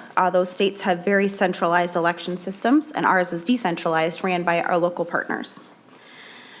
The bottom line is statewide ranked choice voting could require changing the basic architecture of Minnesota's election system as we know it. We certainly could get to a place where that's feasible, but only if we engage in a thorough and careful examination of the many structures and rules that would have to change to accommodate statewide ranked choice voting. A task force can help us get where we need to go, but to get us there would need to be a task force that will bring diversity of election administrators and advocates together from across the state to assess and make recommendations both on the statewide ranked choice voting provisions in the bill, as well as provisions allowing for adoption of local ranked choice voting in conjunction with a state general election. Right now, for example, 5 cities do have ranked choice voting, but only in odd year municipal elections. So we've never had a ranked choice voting election that coincides with a statewide general election. Bringing election administrators together with advocates to assess the feasibility, challenges, and necessary procedural and law changes before the state implements these things is critical. In my judgment, the current task force does not have enough election officials and does not have a diversity of election officials, both as it relates to greater Minnesota and as it relates to our smaller jurisdictions such as townships. The membership of this task force falls short on what is needed to credibly recommend changes to the core structures of Minnesota's election administration system. This task force also misses the mark as it relates to the task force charge. As written, the task force presumes that we are moving to a wholly new model of voting and election administration in Minnesota without first considering the impact on Minnesota's election system, its voters, and the integrity of the system as a whole. In my view, the task force should not start with a presumption that we are making a large and systematic policy change without first assessing the details and the impact of that change. Finally, as it relates to rulemaking, I want to point out that this legislation authorizes rulemaking, but that the implementation date of this bill is before rulemaking will likely be completed. Our assessment is that considerable rulemaking is required to implement this legislation, but the legislation currently allows jurisdictions to adopt local RCV in January 2024. That is well before rules will be adopted. A contested rulemaking generally requires at least a year of time. And since our rules govern the voting equipment certification process, our office cannot certify voting equipment until the rules are adopted. These timing issues may seem like a small thing, but when it comes to elections, these details are critical. As Secretary Simon would say, since his time as a legislator, he strongly supported the ability of all local election jurisdictions to adopt ranked choice voting if they determine it's the right thing for their communities and their voters. But we need to make sure we're implementing this kind of option and that we've thought through and addressed all the potential impacts on our election system. A task force driven by election administrators with a charge that does not presume the outcome could help us advance a sustainable and administratable ranked choice voting system in Minnesota. I appreciate the legislators' work on this legislation thus far, but I believe more changes are needed to make the task force charge and the implementation timeline the substance of Articles 2 and 3 as the legislation moves forward more workable. Thank you very much. Thank you, Ms. Freeman, for your testimony and for being here today. And as I had mentioned at the start of the hearing, we're taking this up today and we are going to send it back to the Elections Committee for its continued work. Senator Morrison, before we go to questions, is there anything more that you'd like to share? Thank you, Madam Chair. We've been working with the Secretary of State's office. It would have been nice to know before the hearing about these suggestions. We had not, but obviously we are in ongoing conversations with the office. Thank you, Senator Morrison. Members, do you have questions? Senator Curran. Madam Chair. Always to the left, Senator Curran. I just want to maintain consistency. So, Senator Morrison, we talked about a variety of the issues, and the testimony is still the same. I think it's a solution looking for a problem. I find it interesting. The themes are consistent. The local control, all funded by efforts that are not based in Minnesota. And so I find that interesting. Yeah, local control, we love it. I think at the last hearing, I think the testifiers talked about, as well as I think your opening statements, which you changed this time, were about providing and removing barriers to access the ability to participate in local elections. And I asked about what barriers are there? There aren't any current barriers today. I think one of your testifiers referred to a barrier and it would allow it. Well, the only barrier that's there today would be the will of the citizens in that community, because each community today has the opportunity to implement this selection method if they so choose. And there were no barriers. In fact, though, we'll talk a little bit later about an amendment about the barriers that have been inserted that go against the very testimony we hear today, or that we've heard about how we do this. We got a whole bunch of letters of support, and we've gotten all the emails of support, but you guys leave out one of the Democrat heroes of Walter Mondale's 2015 testimony in Duluth, arguing against it. Walter Mondale believed in this country. We may not have believed in everything, but he believed in the country and the voting system. He voted against it. I haven't heard anybody talk about that. I did hear about gridlocks and shutdown and the divisiveness in politics. I see where it's been implemented. I'm a St. Paul boy, and my hometown is St. Paul, born and raised here for 42 years. They're struggling with the quality of the people who are operating or officiating those offices to even meet the basic functions of government. Minneapolis is doing the same thing. And so, state's gotten rid of rhetoric and toned down the rhetoric and the violence. It hasn't done any of that either. We don't tolerate violence, as we've talked about before. No elected official, anybody, I don't care, local, state, city, county, township, school board, no one should be subject to harassment or violence. I see it a lot in Minneapolis. In fact, I think recently they had multiple people really threatened, and that shouldn't occur. But those are the very people who are celebrating the use of this election system and the candidates it brought forth and the measurement of the product and the outcome of how they've governed. Because I'm telling you, it's not a bunch of conservatives running around harassing and threatening those Minneapolis members. It's the very same people who elected them, which likely share the same view. And so we are looking for amazing diversity. We're just looking not for diversity of thought. Gridlock, all of those things are vetting every idea at every level to make sure that it is good governance. And diversity of opinion would be something you would think we'd cherish. That doesn't appear to be today. It doesn't appear to be in anybody of every single nonpartisan, nonprofit group that parades before us, filled with all partisan people, testifying on why this is so great. It hasn't met any of the goals. The majority of the vote, less than 50% of the elections come out with the person winning that simple majority of the vote. The statements about, I think I appreciate the representative from Alaska, the only place you could come to with a place that might be warmer than Alaska. Wonderful to welcome you with the wonderful winter day. But the stated activities in which were highlighted were really about being a good candidate, working your butt off, reaching a connection with everyone. I think you see it in St. Paul. Mayor Carter won with the plurality because he worked really hard to be that champion in the winter. The Alaska implementation, I don't have the exact dates, but I don't think it shortened the certification of the election. I think it actually drew out the election certification significantly beyond what we were able to do in the past. It doesn't change independent expenditures. That still goes continually, or goes on nonstop. The diversity in which everyone speaks of, the opportunity to participate, certainly should be something we all cherish. And there is no limitation in place today in any policy, procedure, or otherwise that would limit participation in the election process, period.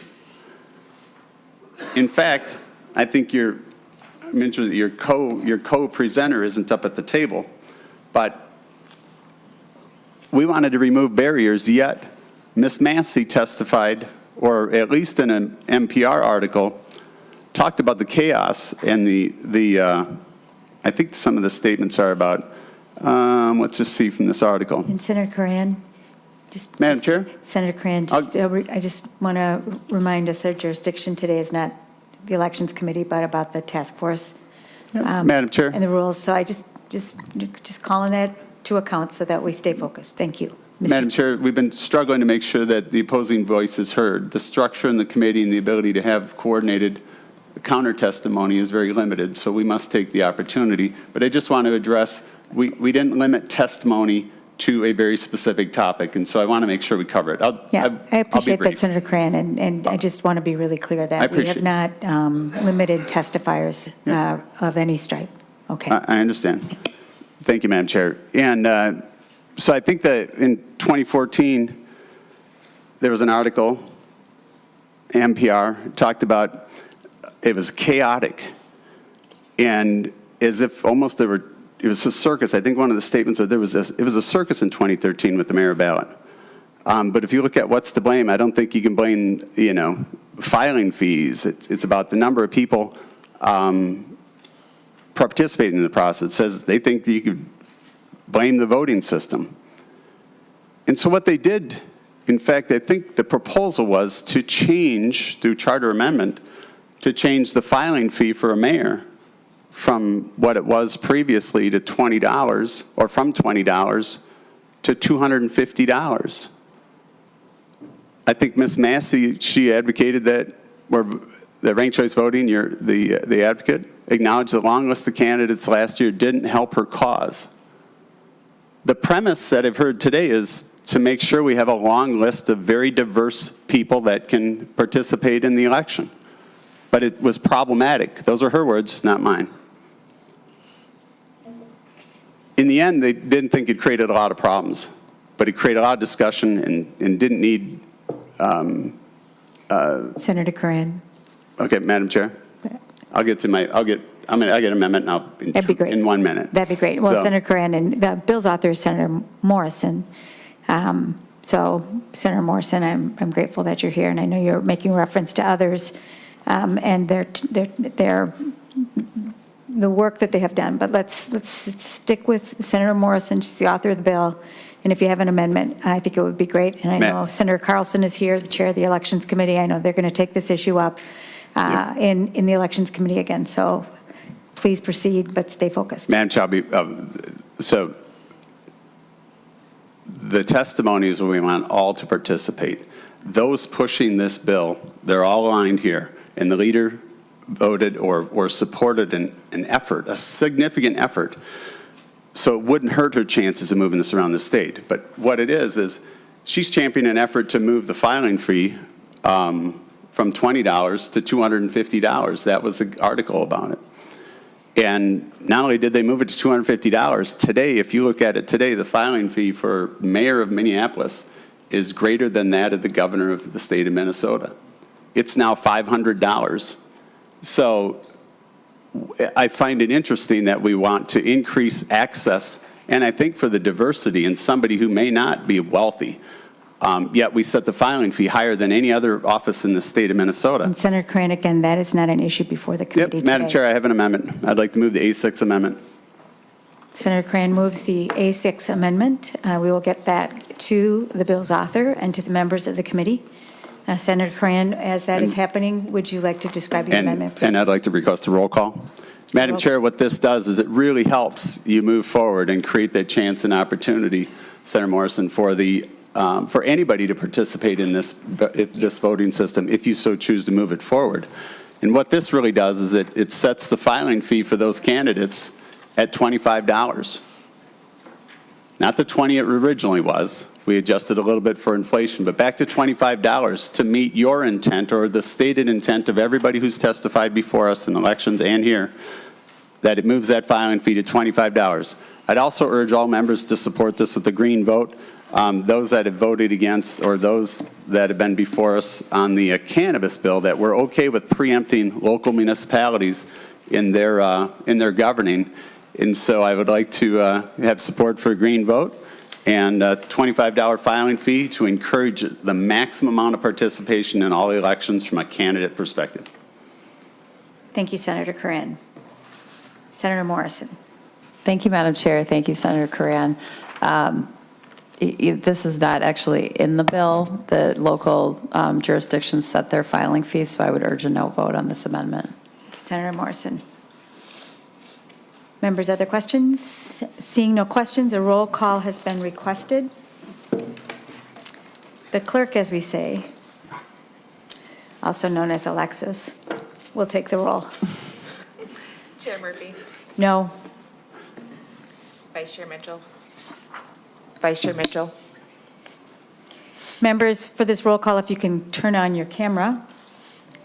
Lead Anderson. Yes.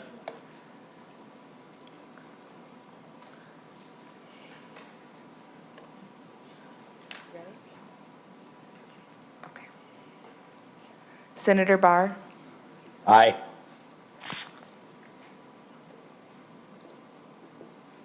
Senator Carlson. No. Senator Swedzinski. Aye. Oh, I'm sorry, wrong ski. Sorry. Senator Swedzinski. No. Senator Drazkowski. It is fun how we all get so excited when we think about it. We're in the middle of a vote, though, so let's conduct the vote. Senator Drazkowski. Drazkowski votes aye. Senator Gustafson. No. Senator Jasinski. Jasinski votes aye. Senator Coran. Yes. Senator Lang. No. Senator Morrison. No.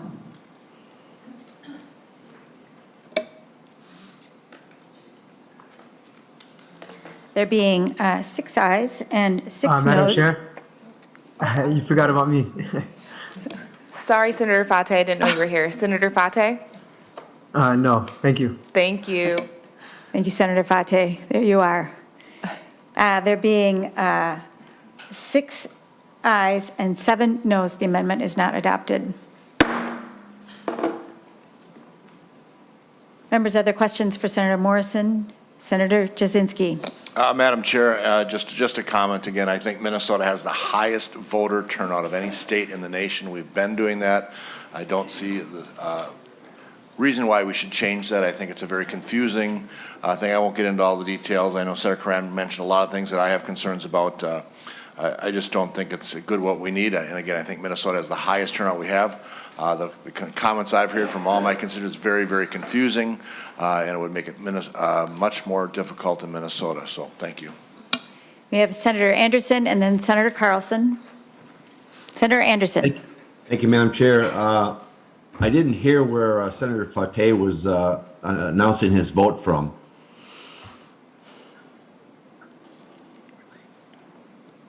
We could ask both Senator Fate and Senator Lang to announce their locations. If you turn on your cameras and let us know where you're at.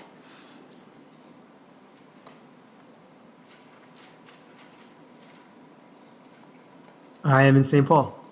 Madam Chair. Thank you, Senator Fate. Senator Lang?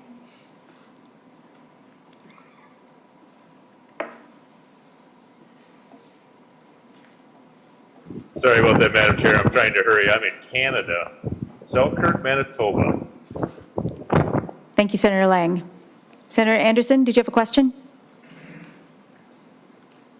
Madam Chair, I agree with the comments from Senator Jasinski and Senator Coran on this bill. Thank you, Senator Anderson. Senator Carlson.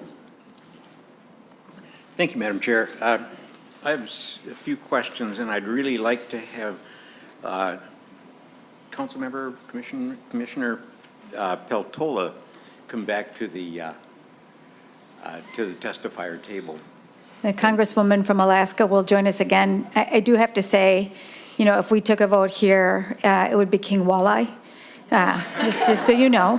But other than that, welcome. Fair enough. Yeah. If you'd introduce yourself for the record again. Yeah, and then- my name is Mary Peltola. Thank you. Peltola. Thank you. Senator Carlson. Thank you. And I guess I've got random questions for both of you. And Senator Carlson, I just want to remind us that we are in state and local government and not elections where you are the chair. Thank you. Thank you. Thank you, Madam Chair.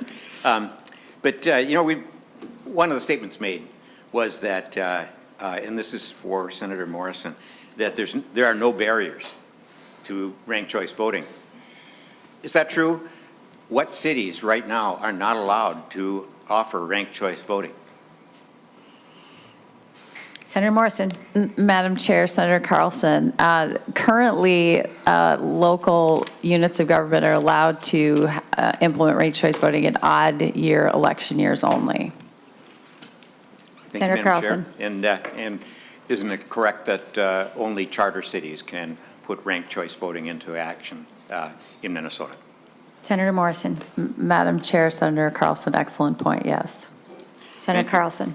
Thank you, Madam Chair. And I'm sorry, what is your position again? You are Congresswoman. I represent Petola. Alaska. First Yes, yes. Native Congresswoman in Alaska. Am I correct on that? You are correct, yes. Thank you. Senator Carlson.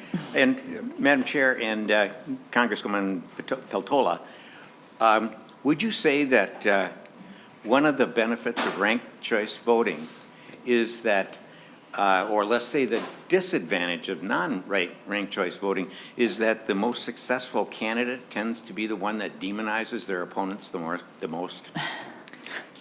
Through the Congresswoman Chairwoman, Senator Carlson, there has been research done that shows that negative campaigning is very effective, and there are many candidates who believe you cannot win unless you go negative on one or more of your opponents. The one thing I wanted to kind of elaborate on based on the discussion is, and I know that Alaska isn't the best example for Minnesota because we do have a centralized voting system, but watching this play out was very fascinating because we had what we refer to as a jungle primary. There were 48 of us in the field for the one seat. And out of those 48, the top 4 highest vote getters went on to the next round, and then we were ranked. But it was a pick one primary. And I do not believe I would have, if we had been using a traditional system, the party system, I'm very confident I would not have made it out of a primary because I'm not liberal enough, and there were 2 men that the party establishment had decided it was their time. And I think we see this very often, where there is this perception of paying dues to the party or doing your time or service, and not as much recognition of broader public service. And I just think that's one of the shortcomings of the traditional system that we have, these party systems. And I think within the party system, we're really going farther to the right and farther to the left because we're trying to out-Republican each other in the primaries and out-Democrat each other in the primaries. So then you get to a system where there are almost, very extreme sides of both parties and almost fringe parties, fringe elements of the party. And I think that having a less partisan, a less party-driven system is very helpful. And I think you will find many Democrats across the country are very much opposed to ranked choice voting because it does diminish the power of the party system. Thank you, Madam Chair. And Senator Madam Carlson. Chair, another question for you is just a clarification of terms. I'm not sure what you said. If you said you have a general primary or a jungle primary. It's both. You're correct. Yes. Congresswoman. Yes. I have, Madam Chair, I have a daughter from California, and that's what they call it, is a jungle primary. Yes. And that's the kind of primary that you can get 2 people from the same party being opponents in the general election. And another question that's related, Madam Chair, to this committee is, would you say that it avoids a lot of the cost, disruption, and delays of a 2-person runoff? I think so. Ms. Congressman Patola. Yes, through the chair, Senator Carlson. I do think so because the person with the least amount of votes, their votes are retabulated and their second and third choices are then allocated.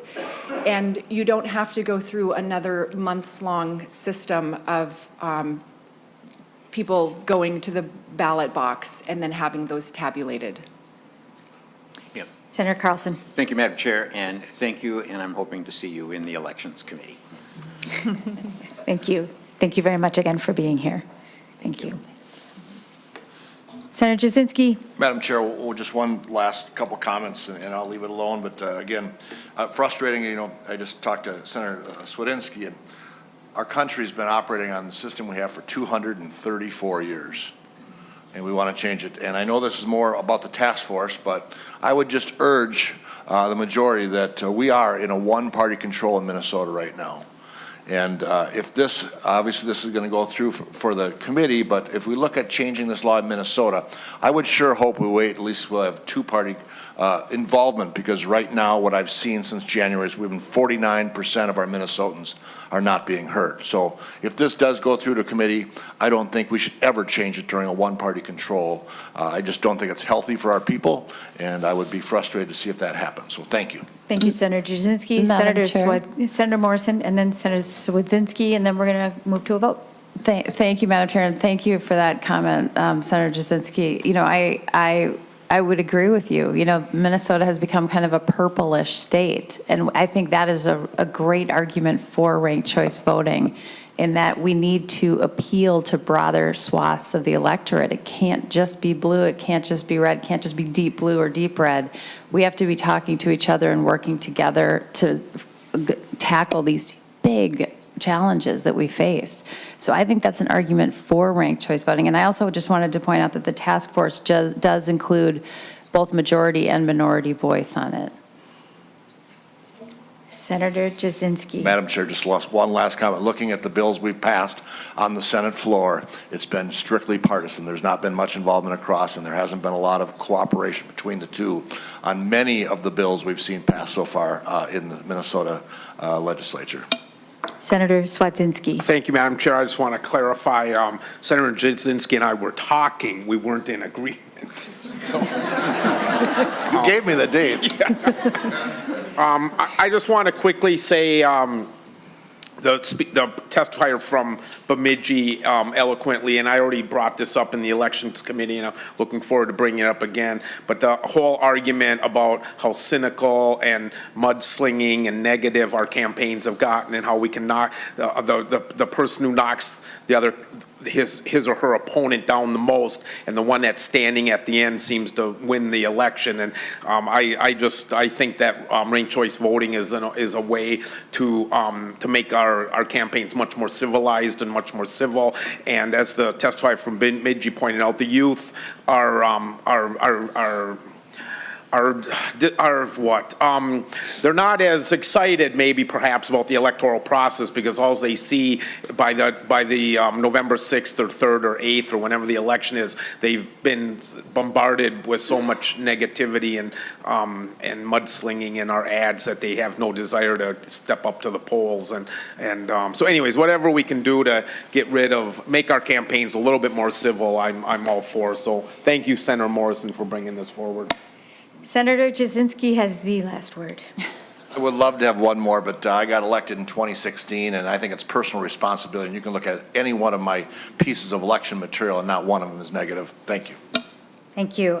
With that, I will move that Senate File 2270 as amended be recommended to pass and re-referred to the Committee on Elections. All those in favor, please say aye. Aye. And those say no, please say no. No. The motion is adopted. Thank you, Senator Morrison. You're on your way. Thank you, Madam Chair and members.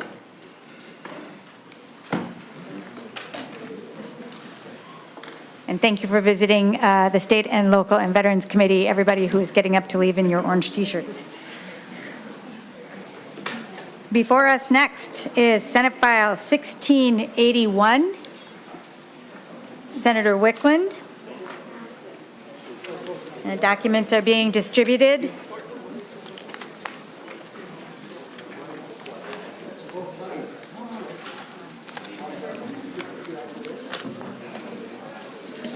Happy St. Patrick's Day.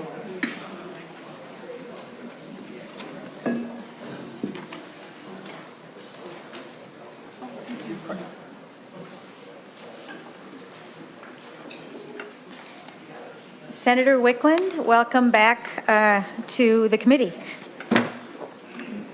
Yes, thank you, Madam Chair. Thank you for having me back again today. And now we're switching to a bill that relates to healthcare transactions. Healthcare and access to healthcare is something that is extremely important to Minnesotans. It's important that they have access to affordable healthcare and access to services they need in the places where they live. Hospital and other healthcare provider market transactions can have a negative impact on these goals that we have. And therefore, it is important for us to consider ways we can review and take action on transactions that could lead to negative impacts. These impacts could be on our ability to control healthcare costs in our state, could be impacts on our ability to improve equity and access to care, and there could be negative impacts on the quality of the healthcare services provided and the availability of them.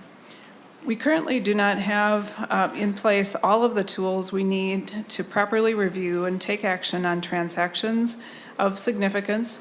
And this bill is meant to lay out a review process that the Attorney General and the Department of Health can conduct that would lead to determinations of whether the transaction is in the public interest or not. Given the special significance of the facilities and personnel at the University of Minnesota hospitals, the bill also addresses public benefit assets. Madam Chair, the jurisdiction for this committee, I think, is fairly Narrow. Narrow, yes. And so I can give more information about the bill, but it does relate to setting up a process for review of transactions. The jurisdiction for this committee, I believe, is the rule-making language that is in Section 1. And there are some testifiers who would like to testify, and we can go to them. The Attorney General's office is here, as well as the Department of Health, to provide answers to questions as well. Thank you, Senator Wiklund. Thank you for calling out the jurisdiction before us. We appreciate that. I know that this has already been heard, and it's on its way to judiciary next, so it's getting its full workout, as we say. And with that, it would be great to have your testifiers come forward, or the testifiers come forward, I should say. We can begin with Mr. Eckert from the Minnesota Hospital Association and Mr. Bergeron, if he is here. Thank you. Also from the Hospital Association. Please introduce yourself for the record and proceed with your testimony. Thank you, Madam Chair. And members of the State and Local Government and Veterans Committee, my name is Danny Ackert, and I serve as the Director of State Government Relations for the Minnesota Hospital Association. On behalf of MHA and our statewide membership of not-for-profit hospitals and health systems, I would like to respectfully raise our concerns and questions regarding the proposed rulemaking authority granted to the Commissioner of Health and its broad, limitless application to the administrative review and approval process for healthcare transactions outlined in this bill. MHA believes that the current robust review and oversight regulation in place for healthcare entity transactions, currently in place, have been working effectively for many years. These include federal and state antitrust laws, Minnesota Attorney General Review Authority, robust licensing laws, and the transparent public interest review process enforced by the Minnesota Department of Health. These significant regulatory procedures have ensured appropriate oversight of healthcare entity transactions and allowed healthcare in Minnesota to meet the needs of our patients, families, and communities while making necessary organizational changes to fulfill their missions. We not only question the need for the proposed additional oversight, given the current review mechanisms already in place, but we also question the need for the seemingly limitless rulemaking authority granted to the Commissioner in this bill. With that, I'd like to turn it over to Matthew Bergeron to further articulate some of the specific challenges related to the new rulemaking process. Mr. Bergeron? please introduce yourself for the record and proceed. Madam Chair, Senators, my name is Matthew Bergeron. I'm an attorney with Larkin Hoffman, and I'm here today on behalf of the Minnesota Hospital Association. Without delving into the broader structure of the bill too deeply, recognizing this committee's jurisdiction, one of the primary concerns with the bill in its totality is its breadth and the general subjective approval authority kind of conveyed in that. And that's why the timeline of the rulemaking is so important. In preparing for this, it appears that there's only a handful of instances in all of state law where the 18-month requirement for at least beginning a notice and comment and rulemaking is waived in its totality. I think generally the public policy is that within a rather short period of time from when the legislature vests that kind of authority in an agency for an issue, it's supposed to be exercised, usually to make sure that the policy aligns with the intent of the underlying initiative, and also to make sure that those entities, organizations, or individuals that are to be regulated by a new statutory scheme are kind of consistently regulated, and that the administrative rules that follow thereafter are not substantially different. And so one of the primary concerns here and one of the primary questions for this committee as from the Department of Health is why that would be waived. Why would this new oversight that is very expansive in the types of entities it would apply to, both large and small, hospital and non-hospital, why that a regulatory oversight with very subjective public interest standards and determinations, why the rulemaking needed to apply those standards immediately, because the law would have a force and effect upon enactment, would not be able to be completed within the standard 18-month, or begun, within the standard 18-month timeline. So, Thank you, Madam Chair. Mr. Bergeron. I hope you'll stay close. We'd invite Michael Miller and then Ben, yes, thank you. I know I'm going to say it wrong, so I'll wait until you say it yourself. Welcome to the committee. Thank you for the time. My name, someone else here. So my name's Michael Miller. I serve on the board of the Minnesota ASC Association. And wanted to come share some of the thoughts from our constituents. I'm not a lobbyist, I'm not a policy maker, I'm an operator by heart. We manage a number of different surgery centers here in the state. But if you look at the ASC industry in Minnesota, there's about 90 ASCs that do roughly 300,000 outpatient surgeries, so about 50% of the overall outpatient cases done in the state. And can I interrupt you for a moment? Can you explain what the acronym is that you're using? Minnesota ASC Association. It's an association that represents the freestanding ambulatory surgery centers in the state of Minnesota. All right. Thank you. So we offer convenient, accessible outpatient surgery that is high quality and low cost, oftentimes 30 to 40% less expensive than having the same procedure in a hospital. There is a lot of ASC activity due to the increasing demand for outpatient services due to technology, but also due to increasing payer and cost pressures. And so due to that, there's a lot of development activity going on within the ASC space. Many of the ASCs that are part of the state association are utilized by private practice physicians. These are groups, specialist surgeons that might have 8 to 10 doctors within a group. They may not have enough volume in and of their own practice to be able to support building and developing their own ASC, but yet they need access to one. So partnerships is super important. So partnerships between the physician groups and the ability to be able to operate and operationalize those. I'm less concerned about corporate takeovers and things like that, more concerned about our ability to grow to meet the needs from an access and affordability standpoint by continuing to develop and grow out ASCs. Access to capital is a really big deal for a lot of these small physician practices, and so their ability to be able to partner, liquidate assets, whether it be a portion of their practice assets or a portion of their real estate assets or ASC assets, as a way to access capital to help them grow. A good example being if there's a small ASC that is a single specialty or two specialty center they see a need to grow and develop and offer those services in another community, but yet they don't have the access to capital to do that by themselves.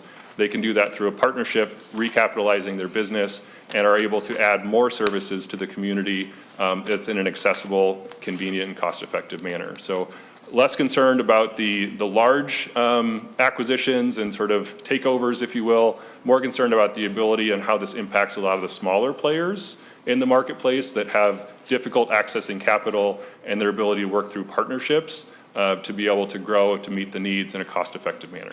So, thank you. Thank you for your testimony, and thank you very much for being here today. Welcome to the committee. Please introduce yourself for the record and proceed.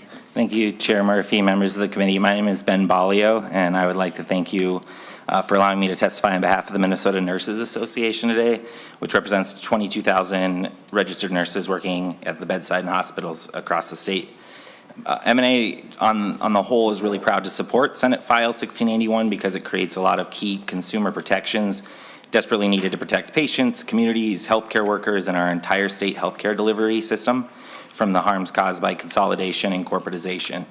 And we know nationally, regionally, and also just right here in Minnesota that rural and lower income communities really suffer the most from consolidation as services get shipped further and further away from where they need them. This bill also really fixes a lot of the glaring holes that exist in our state's antiquated anti-monopoly laws and would help curb consolidation and some of the financial incentives of CEOs and other executives who may benefit from a merger. To enforce the law, the expertise and existing structures of multiple state agencies are leveraged, which we see is really important. And the Commissioner of Health is provided with that ability to adopt rules to ensure that bad actors are not able to force a major transaction through to the detriment of patients in our communities. Opponents of the bill will continue to say things like this isn't needed, existing regulations are already in place, they'll call them things like robust. But that argument falls apart pretty quickly because if you can currently become a millionaire in the state of Minnesota running a tax-exempt nonprofit healthcare entity established with a legislatively defined purpose, which is to operate and function as a community benefit, then are the current rules actually working? We have a couple of suggestions outlined in the written testimony that we submitted for the record, and we'd love for those to be considered. And with that, I'd just like to thank Senator Wiklund for championing this bill, and thank you, Chair Murphy and members of the committee. Thank you very much for your testimony and for being here today. I'd like to invite next Mr. Stafford and then Aaron Conti.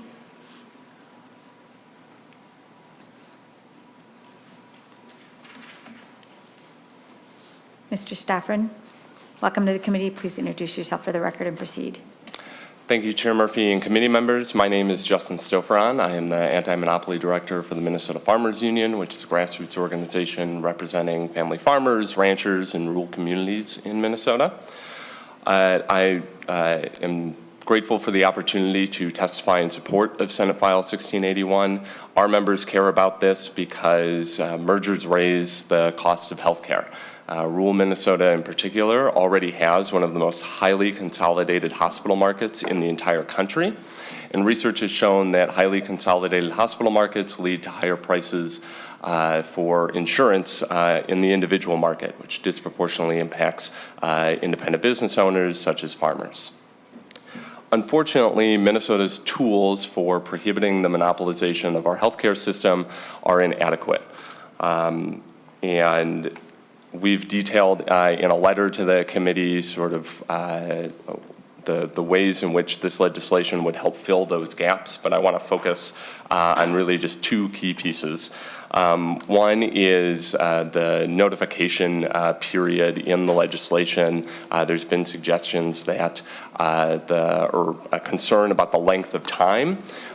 We really see it as providing Minnesota with tools not dissimilar to what state or to what federal authorities have, where there's a 30-day initial notice period followed by, or what can be followed by, a sort of indeterminate, what's known as a second review period, where agencies are given whatever time they need to collect the information, data that they need to thoroughly review a transaction.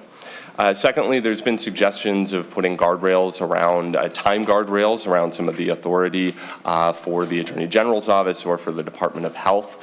And that would really be contrary to the way that current state or federal law treats mergers. And we feel that agencies, enforcers need as much flexibility as they can get to protect Minnesotans from monopoly power. Finally, I just want to thank Senator Wiklund for her leadership on this issue, and thank you, committee members, for your time.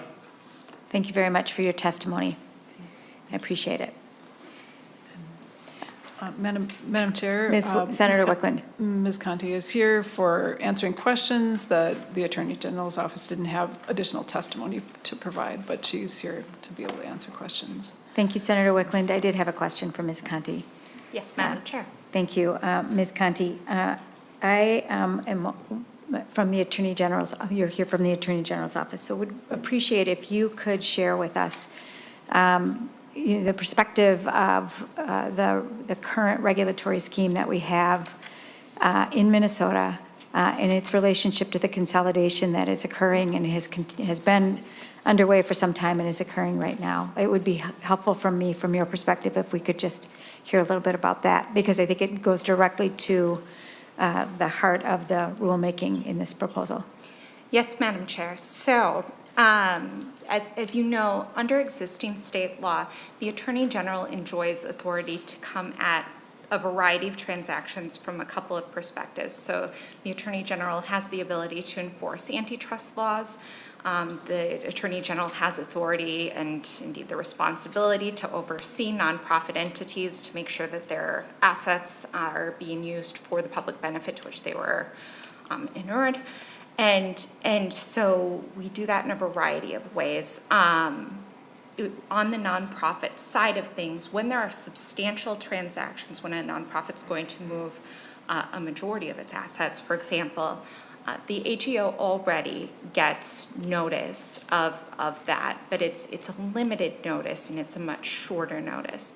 So this proposal envisions kind of carving out that notice in time, but also adding some definite contours to it. So right now, when the AGO has notice of a transaction that is cause for concern, we go through a process of kind of ad hoc requesting additional information so we can evaluate whether the parties are, if it's part of a nonprofit healthcare entity, whether they're respecting their fiduciary duties, looking out for the charitable assets that we are obligated to protect. If it's some other type of entity, we're looking to make sure that all of the nonprofit law or all of the antitrust laws are being followed, that all of those kind of boxes are being checked. And we do that in kind of a series of one-off letters or civil investigative demands. Under this scheme, we're setting forth the documentation and responses that we need from the parties so we can make prudent evaluation of those transactions. We're giving a little bit more time commensurate with the scale and complexity of these transactions. And then we are sort of refining the reasons that the Attorney General can go to court. So right now we go to court for violations of nonprofit laws, for violations of antitrust law. But we are an outlier right now in not allowing the Attorney General or some other entity in the state to look at kind of the best interest for the state. And so 29 states do some sort of analysis of these transactions that gets closer to that, a more wholesale look. And so that is kind of the new piece here, is importing this best, whether something is contrary to the public interest. And that is a multi-factor analysis. We bring in the Department of Health to provide their expertise through consultation. That is kind of this missing piece that we are looking for, along with the additional process that's being built in. Apologies, that was a long answer, but hopefully responsive. Yeah, I appreciate that very much, Ms. Conti. Thank you. Senator Wiklund. Thank you, Madam Chair. I don't have additional comments right at this time, but happy to answer questions. Thank you. Members, do we have questions? Senator Coran. Thank you, Madam Chair. Senator Wiklund, I'm always leery about granting a whole host of powers to the Attorney General. Is is this really to address what people believe are holes in the soon-to-be or the discussed merger of Sanford Health? And is that what's driving this legislation? Senator Wiklund. Madam Chair, Senator Coran, yes, that is driving, and Ms. Conti could speak more to that if you'd like. No, I'm okay, Madam Chair. Senator Coran. And so it states here in section 1 that it is, the effective date and for all transactions, after enactment. But it also states in one of the paragraphs that it can undo and unwind a transaction. And so does a company take a risk if they don't seek all prior approval for any? I see you set the threshold, right, $10 million transactions, and I think you set the precursors. But I'm leery about the criteria of who determines best need and to unwind a transaction from two private companies if it's not in a public good. We already have a regulatory environment that I think has helped destroy the healthcare system. And sadly, they all appear to have gone willingly with it. I'm not happy with any of them. So I'm a little concerned. One side of me says, go get them, Attorney General. On the other side, I think our healthcare system's failing dramatically, rapidly. And I think the regulation is a part of it, And so to balance those two, I think is really tough. That's why I want to be on your committee. But so I'm worried about what that looks like of unwinding, and I just don't know how we're going to improve it, and where have we seen outcomes where in those other states where it actually has been implemented. I'd like to hear kind of how the healthcare outcomes for residents improves with this regulatory environment versus what we are living today without it. Senator Wiklund or Ms. Conti? Ms. Conti, yeah. Ms. Conti. Thank you, Madam Chair, and thank you, Senator Coran. So I think a little bit of context is helpful here. In terms of unwinding transactions, that is kind of one of those remedies that sounds just frankly a little crazy, but it's one that's found in existing state law for nonprofits. So I think we can look to past practice to inform our understanding of what we would expect out of the future. Right now, if there's a nonprofit that has gone through a transaction where the Attorney General determines that the directors were not respecting their fiduciary duties, or there was something amok in terms of the assets not being respected for the purpose they were gained, we can go to court right now and ask for the court to unwind that transaction. In practice, it is astoundingly rare that we do so, and the reasons for that are just it's complicated and it's messy, and it is not often in the best interests of Minnesotans, and that is really the responsibility of the Attorney General is to, when looking at these cases, when looking at breaches, to take a case into court and to ask the court for a remedy that helps address the problem, but without causing additional harm. We aren't bound by that same Hippocratic oath, but there are, threads of it to be found there in terms of how the Attorney General exercises authority. Madam Chair. Senator Coran. Rural Minnesota will suffer. It'll suffer greatly. It already has. And so I hope it has the right structure. Again, if it's a nonprofit entity, I would like to see that applied to all the efforts of nonprofits that come before the Attorney General, not just healthcare. But I do worry about just granting significant more powers, because the government regulatory body is what's leveraged all of them into the environment they're in today through every level. And it hasn't improved service or care. So I hope this doesn't have a negative impact on our overall care. Thank you. Senator Coran. Senator Jasinski. Thank you, Madam Chair. And Senator Wiklund, can you explain why the 18-month rule-making requirement needs to be waived? Senator Wiklund. Madam Chair, I believe it is that the Department of Health is here. I think they would be able to give a more concise answer than I can. Welcome to the committee. If you'd introduce yourself for the record and proceed. Thank you, Madam Chair. Members of the committee, my name is Susan Castellano, and I'm with the Minnesota Department of Health. And Senator, the reason for the not limiting it to the 18-month, is that what you're asking specifically, if I understand correctly? Yeah, you know, while the bill is in effect upon enactment, I think we envision this to be a fairly iterative process, frankly, in gathering this information, and our hope would be that we actually don't need to do rulemaking, that when we request information in the form and manner that the commissioner would like it, that it comes in. And but we have had experience in past implementation of information gathering programs like this, that we sometimes need to do some rulemaking a couple of years out to flesh out the detail of that information. And so really that's why it's there. It's only for the very narrow scope of the form and manner that the commissioner would be asking for information submission. Senator Jasinski. Thank you, Madam Chair. Again, I'm always concerned about rulemaking, and then extending it out that long is concerning, as you know, to that. So I'd like to see that shorter. And again, I'm not a big fan of rulemaking. I think that's things that shouldn't be done. Thank you. Thank you, Senator Jasinski. All right. Seeing no further questions, then I will move that Senate File 1681 be recommended to pass and be re-referred to the Committee on Judiciary.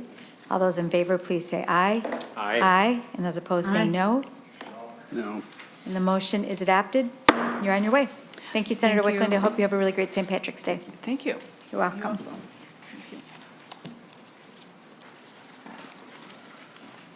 Members, Senator Pappas is our next bill author. I believe she's on her way. And so we're going to go into recess for just 5 minutes. 5 minutes, members, 5 minutes. The committee is in recess.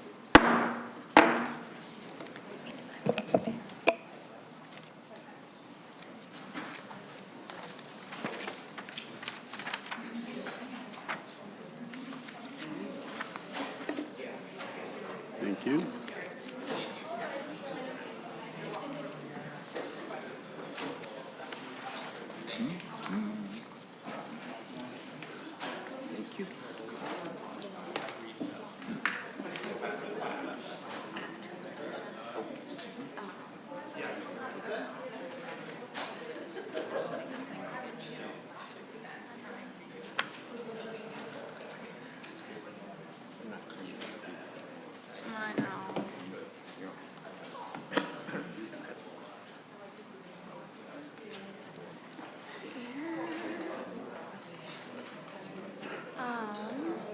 The amendment would, so this is the one where it's, it's talking about, it's going to have funding that's going to go to MnDOT, which would then, MnDOT would give that funding to the U, but his amendment would, currently the money is given to MnDOT to give to the U of M, to then give to and work with small communities for infrastructure projects, analysis, and development. Rather than have MnDOT be the part passed through to the U of M, when we regularly give money directly to the U to do this type of stuff, we are removing MnDOT's fiscal agent status in the bill. Due to infrastructure projects revolving around more than simply transportation, we thought it would be best to have the U just be the direct fiscal agent. So that's all it does. Waiting to hear back about Dibble, but I sent it over to Representative Cagle, and she said, I'm just wondering where we would get the money. In the House, we are assuming it will come from the transportation budget, but I don't care if we cut out MnDOT.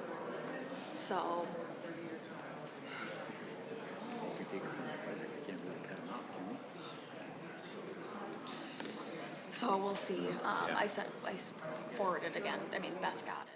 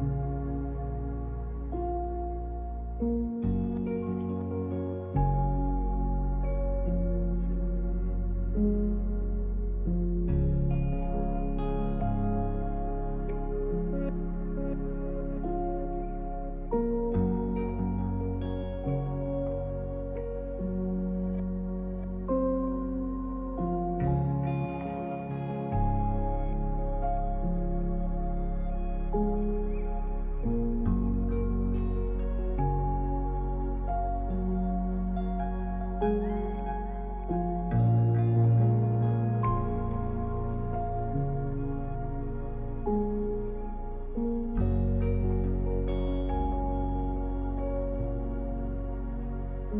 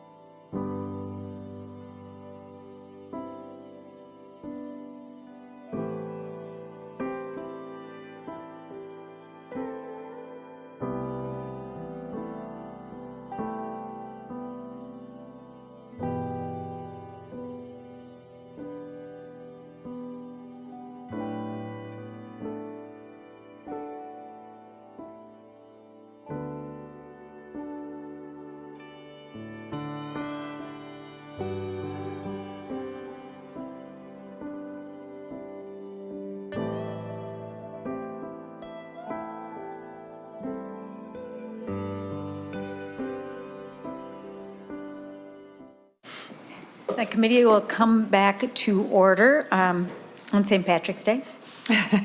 Senator Pappas. Madam Chair, do you have cookies? One time I was here, I was told to bring cookies, and I brought them.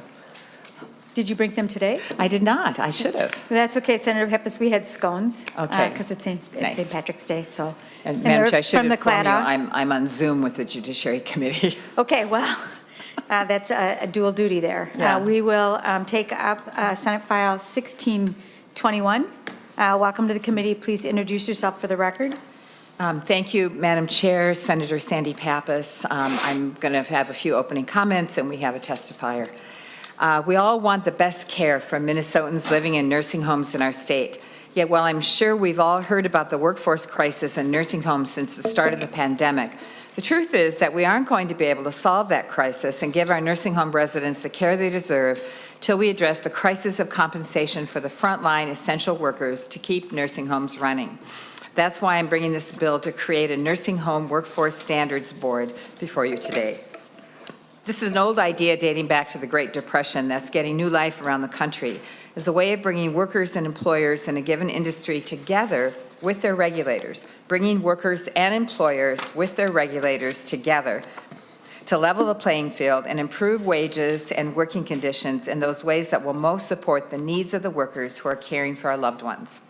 In the case of nursing homes, that means stabilizing and growing the workforce to meet the needs of the employers, improving resident care, and doing so in a way that supports the state's goals of world-class care for an industry that receives 80% of its funding from the state. Members, this bill would create a 9-member board appointed to staggered terms by the governor as required for a rulemaking body. Those members would include 3 employer representatives, like those scheduled to testify shortly, 3 worker representatives, along with the commissioners of the Departments of Health charged with regulating nursing homes, Human Services who fund nursing homes, and labor and industry who address labor standards. The Nursing Home Workforce Standards Board would be charged with investigating market conditions, including through direct engagement of workers and employers, in order to set minimum standards for wages and working conditions through rulemaking, which are reasonably necessary and appropriate to protect the health and welfare of nursing home workers.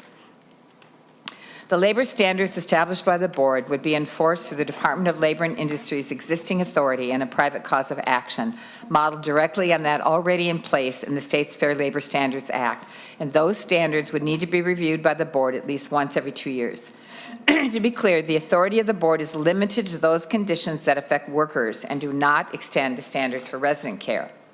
To ensure that workers are aware of the board's process and how to participate, as well as the standards set by the board and their rights, duties, and obligations under this new law, the Nursing Home Workforce Standards Board will be required to create a training curriculum to be delivered by worker organizations certified by the board in trainings, and employers would need to provide a notice developed by the board to their employees in whatever manner they already use. An amendment adopted in Human Services creates a process for determining the cost of any new standards and requires that cost exceeding the forecast must be appropriated by the legislature in order for the standards to take effect. And I'll spare you the details of how that's determined, because it's pretty complicated. That was the amendment, however, was requested by DHS as a check on the board to ensure that decisions by the board can't push up rates beyond the equivalent forecast costs 1 year out. Finally, my bill ensures that workers are protected from retaliation for exercising their rights under this bill. A similar bill passed the House last year in the HHS omnibus bill. This year, the governor has included this idea in his budget. Finally, to summarize, we all know how critical this industry is to hundreds of thousands of Minnesotans, and we also know that this industry is struggling. We have an obligation to provide for the care of our seniors, but unless we address the crisis of wages and working conditions in our nursing homes, we'll never have the workforce needed to provide that care.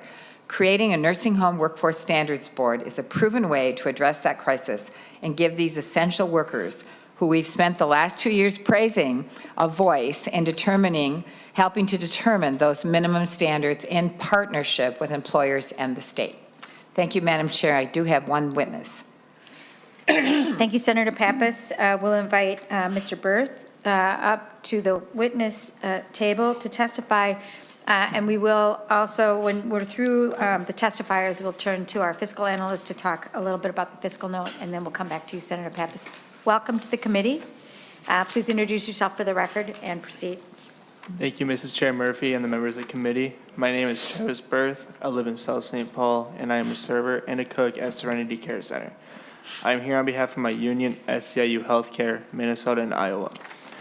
I started work at the Serenity Care Center in December of 2020. I got hired at $12.50 an hour.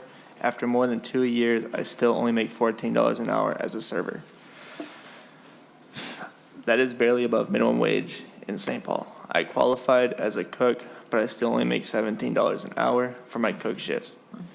It is easy to find safer, less stressful jobs that pay more. Unless you give workers in this industry a chance to set better minimum wage, we will never attract the workforce we need.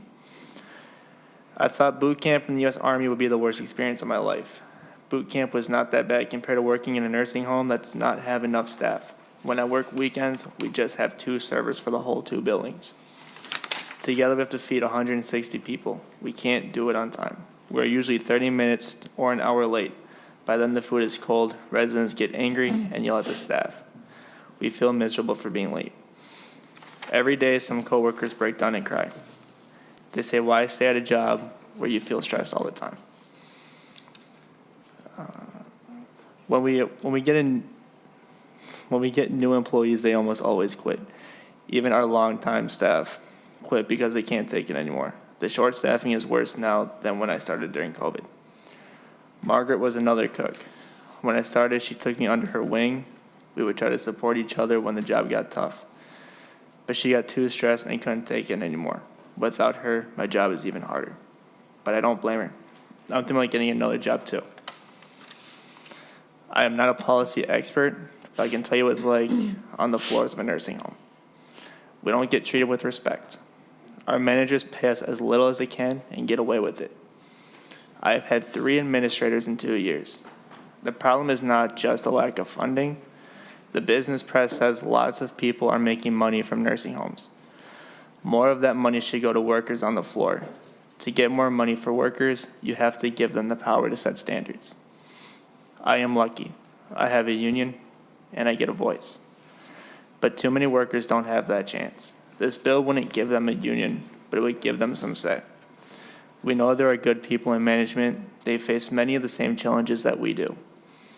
All we want is a chance to sit down with them and build something that gives our seniors the care they deserve. Please vote yes and support Senate File 162. Thank you. Thank you, Mr. Berth, and thank you for caring for people in a nursing home. I appreciate that. We have Madam Chair, I believe that Senate Council has worked on some amendments that we needed clarification in the bill under your jurisdiction. Thank you, Senator Pappas. We'll take those up if it's okay with you. We've got 2 more people who want to testify. I'm sorry, I didn't have them on my list. Yeah, they signed up once we got underway here. So, Mr. Pearson and Ms. Hoopert will testify, and then we'll take those amendments up.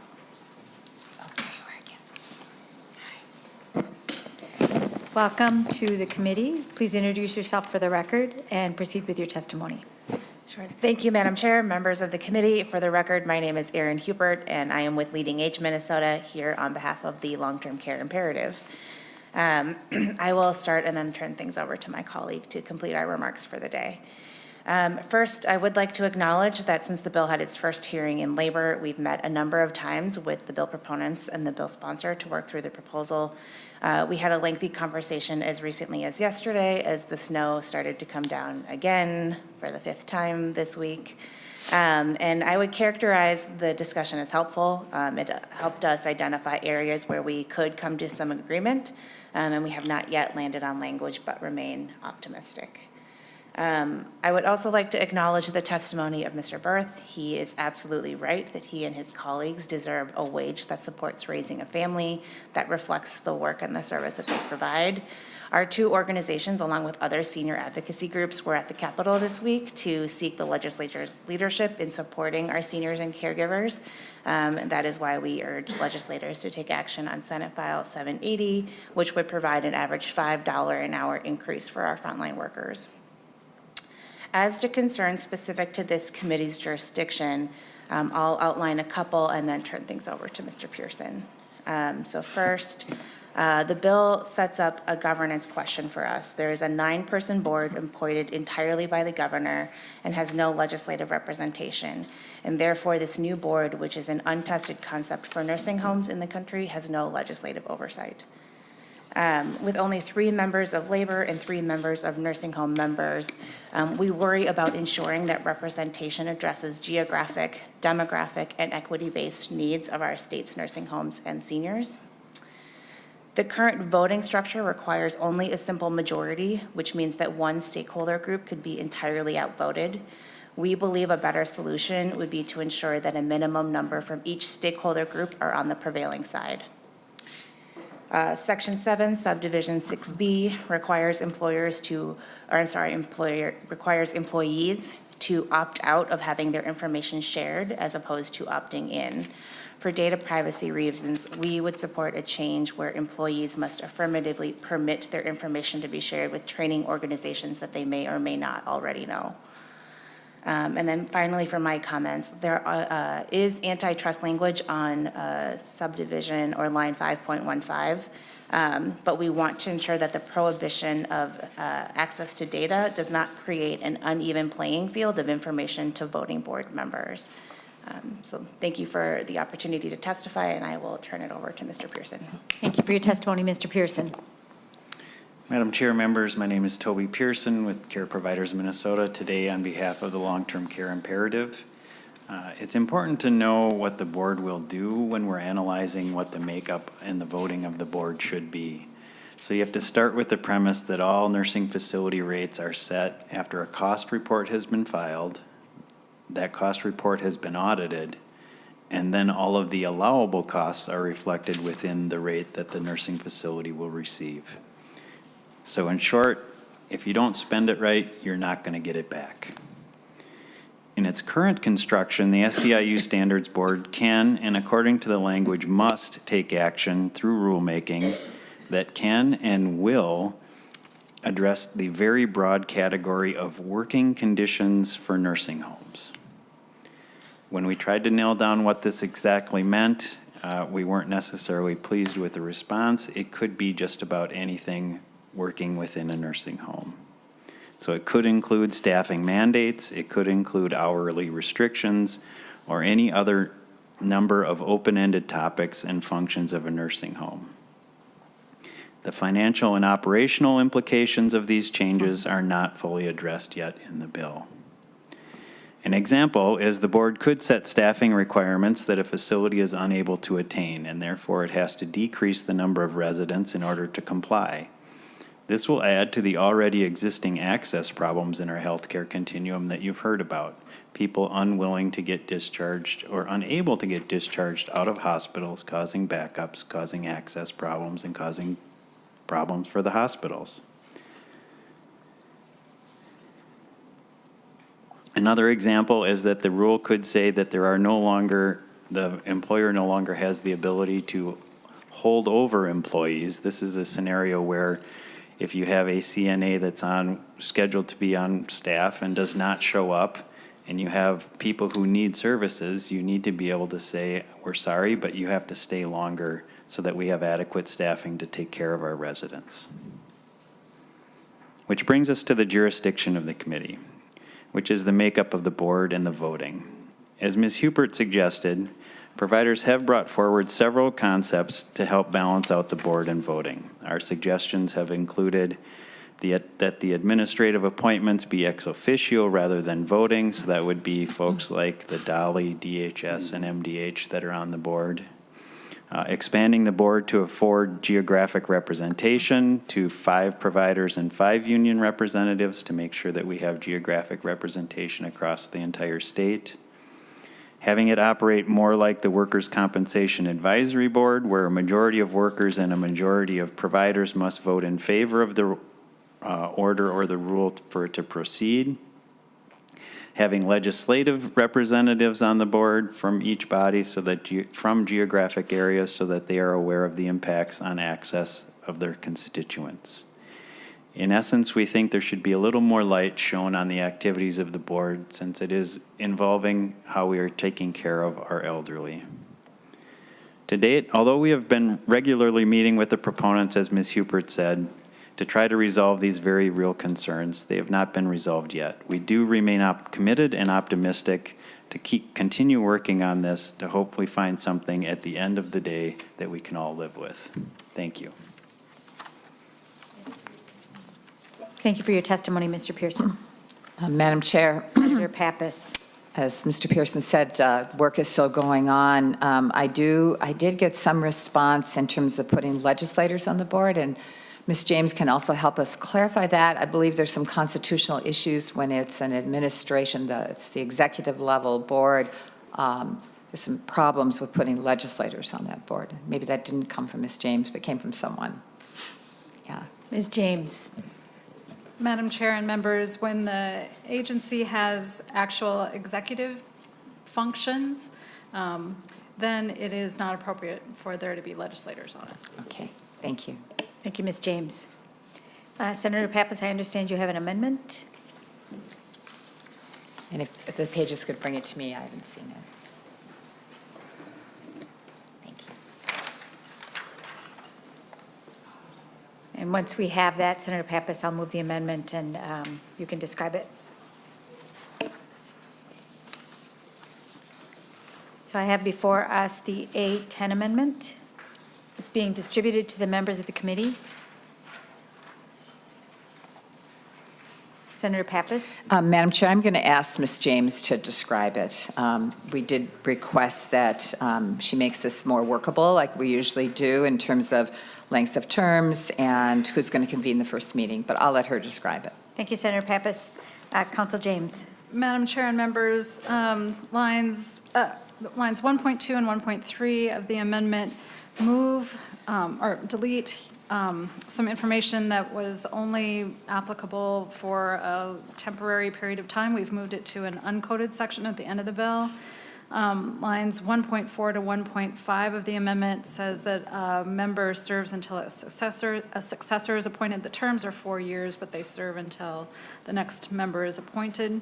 Lines 1.6 through 1.17 is that part that we've copied in from earlier in the bill. It came from line, in the amendment, it's what we deleted at 1.2 and 1.3. And so, Ms. James, you're moving, in part, you're moving a part of the bill to another part of the bill? Madam Chair, that's right. Where the part that was only had temporary effect, we've moved to an uncoded section of the bill at the end. And then I should mention on lines 1.16 and 1.17 that it requires the Commissioner of Labor and Industry to convene the first meeting by September 1st, 2023, and requires the board to elect a chair at its first meeting. That's new. Thank you, Ms. James. Are there questions, members, for the author on the A10 amendment? Senator Coran. Oh, Madam Chair, what's the path of this bill going to take? this bill, Senator Coran is going next to the Judiciary Committee. Okay, I'd like to request a roll call on the final bill. On the final bill? All right. Seeing no questions then, all those in favor of the A10, please say aye. Aye. And those opposed, say no. No. Motion is adopted. All right. Senator Pappas. Madam Chair, I would just appreciate the committee's support. All right, Senator Pappas, I am grateful that you are here today. It is a busy day, and thank you very much for your time. And with that, members, I'm going to lay this bill over.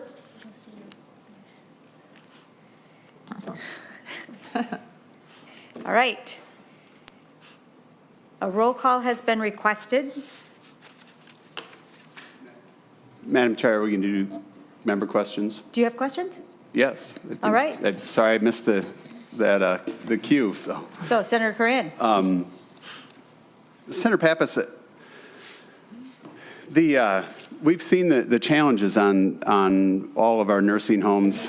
I think everybody agrees that we've got to solve the problem or work on it, but this appears to be pretty broad. And so I get a couple questions.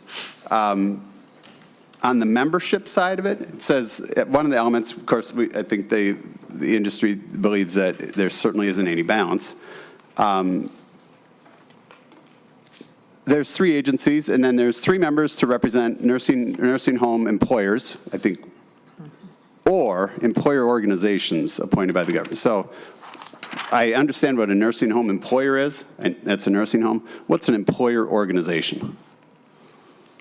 Senator Pappas. Madam Chair, I imagine it would be like the 2 people who testified from their organizations, Association of Nursing Homes. Okay, members, Madam Chair. Thank you, Senator Pappas. Senator Coran. Senator Coran, just FYI, I think there's a definition for that on page 3 of the bill. Thank you, Madam Chair.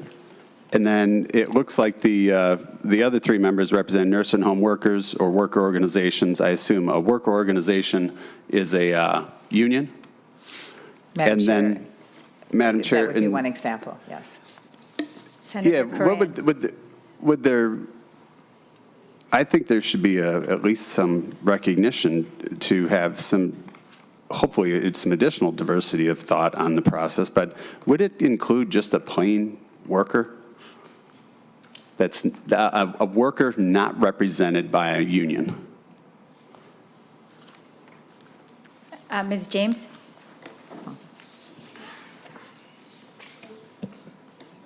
Madam Chair and members, on line 4.11, 3 of the members may represent nursing home workers just themselves, or worker organizations. Thank you, Ms. James. Thank you, Madam Chair, and thank you. Senator Coran. And Senator Pappas, I've seen those that represent, or all, we've got a whole host of boards and commissions and everything that have been created by hundreds of new opportunities for people to collect a per diem to come and participate in something down here. But we really should have employees. This appears to be the likelihood of appointment will be literally the union organizations who represent employees. And I think we should call it at least to have some balance of somebody who's not represented by some collective bargaining group to get at least a broad opinion. So I'd hope in the future you would at least consider that as you move forward. Thank you, Senator Coran. Thank you, Madam Chair and Senator Coran. Certainly the flexibility is there in the legislation for the governor. He could certainly support someone who is like a retired worker from a nursing home that's no longer active with a union or was never in a union. I think that flexibility is there. Senator Coran. Madam Chair, and I think as well as I think when you look at the people who have great insight to the challenges would be maybe someone from the Ombudsman's Office of Elder Care. They are really the ground, right? Because the issues that come up, you can focus on labor issues and all of those things. The private businesses who run these have to focus on all aspects to meet a bottom line and provide the best care. They want to do the best. And I think to have somebody that represents maybe the clients that are in those nursing homes. So the Ombudsman does a great job at it, and their demands are growing. And somebody could at least represent them to evaluate what are those impacts So I think please consider those changes. And then, Madam Chair, the other piece is that we talk about, other working conditions. And I think, Senator Pappas, you said that the financial aspects would have to be approved by the legislature prior to enactment, because they don't, we fund them at almost 100%. There are so many other things that, sorry to go out? All right. Back. Madam Chair, do you have a Senator hidden Coran. button over there? I know, that's Representative I think you had that conversation in the House. Representative Doubt's button. But there are so many areas in the conditions that it appears to be heavily weighted that to groups that don't have any, or the majority don't have a stake in meeting that bottom line of what a private business is obligated to do. Some of the conditions, the layover, if they decide that somebody can't hold somebody over, we're struggling today in nursing homes because of the current regulations applied by state government and federal government, and they're all pretty burdensome. A lot of it falls under the Olmstead Act, governs a lot of what they do, and it consumes resources, thus followed up by the Jensen lawsuit, which all is not related to nursing homes, but it ultimately is driving all of the policies that endanger safety of the clients who work there, government regulated. It endangers the clients who live in those facilities. It endangers other clients who live in those. Those are all massive burdens today, which have kind of led to the collapse, and the regulations led to that today. So I'm not sure how this board is going to be able to balance those needs, because, again, it's heavily weighted to those that don't run the industry and those that regulate it, who are the very cause of most of the current problems. So if we don't address, if you were going to go and say, hey, we should look at the regulatory components from the federal feds, from CMS down through the State Department of Human Services, I would say that would be a good thing to do. This board doesn't appear to that any of it's in that charge, except for worker safety, and it leaves out the ultimate impact of the clients who reside in those facilities. Any of those additional burdens will automatically lead into the inability to staff, which they're already greatly challenged with, and they will, as I think one of the testifiers said, they're going to continue to see more empty beds and further impact all of us in rural Minnesota and all throughout the state. So I don't think this board is needed. I think it's heavily weighted to force unionization or employee representation, as it states in multiple times in this bill, and that somehow will improve service. We want workers. We want the workers to be able to get the pay. We need to fund that, but I don't think this will help it in any way, shape, or form to be able to improve the workers' ultimate rights, because they'll see an elimination of jobs. Because those additional costs are only going to be borne one way, and it's going to be fewer jobs, fewer benefits, and fewer beds. And so I just don't think it's needed. If we want to look at root cause, I think we should go after them. I would run alongside you, but and to benefit the employee as well, and employee safety. A lot of people who have left. My wife was one of them. That was a CNA and worked in those environments. Very dangerous. She loved working in the memory unit of a nursing home, but she couldn't protect herself.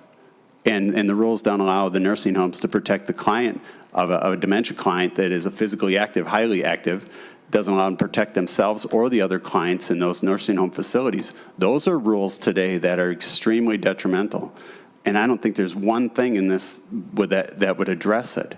And those are the challenges that I think we could all agree we got to make it better. But I just don't see another government regulatory body imposing work conditions by people who have mostly never worked in those areas, and nor have they run a business or worked in a private sector that knows how to meet and understands what it's like to meet a payroll. So I would hope you give it great consideration before you move it forward. Thank you. Thank you, Senator Coran. Senator Pappas. Madam Chair, Senator Coran, you touched on so many issues that I don't know if I even can remember all of them to address. One thing I will mention that my mother was in a facility for Alzheimer's patients, and even though she was in a wheelchair and she wasn't really talking much or acknowledging us, her grip was still really strong. And so you had to watch out. If she wanted to grab you, you had to kind of avoid that. Just to be clear, this is just workforce standards. We're not talking about the care of the residents in the facility. That's governed by the Department of Health. We're really just trying to create an arena where workers and managers on a high level can sit down and talk together about what would be best to retain people. You're concerned about losing people, but I'm also concerned about retaining people, like our witnesses, Travis, how, it's not only the low wages, but it's also the low staffing level, and people are leaving.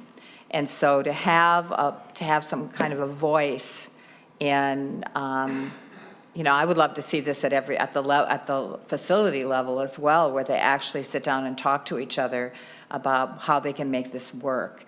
And sometimes you can do that with a union, but it tends to be a little bit more confrontational. And so we're trying to create a situation where it's just kind of a more cooperative effort of people trying to work together to resolve problems and come together to the legislature and advocate, for more resources. And they're doing that, but I think it could be done at a better level. Thank you, Senator Pappas. Madam Chair, real quick. Senator Pappas, I agree with you in your scenario you listed in the grip. My wife had many times it was in that very facility I thought one gentleman was going to break her arm many times. And so, yes, understood that. The entire goal is to keep the workers as well and their safety but when you dictate standards that by people who don't have any ultimate skin in the game, the things that pushed everybody away, the loss today, are those very standards that the agencies that are going to be here have created. And part of it's federal. We get a whole bunch of terrible federal laws, federal things that we have to do, but we compound it. And so I think that's a greater challenge than the lack of funding. We've all talked about that. I think we're going to make great progress on that. From that perspective, then, I think we got to work on those other rules so we can retain them. So thank you.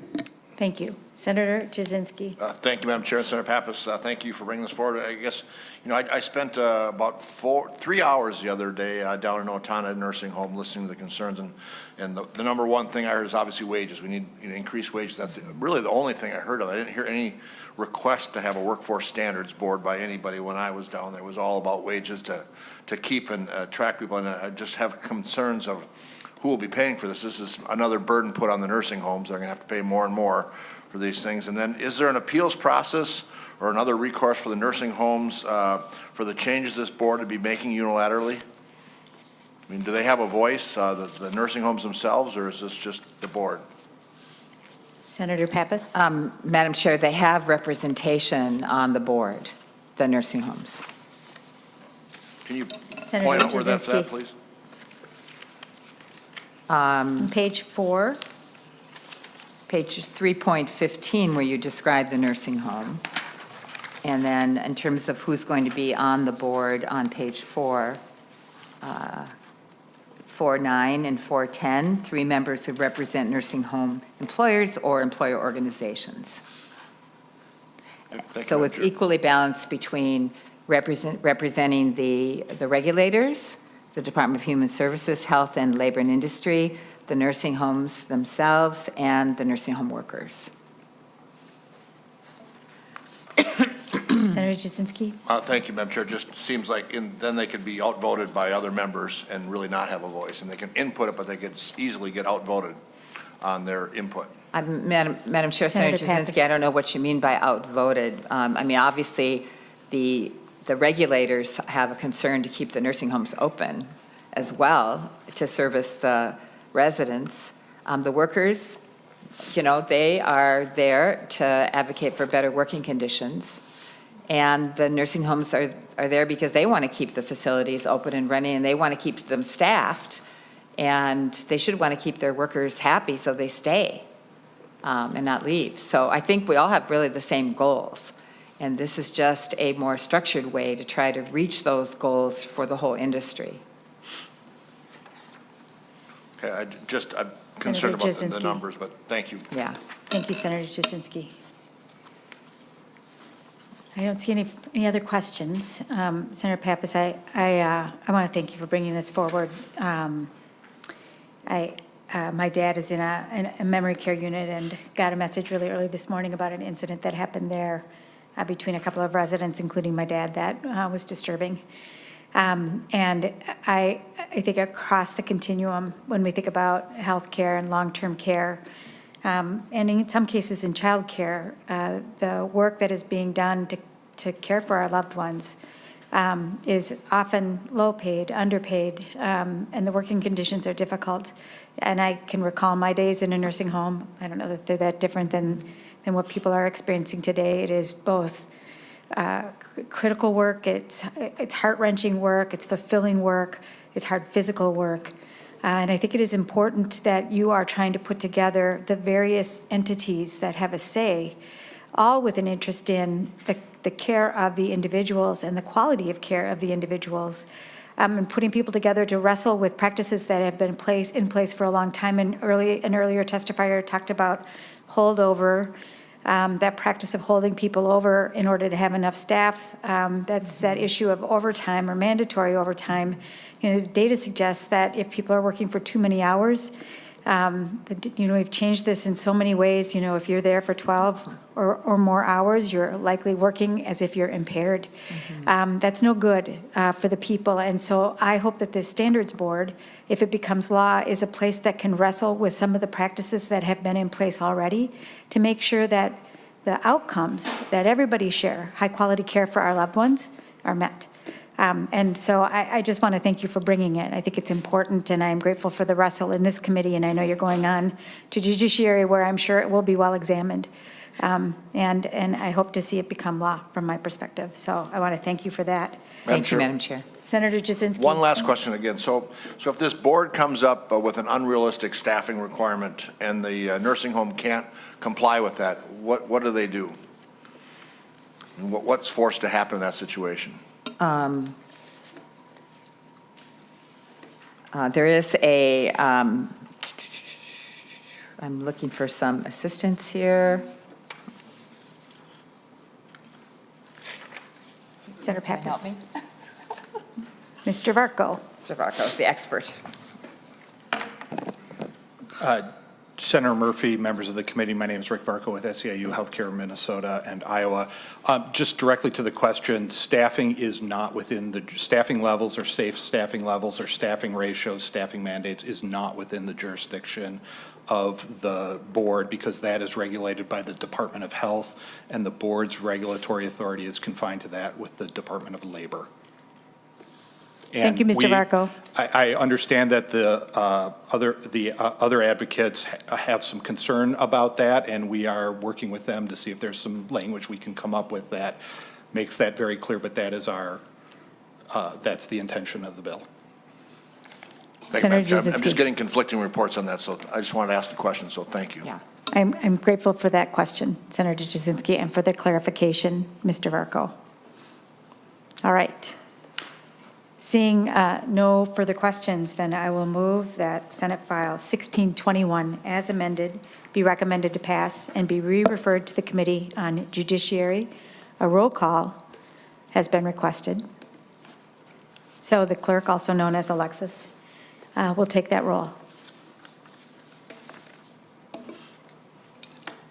Chair Murphy? Yes?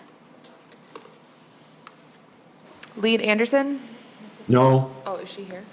I'm sorry. Vice Chair Mitchell? Yes. Lead Anderson? No. Senator Barr? Senator Carlson? Yes. Senator Swedzinski? Yes. Senator Drazkowski? No. Senator Fate? Yes. Senator Gustafson? Senator Jasinski? No. Senator Cran? No. Senator Lang? No. Senator McEwen? Yes. Senator Morrison? Yes.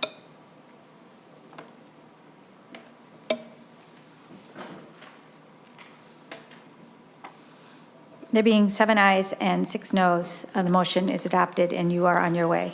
Thank you. Have a great St. Patrick's Day.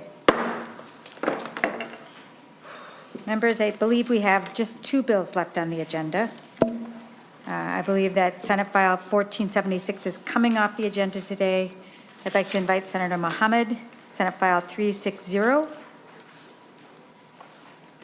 And it'd be great if we could get, there we come. Senator Mohammed, we are distributing the documents for each bill, so we're just distributing the documents now. Thanks, Madam Chair. Welcome to the committee. Please introduce yourself for the record. And Thank proceed. you, Chair Murphy.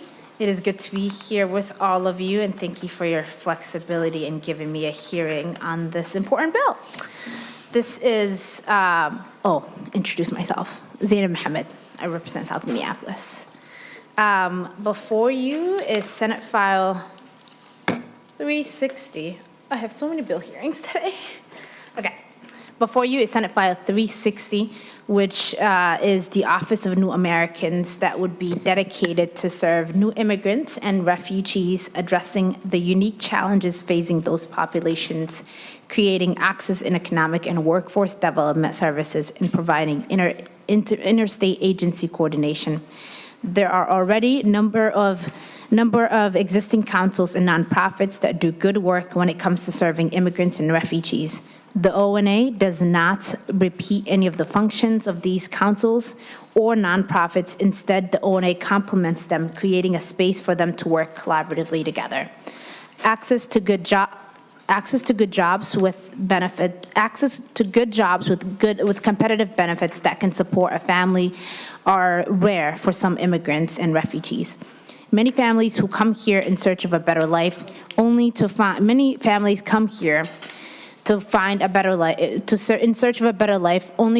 that they have to work 3 part-time jobs just to make ends meet. Some immigrants who were doctors, lawyers, or engineers in their countries of origin arrive in the U.S. only to find that their training and certifications means nothing here. Members, that's not right. When my family immigrated here, I had to help my parents, who spoke no English, navigate the systems in applying for Section 8 housing, signing up for schools, translating legal documents. Now, please do not conflate my often critique of our immigration system with a lack of gratitude. I'm grateful for the roof over my head and drinking water, but I'm grateful for the people and resources my family has had in making that possible when we escaped war. But I believe that every immigrant and refugee in Minnesota should be able to have adequate resources and opportunities without having to go through the hardships and trauma some of us have had to go through. That's what the ONA will do. Members, Minnesota is at its best when we welcome new Americans from around the world and help them thrive.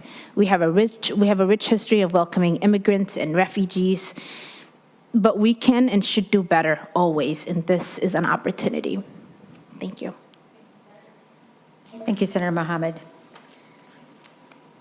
Members, do you have questions? Before we go to questions, I believe we have a fiscal note in our packet. Mr. Erickson. Madam Chair and members, there is a fiscal note that reports a cost of $1.5 million each biennium to the Department of Employment and Economic Development, which is not in this committee's jurisdiction. The only portion that is in state government's jurisdiction is the governor's office. The governor's required to make some appointments, and as we've seen before, the governor has staff who does this on a routine basis, and the cost is absorbed. Thank you. Members, other questions? Yeah, Madam Chair. Senator Coran. Senator Mohammed, what's the $1.5 million going to be? I didn't hear what that will be used for annually. It's for Senator staffing. Mohammed. Madam Chair, I am new, I apologize, I'm No still getting worries. used to the roles. No worries. Senator Curran, Madam Chair, Senator Curran, it's for staffing purposes is some of it. So there'll be an office of, there'll be an executive director who will have a program manager and office assistants. It's the money so that we can have an office that is functioning across the state and we have the resources and the folks to be able to carry out that work. Madam Chair. Senator Curran. Senator Mohammed, so this is another state agency equivalent? You just described what we already have in the ethnic councils already.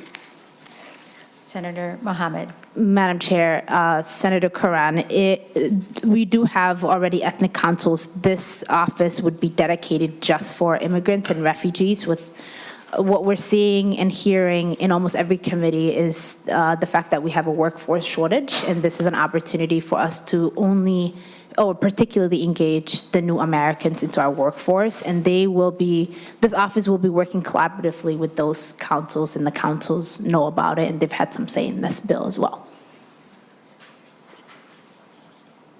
Madam Chair. Senator Curran. Senator Mohammed, I think that we all agree, everybody, the goals you described that you want to work towards are already the responsibility of all of those agencies, in addition to the vast majority of the work that's being done by the ethnic councils today are for all people, all immigrants as well.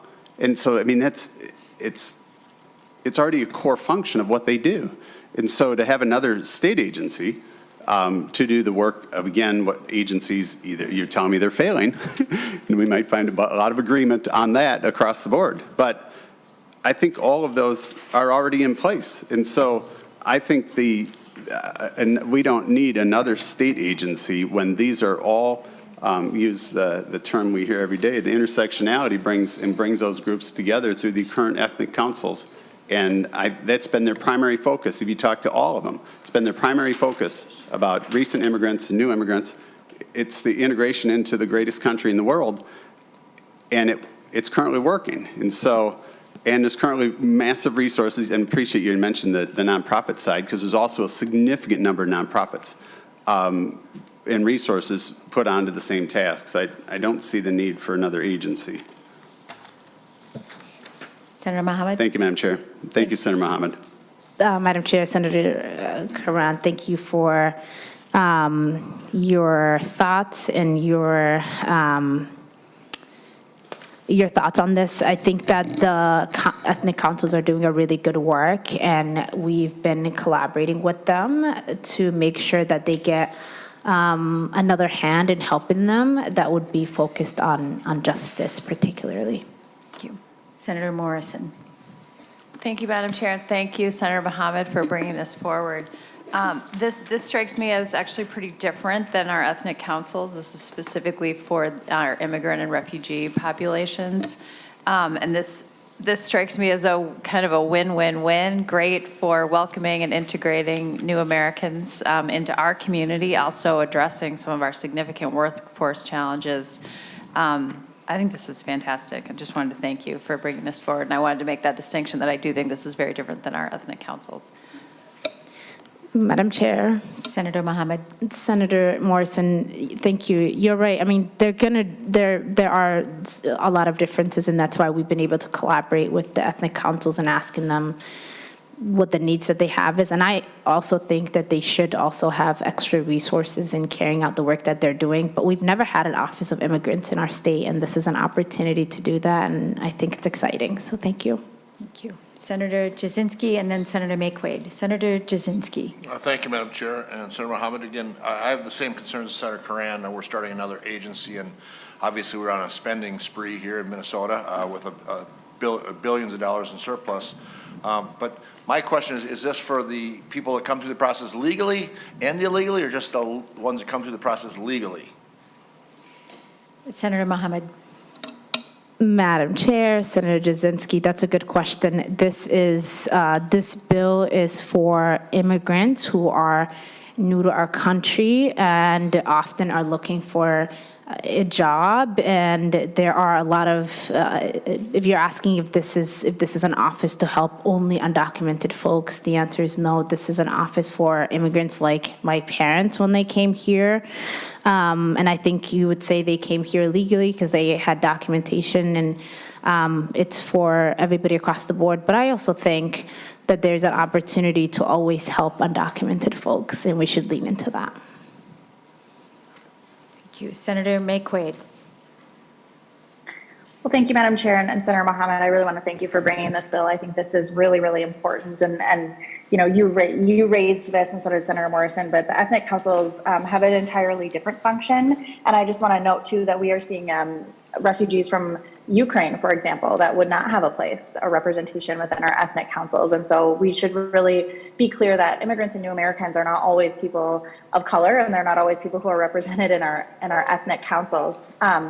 And so this is just a really important piece. We talk a lot about the workforce shortage, and there are a lot of reasons for it, but the primary reason for it is that there are just not enough people who are under retirement age in the state of Minnesota. They're above the age of retirement. They are aging into long-term care facilities. They're, you know, becoming seriously ill from things like COVID and long COVID having disabled a lot of people. And so we cannot address the workforce shortage in this state without having more people here and having an agency dedicated to making it easier to be here, because we know that the immigration system is complex and many other things, but it is complex. And so having a unique agency dedicated to serving those populations is just going to be so great for our state, because we are a much better state when we have all kinds of people in it, and we're a better state when it's easier to navigate with people who are dedicated to helping navigate all those systems. So Senator Mohammed, this is a great bill, and I want to thank you for bringing it. And I also just want to say too, this is a nominal amount of money compared to some of the other things we spent money on too. $750,000 to help new Americans, new Minnesotans and immigrants, refugees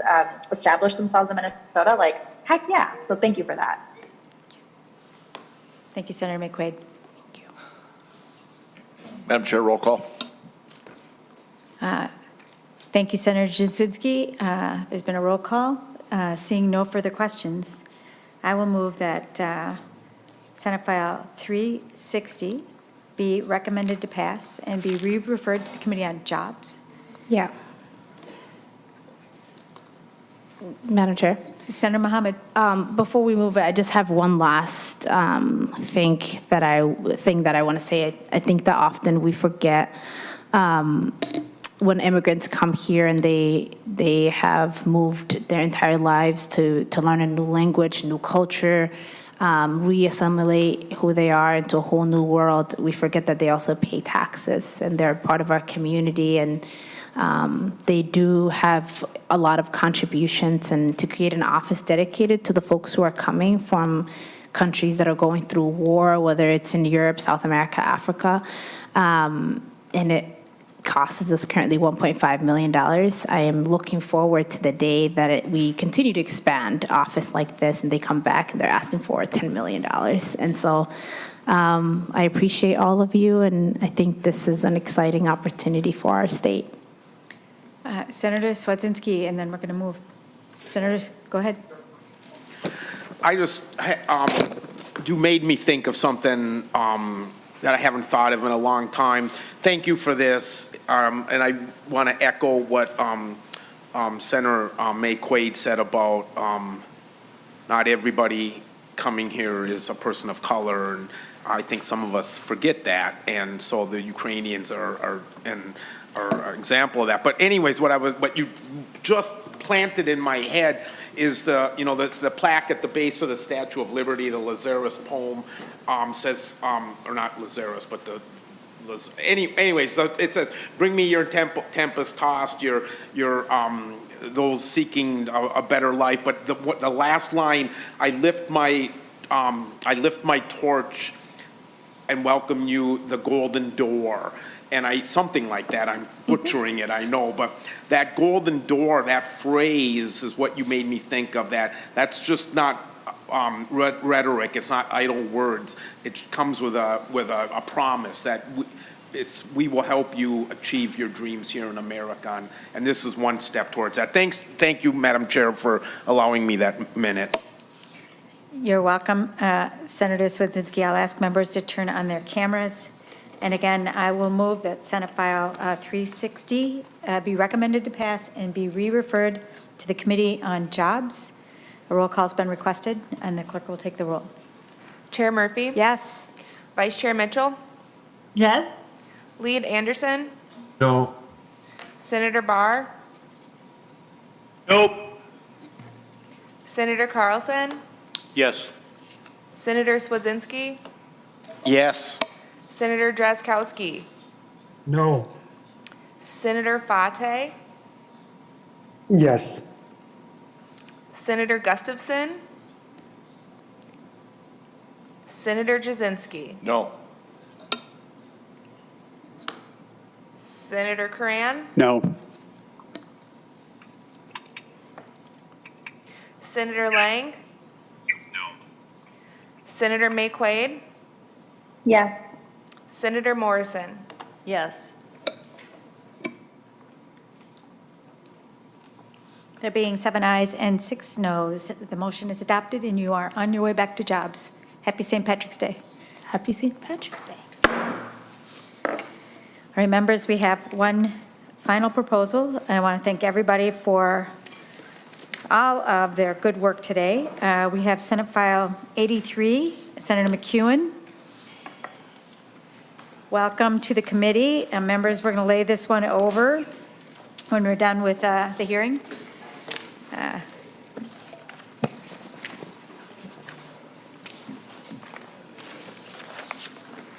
There's a fiscal note in your packet. Senator McEwen, welcome to the committee. Please introduce yourself for the record and proceed.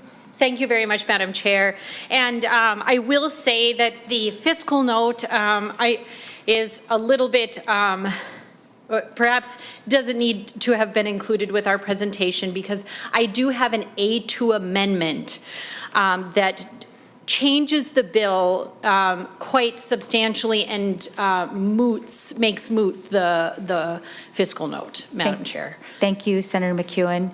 The A2 amendment is being distributed. Very good. And if you would, when you have it, if you'd like to describe the amendment for us. Yes. And is this the bill's first hearing? This is the bill's first hearing, All Madam right. Chair. Then if it is, without questions, I'd like to move the amendment just to get the bill into the shape that you intended. Thank you, We Madam have Chair. before us the A2 amendment, members. All those in favor, please say aye. Aye. Aye. And those who say no, say no. The amendment is adopted. Senator McEwen. Thank you, Madam Chair. So the amendment, in fact, is a great simplification of the bill. What Senate File 83 is all about is addressing the fact that legislative employees of our legislature, are at this point not able to collectively bargain and organize themselves if they desire with a union. And so we'd like to change that. We'd like to make sure that our employees here at the legislature have the same rights that any other Minnesotan would have in their workplace, of being able to get together with coworkers if they decide, and have discussions about forming a union or joining a union, and whether or not they'd like to do that so that they could collectively bargain with their employer. The first iteration of the bill was a little maybe overly ambitious at this point. We tried to set out a structure and got a little bit out over our skis on that. So what we're doing with this amendment, Madam Chair and members, is paring it back at this point to and deleting some of those sections of the bill that were not quite ready yet, and just adding the language necessary in statute to make it very clear that under our laws, our employees, in fact, are allowed to collectively bargain if they so choose, and if they decide that that is what they want to do. So this is a very simple bill, Madam Chair. It's addressing a wrong that unfortunately has been in place for some time. And here in support of this bill, I have two testifiers joining me. And Devin Bruce and also Ethan Vogel. Welcome to the committee. If you'd introduce yourself for the record, please, and proceed. Thank you, Madam Chair and members. My name is Devin Bruce. I'm the Public Affairs Coordinator for the Minnesota Association of Professional Employees, MAPE. We are a public employee union that represents over 15,000 state professionals across all agencies, boards, and commissions. I just really want to thank Senator McEwen for bringing this bill forward. This is the first time it's been heard in the Senate and in the legislature. At our core, unions believe that workers deserve a voice in their workplace. From establishing fair and standardized hiring practices to negotiating the terms and conditions of employment to providing clear and just processes for complaints, discipline, and termination, employees and their representatives must have a seat at the bargaining table and have a meaningful way of influencing those policies. Experience has shown us that a collective voice, typically exercised through a union, has been the most powerful and most successful way of doing that. That being said, this bill does none of that. Instead, it simply removes a barrier for legislative employees to choose for themselves whether this type of representation could improve their working conditions. It guarantees no outcomes. Senate File 83, as amended, just recognizes that the hardworking professional staff that all of you, and frankly all of us, rely upon are competent enough to make decisions regarding their employment and whether the collective bargaining process can help them achieve it. Thank you very much. Thank you, Mr. Bruce. Mr. Vogel, please introduce yourself for the record and proceed. Thank you, Madam Chair and committee members. My name is Ethan Vogel. I have the pleasure of serving as the Legislative Director for AFSCME Council 5, the American Federation of State, County, and Municipal Employees. We are a public and private sector labor union, and we represent roughly 43,000 workers in Minnesota. We advocate for excellence in services for the public, dignity in the workplace, and opportunity and prosperity for all workers. I'm here to testify in support of Senate File 83 as amended, legislation to provide employees of the legislative branch of our government the same opportunities afforded to other public employees, including those of the judicial and executive branches of our state government. Namely, to allow them the opportunity to vote and decide for themselves whether or not they wish to form and join a union to represent their collective voice in the workplace. I want to be very clear, I'm not here to suggest that workers of the legislative branch must be represented by a union for their work to have dignity or to ensure excellence in the services they provide to the public. Certainly, those standards have been met and exceeded time and again by the tremendously dedicated public servants of these institutions. They do truly amazing work. They get to work in one of our state's most solemn settings, and the nature of the work is honorable, supporting the functions of a government of the people, by the people, and for the people. It's work to be proud of. But I will say the grandeur of the Capitol building, the sanctity of the nature of the work that we do here is not a substitute for collective bargaining if that is the desire. And for me, it's not enough to say to someone else they should be denied the opportunity to vote, just the opportunity to vote, to form a union and join if they so choose. That vote and that choice is an individual decision which legislative branch employees deserve to make for themselves, but our current laws preclude them from exercising that right. If they want it, they should have the opportunity to elect representatives from within their ranks to meet with their employer at the negotiating table, to bargain in good faith, to negotiate how their benefit package is structured, to weigh in on how their health insurance package is structured, to weigh in on how their paid time off and their comp time is structured, to weigh in on how grievances will be handled.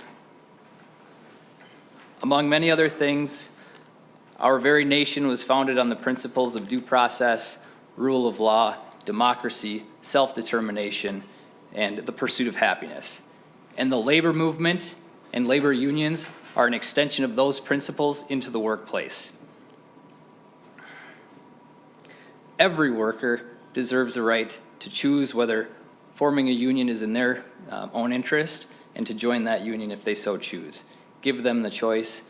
Please, I urge you to support Senate File 83, and I thank you for your time. Thank you, Mr. Vogel. Senator McEwen. Thank you, Madam Chair, and thank you, members, for taking the time to consider this bill today.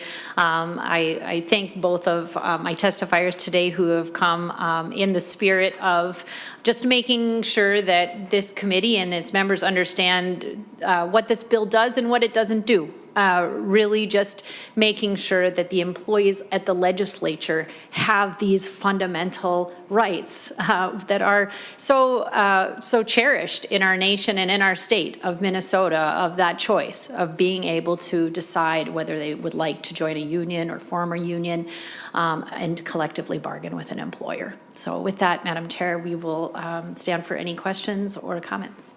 Thank you, Senator McEwen. Members, other questions? Madam Chair, could we get the at least the thoughts and opinions of the Secretary of the Senate to understand its impact on how this process would work from a management of resources? These are very unique roles that all of our vital staff serve for both parties. We have nonpartisan staff and we have partisan staff. And I'm not sure how any of those, any unionization benefits them and or allows us to effectively manage either of our workforces if they so choose to form a union. If Mr. Bodden could at least provide an update on how would this proposal change the ability to staff for the legislative operations we have here today. Welcome to the committee, Secretary Bodden. I'm glad to see you here, and it was great that you were in the room. Please join us and introduce yourself for the record and proceed. Thank you, Madam Chair. I'm Tom Bodden, Secretary of the Senate. Speaking to Senator Curran's question, I did assist in the preparation of the fiscal note. The fiscal note really doesn't deal with the secondary effects, if a union were established, and I don't really think I can go very far into that today. What I do want to comment on here is, having just seen the A2 amendment, I am taking a look at that and thinking about how that might affect the fiscal note, and I'm not completely clear. And I want to add the caveat, I am not an expert in public labor law and want to be very careful about what I'm saying here. Page 4 of the fiscal note, the third assumption refers to the costs that are projected. And really what we attempted to do was to identify the costs that would be incurred pre-certification, just to be prepared and ready for the process that might lead up to certification. Much of the information in the fiscal note is drawn from the experience that the state of Washington went through, that the Washington legislature went through recently.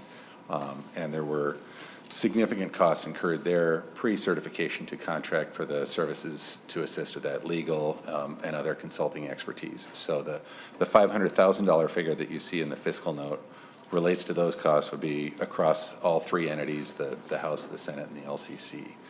That's what I can offer you in the way of comment on the fiscal note and the amendment. And again, the secondary effects, it's very hard to comment on any of this without understanding what the bargaining agreement might include, might or might not include. So those have largely been left out of the fiscal note. Thank you, Secretary Bodden.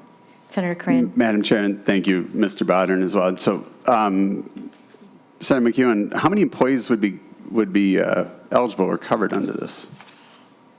Senator McEwen. Or impacted by it? That's a good question. I don't know if, I'm not sure of the answer to that question. I can get the answer for you, though, certainly, Chair, Senator. Senator McEwen, so I'm assuming it's all of our Senate and House and partisan staff, Republican, Democrat. Correct. Anybody else that would be in there? Partisan and nonpartisan. Yeah, partisan and nonpartisan. And so on the partisan side, it would not allow us to function, Republican or Democrat. Maybe on the nonpartisan side, they are essentially state employees. I would argue, in order for them to remain nonpartisan, that they weren't part of partisan organizations. And so that would be one form of membership or would be a form of partisan into that particular membership. Unless, of course, those particular unions that would represent them would create a conservative contribution plan for those members who chose to join, as in they don't donate today. So a very partisan organization. I don't see anybody here testifying that they want it from an employee perspective. And with that, you know, how would, let's say it moves forward, how does collective bargaining and bumping rights apply, which are available to all of the others in the collective bargaining process, to the partisan staff if they were so chose to join? Senator McEwen. Thank you, Madam Chair, and thank you, Senator Curran, for those questions. Those are all excellent questions, and I think I would suggest, however, that those are the questions that are appropriate to a time at which employees would be making that consideration as to whether or not they would like to form a union or join a union, and what the units would look like and what the details of that would be, how it would work. What this bill does is not, it's one step before that. So what this bill does is simply open the door to a possibility that employees could begin talking about this and what it would look like. At this point, that door is completely closed. It's just not even a possibility to have those discussions begin. So what we'd like to do is to just be able to open the door so that our employees can start having these discussions. If they choose to, maybe they will not. We don't know. We don't know what they will decide. But that's not our decision. And that really is the point of the bill, is to empower the employees, just like any other worker in Minnesota has that right and that ability to be able to come together if they choose and to have discussions about whether or not they would like to form or join a union. Madam Chair. Senator Curran. Senator McEwen, I agree with you. In any other worker, this particular body is a very unique body. And because of the partisan nature of it and its need to remain either nonpartisan for those that serve in the nonpartisan role, it takes a lot of work to remain in a nonpartisan role in all facets of their lives. Membership into a very partisan organization would change that view and opinion, and then whose best needs are represented. And then to say that we don't know, or this isn't the time, you're the one bringing the bill forward, and we've got people that have testified in favor of it that should be able to answer those questions, because how could anyone make a decision without having a great detailed plan of what benefits it's going to bring forward to them? And the fact that the traditional collective bargaining process of bumping rights, I've been there, part of it, those are typically the benefits, you know, of seniority and bump rights in and out of a unit. Those things wouldn't exist, or it'd be almost impossible to manage in a partisan organization for your partisan staff as well as my partisan staff. And so I just don't see that this is I don't hear anybody, I've not heard a single person ever talk about, boy, I just wish we had collective bargaining. I see taking the tools out of the legislature, and also the introduction of a divisive membership, which would remove the ability for the legislature to be as effective as it is. Senator McEwen. Respectfully, I disagree. I don't. I appreciate the points that you're making, Senator Cran, certainly. But again, I think that's getting a little ahead of ourselves with what this bill does, and I also think it makes a lot of assumptions about what employees will or won't do. Sorry. So that, and perhaps I also have one of my testifiers here, Mr. Bruce, who may have something to add as well. Mr. Bruce. Thank you, Madam Chair and Senator Curran. As you know, because you've been part of many collective bargaining agreements, particularly the instances that you're talking about for bumping, bidding, seniority, that's all set by the actual agreement itself. It's not anywhere in statute. Those are dictated by the agreements when they're formed. And I'm sure that the partisan caucuses would have the similar concerns that you're raising about seniority rosters. And those can be set flexibly. by the collective bargaining agreement. And I'm sure that if this were to go ahead, and if there were an election, and if there were a certification, and if, as we go on, a contract is formed, that I'm sure that those concerns will be brought by the members who are affected to that table. Thank you, Madam Chair. Thank you, Senator Thank you, Coran. Mr. Bruce. And so tell me where you've implemented something similar into a partisan organization from a union leader. Mr. Bruce. Well, we represent the executive branch employees who are part of, as you would characterize it, a partisan organization run by a partisan elected official. Similarly, we also represent the auditors at the state auditor's office. And as you know, the various agencies are all appointed, the commissioners are appointed by the governor and confirmed by the Senate.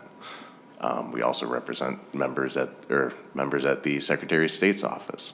So we do represent employees at various organizations. It has no impact over our ability to represent them at the bargaining table, and I'm sure that whomever the employees, if they choose to actually form a union, decide to organize under, would bring that same level of professionalism. Madam Chair. Senator Coran. Mr. Bruce, you described the executive leadership, which is, of course, partisan because they're appointed, but you don't represent anybody who's appointed. Do you? Mr. Bruce. Thank you, Madam Chair. No, we do not. So, Senator Madam Coran. Chair, so Mr. Bruce, you described positions that work within those entities and they have partisan leadership, but what partisan members are underneath from a classified job position? Mr. Bruce. Madam Chair, Senator Grant, none. But as I understand it, neither are the staff that are hired into state service have a partisan denomination or characterization on them. Senator Coran. Madam Chair, I agree, and those positions exactly are not partisan. And so, and by the rule of their membership, they're taking a noble government job. In these roles, and they don't have to maintain bipartisanship or nonpartisanship in serving in any government function outside of the legislature. And where it's critical that the nonpartisan staff maintain either the real or perceived perception of partisanship. You go through the legislative audit, what they do, right? Their staff, they have to work really hard to maintain their nonpartisanship. In our job, it's critical to trust the very resources that sit at this table to understand whose best interests are you representing. And so it would at least, whether it's real, it would be perceived as being a very partisan role. Could be just by the mere fact of membership, right? Because every one of the dollars that would be extracted from those would be donated to a particular political party, maybe not that of their own as well, but then one that would create a public image that could skew their work or their nonpartisanship or the ability to perform in a nonpartisan manner. So I just think it's a idea, again, another solution looking for a problem that doesn't exist. And I would ask for a roll call on this vote, Madam Chair, even though there's only one of me here right now. But we'd ask for a roll call. We'll be on the final bill. Thank you. laying the bill over. Senator Coran, I do want to say that whether employees were to choose to organize or not would be a question for the employees to wrestle with if this were to become law. A decade ago, we had a similar piece of legislation before us about two different categories of worker. In one case, a category of worker, home care workers, decided to proceed, and they did successfully organize an open unit. In another case, child care workers, having the right to consider, to collectively bargain, opted not to. They made the choice. They were given the ability. They wrestled with it. They made the choice. And I think Senator McEwen's bill is doing something similar, giving the people who work in the legislature the ability to consider this as an option. I also think it's right for us to recognize that whether people are organized or not as they come into this work, People come with different perspectives, including an issue orientation or a partisan orientation or a noble, I want to work for the legislature perspective. And we all have to work together regardless of that perspective. And whether people organize or not doesn't change that. And so I think that having, worked for and been a part of a union, people who are in a union don't necessarily all share the same partisan ideology. But they have decided, in this case, that they had decided to come together because they believe their collective voices together would make a difference in the work that they were doing, in this case, nurses. And so I just want to call that out or acknowledge that while I think this is a question in Minnesota that we haven't broached in a long time, it is a question that if we move this forward would give the people who work here the ability to say, we want to explore this or not. And if so, the ability to say yes or no with a vote. All right. Seeing no further questions, then I'm going to move that we lay Senate File 83 over for possible inclusion. Thank you, Senator McEwen. And with that, members, seeing no more business before us on this St. Patrick's Day, I hope there's a cold beer in all of your futures. This meeting is adjourned. Thank you, Madam Chair. Thank you, members.